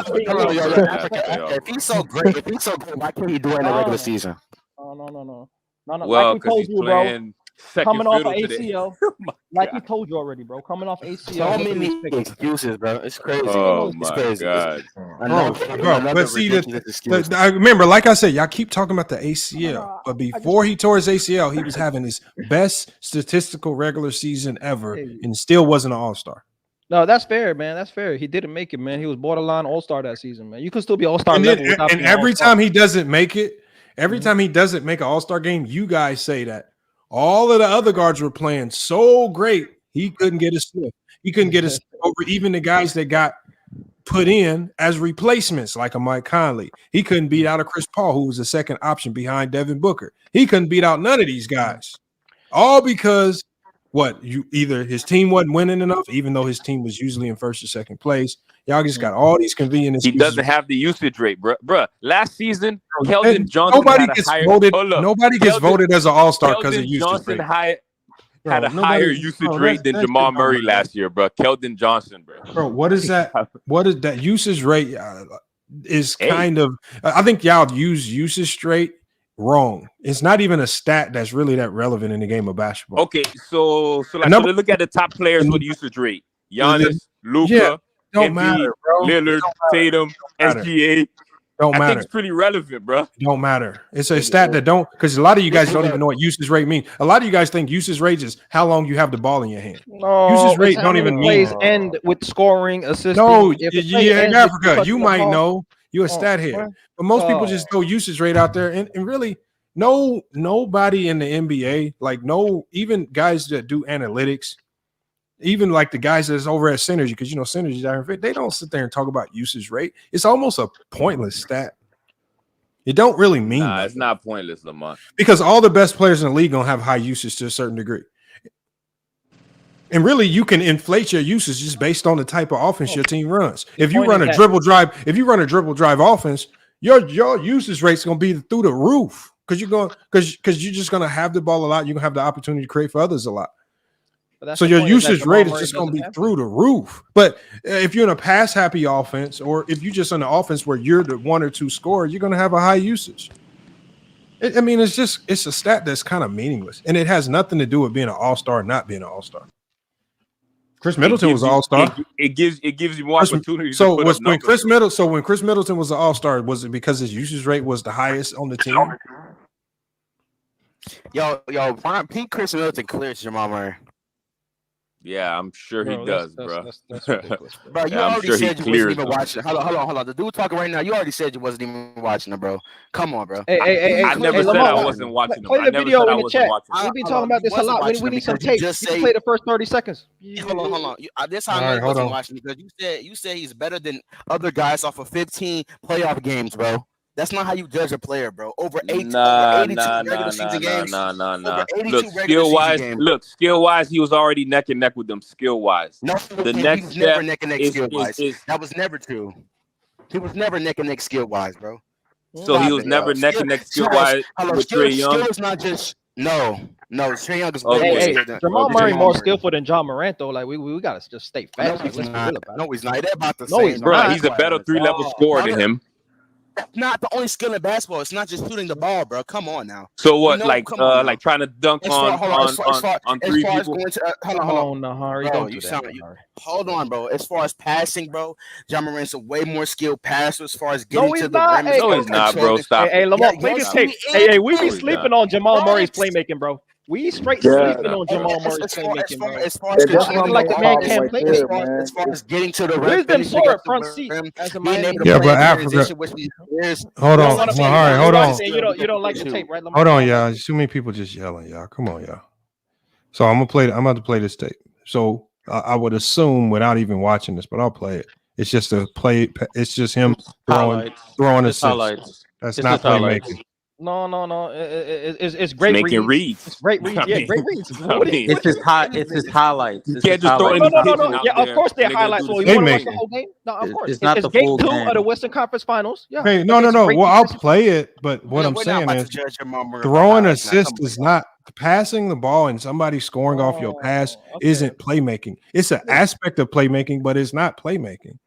Like again, one of the best playmakers in the league when he was healthy never led the league in assist. And that when Lonzo Ball played, when he was healthy, he was one of the best playmakers in the league, and he didn't even lead the league in assists. Why? Giannis is an elite playmaker. He's no. Hold on a second.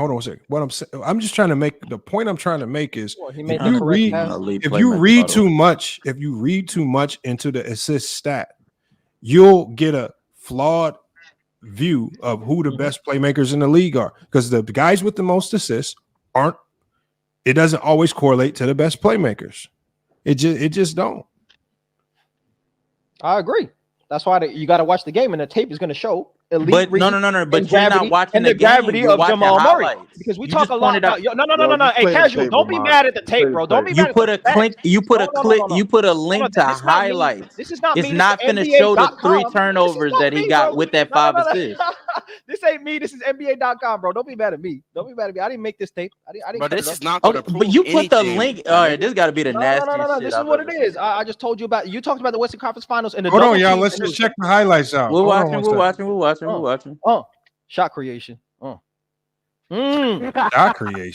Look at that read. Oh, bro, that was a basic pass. No. Did you see how he draw 2? Hey, stop it, man. Will you stop, man? Did you see how he drew? Oh my god. Now you just hating Lamont, bro. A young guy, you would have made that pass. No. I wouldn't have drew 2 in that situation. That's the difference, bro. Drawing 2 is different from playmaking. Did you see that handoff that Jokic created for Jamal Murray? Oh my god. No, we don't see. Jamal Murray, elite, bro. Wow! Oh, that was a fantastic pass. Jesus Christ! Don't act like you as a coach ain't clapping your hands at that pass on the sideline. Shit, he made a hell of a playmaking bounce pass. Look at that dime quality layup Jokic created. Murray. Oh my god! No way! Shot creation, casual. No, hold on. But you said playmaking. You said playmaking.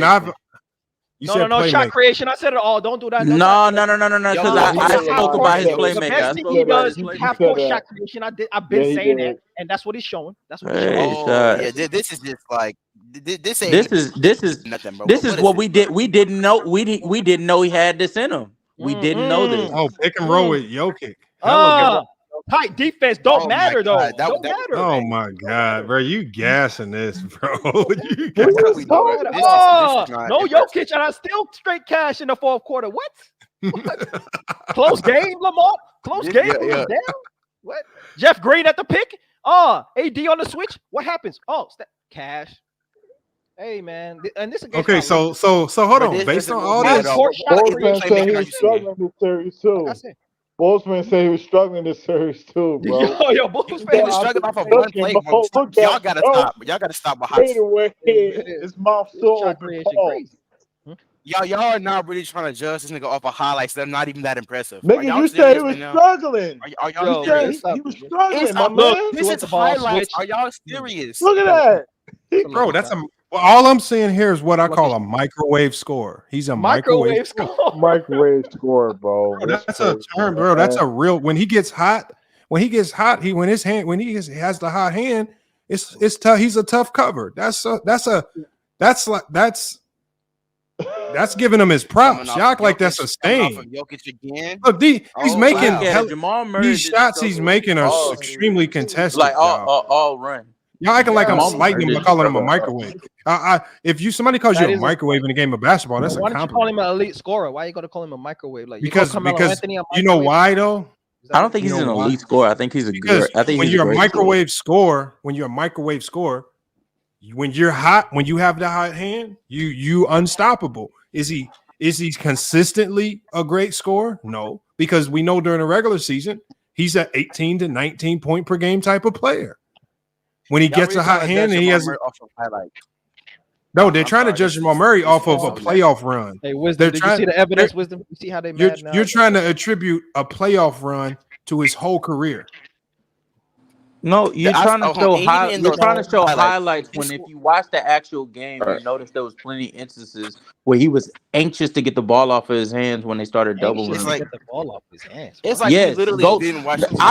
You want to show highlights. Did you see the tape, Wisdom? If you want to. I was out. I had to come back in. How about you show those low lights like that 6 turn? Ain't no Africa TV out here, bro. Come on now. This is a bad look, bro. You know better than this. Look. I ain't even trying to gas Jamal Murray like that. But the pushback. You're doing it though. You're doing it right now. You're doing it right now. I'm just talking facts. I'm talking facts. Y'all underrated. But how are you? But you're not really gassing them. You're not adding any content. Even after you show all of the highlights, you barely have them top 25. I know, so that's not gas. I'm just saying put some. So the thing is, you can not top 40. That's it, bro. Yeah, I got it. That's it, bro. Like we're not gonna act like not top 40. If I list off the 40 names right now, do it, bro. No, Casual. Let me just ask you a question. No, before you do that, Casual, I can do it right now. I can do it right now. Right now, Jamal Murray top 25, bro. Y'all be. I can do it right now. Do it, bro. Okay, all right. I'm about to do it. But what skill, bro? He's not that skilled, bro. He's not more skilled than a guy like Giannis, bro. Stop saying that. Nahari, you just watch the tape. Let him go. That's good, bro. Come on. He's not more skilled than Giannis. Did I stutter, bro? Giannis, offensive foul waiting to happen, Giannis.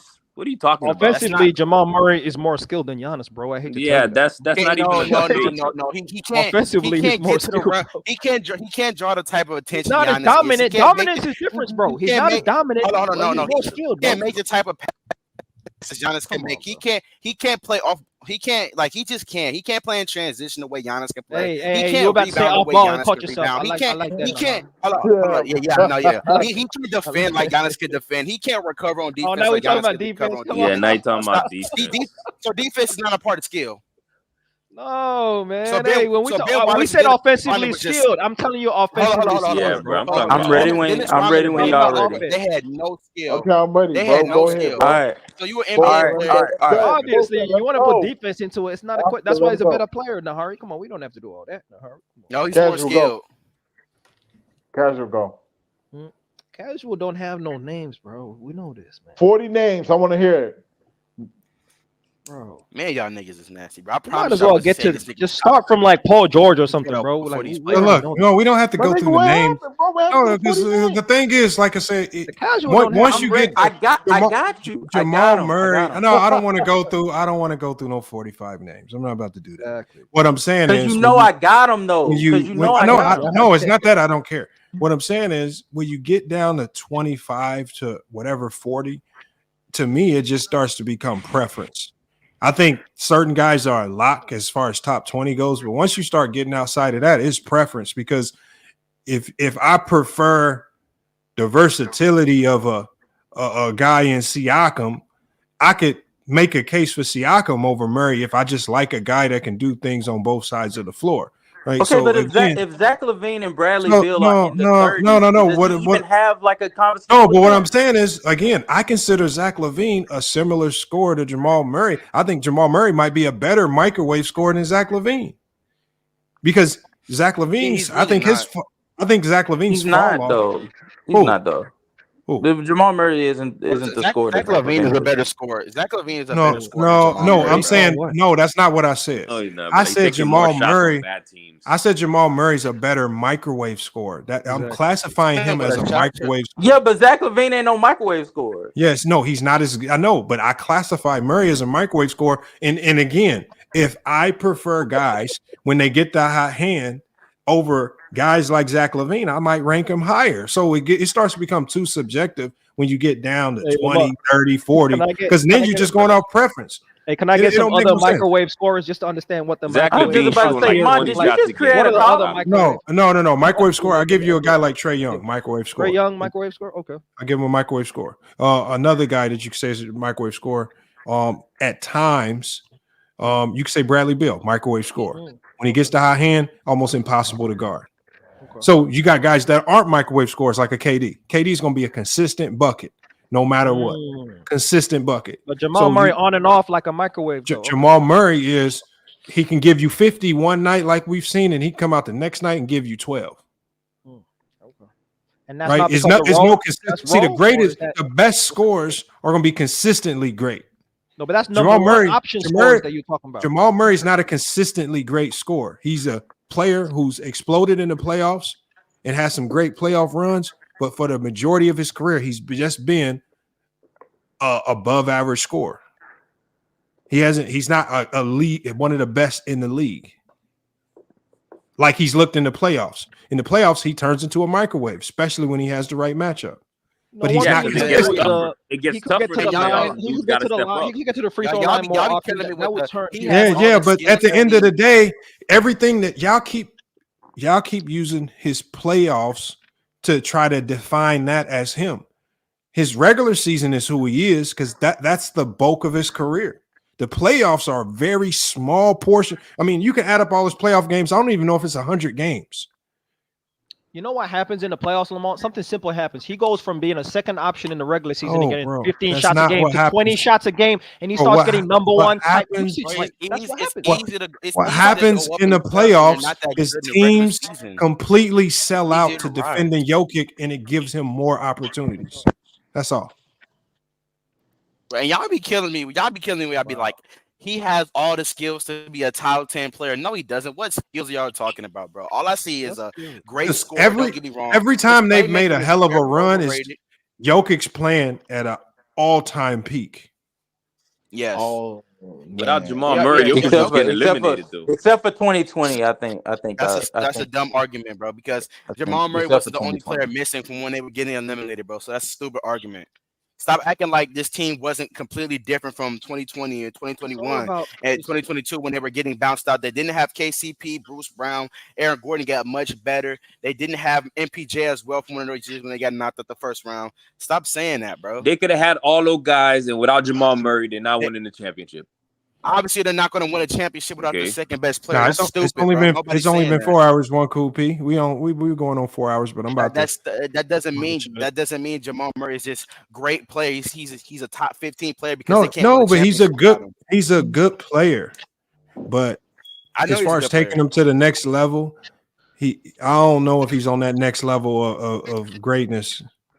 He ain't up there with some of them guys. A lot of the guys. I actually think he has another level he can get to, just not playing alongside Jokic, and he's not winning any more championships if he's at the helm. And that's okay. That's okay. Not everybody not everybody has to have that talent. Bro, I don't get how players can go to the next level and the only thing that changes is usage, bro. That's my point, right? So Casual just said something clear cut. If he got number one type option usage rate and he that's actually not has what more I said. volume. No. That's not what I said. Bro, but this usage argument makes no sense. That's he like just said it, bro. That's I like didn't say anything about usage. Hold on, but Africa, that's like saying KD was no longer an MVP caliber player because when he went to the Warriors, his usage went down. Did it though? Did it go down? Did his numbers go down? Hold on. Did his numbers go down? His numbers went down slightly. But hold on. His numbers went down when he joined the Warriors.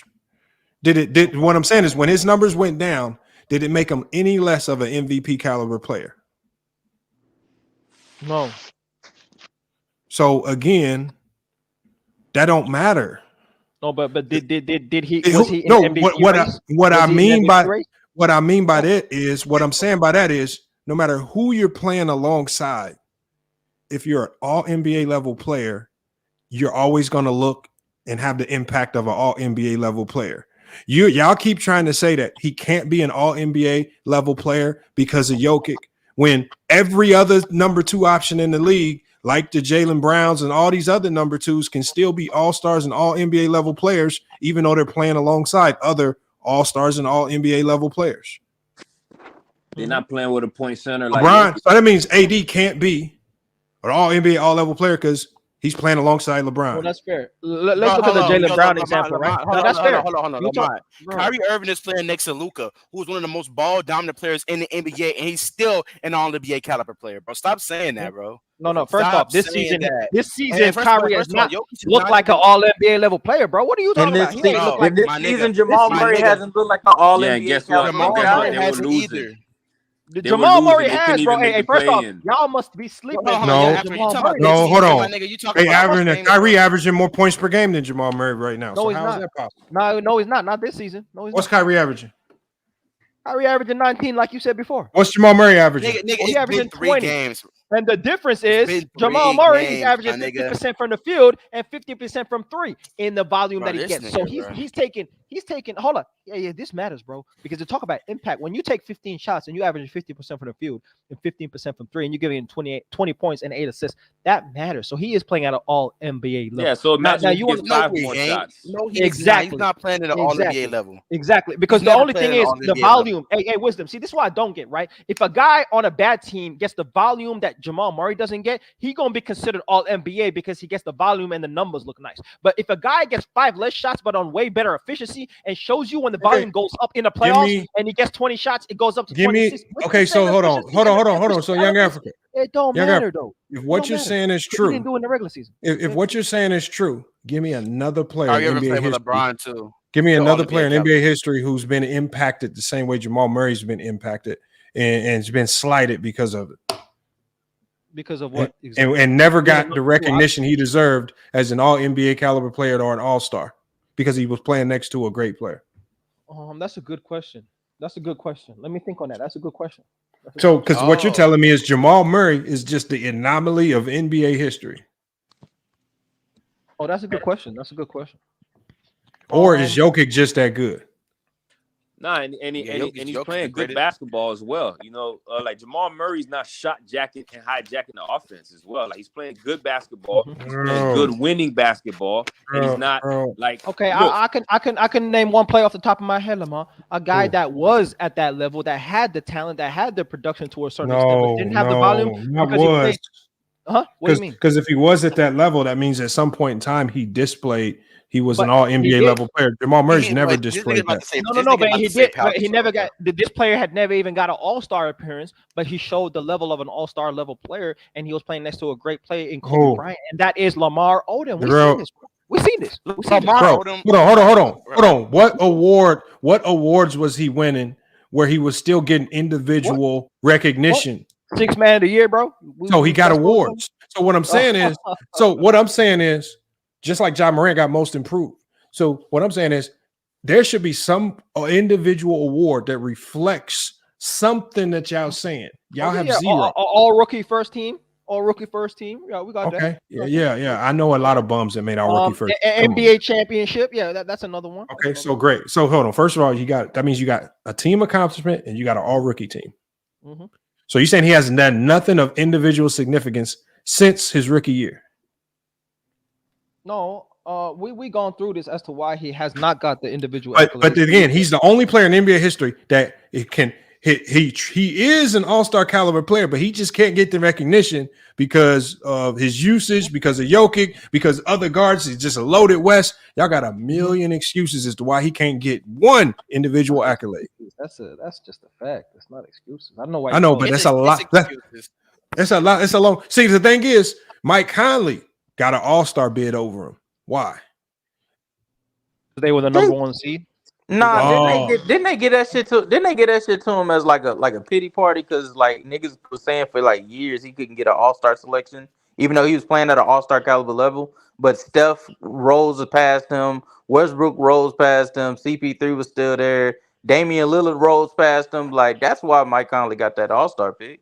Okay, so Mike Conley's was a pity party. Is this the year? So if Murray finally gets in, is it just going to be a pity party vote? I think so. Wait, so the thing is, from now, so based on what y'all saying, the way y'all setting the stage for is if he does eventually get in, he will never even get true recognition for that because it's just a pity party. I'll give him recognition. I will give him recognition because I don't think, unlike y'all, I don't think that you need an all-star or an award to like validate that you're a caliber player of that level. Like, tell me another player in NBA history that you consider in your head all NBA or all-star level player that has zero accolades.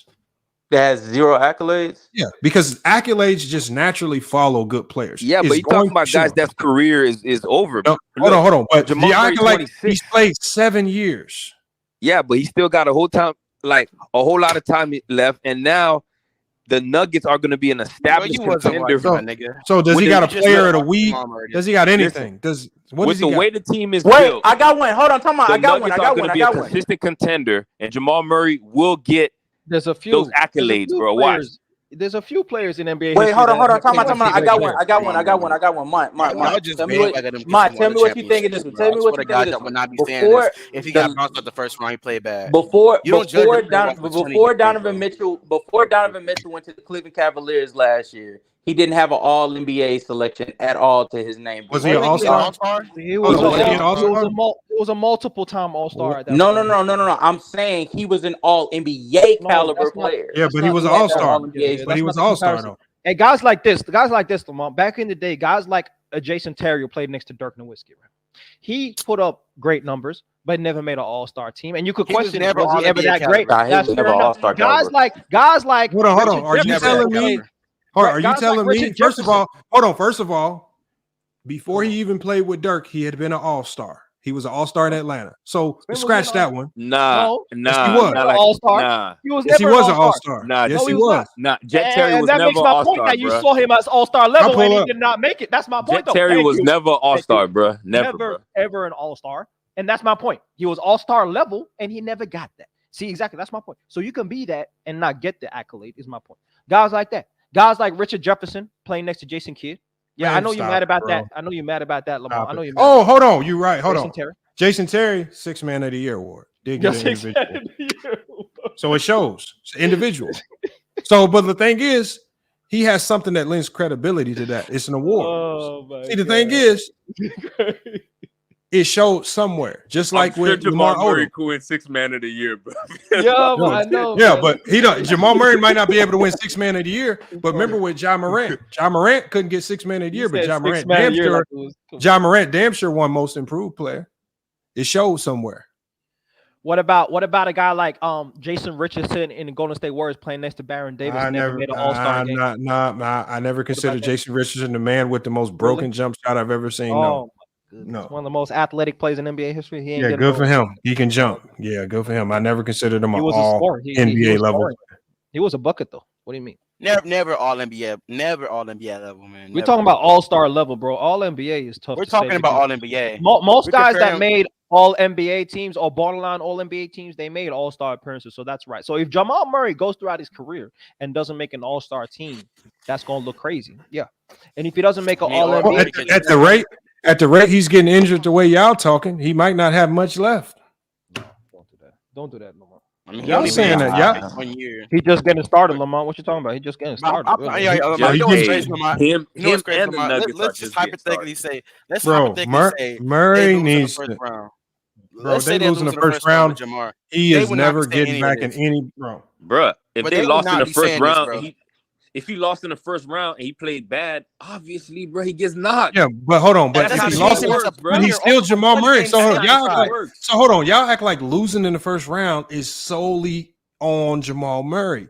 They lost as a team. You only lose a playoff series as a team. You don't lose a playoff series because of Jamal Murray. He ain't gonna slide that much if they lose. Like he ain't sliding. Just like Jokic was still the MVP of the league, even though they lost in the playoffs. He's still the best player in the league. Yeah, but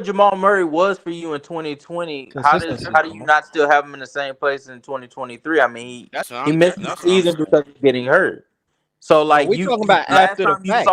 Last time you saw him play, he went into the postseason and played the exact same way he did in this postseason. So how did he jump off of any ranking between that time? So basically, y'all saying no matter what the man does, like he supposed to say the same ranking, no matter what he does. That's what y'all saying. All the people saying he's better. Hold on, all the people saying he's better than John Morant and wisdom. Trae Young.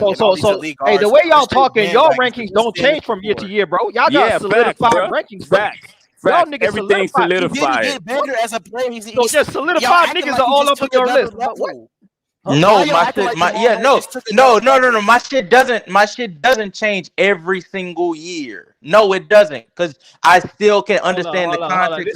This is how we get to expose this shit. Hold on. No. Because we can't finesse this talk, right? Because niggas want to expose and talk about how Jamal Murray's not this, not that, right? But we really need to get down to the criteria how niggas are looking at the game, right? So casual.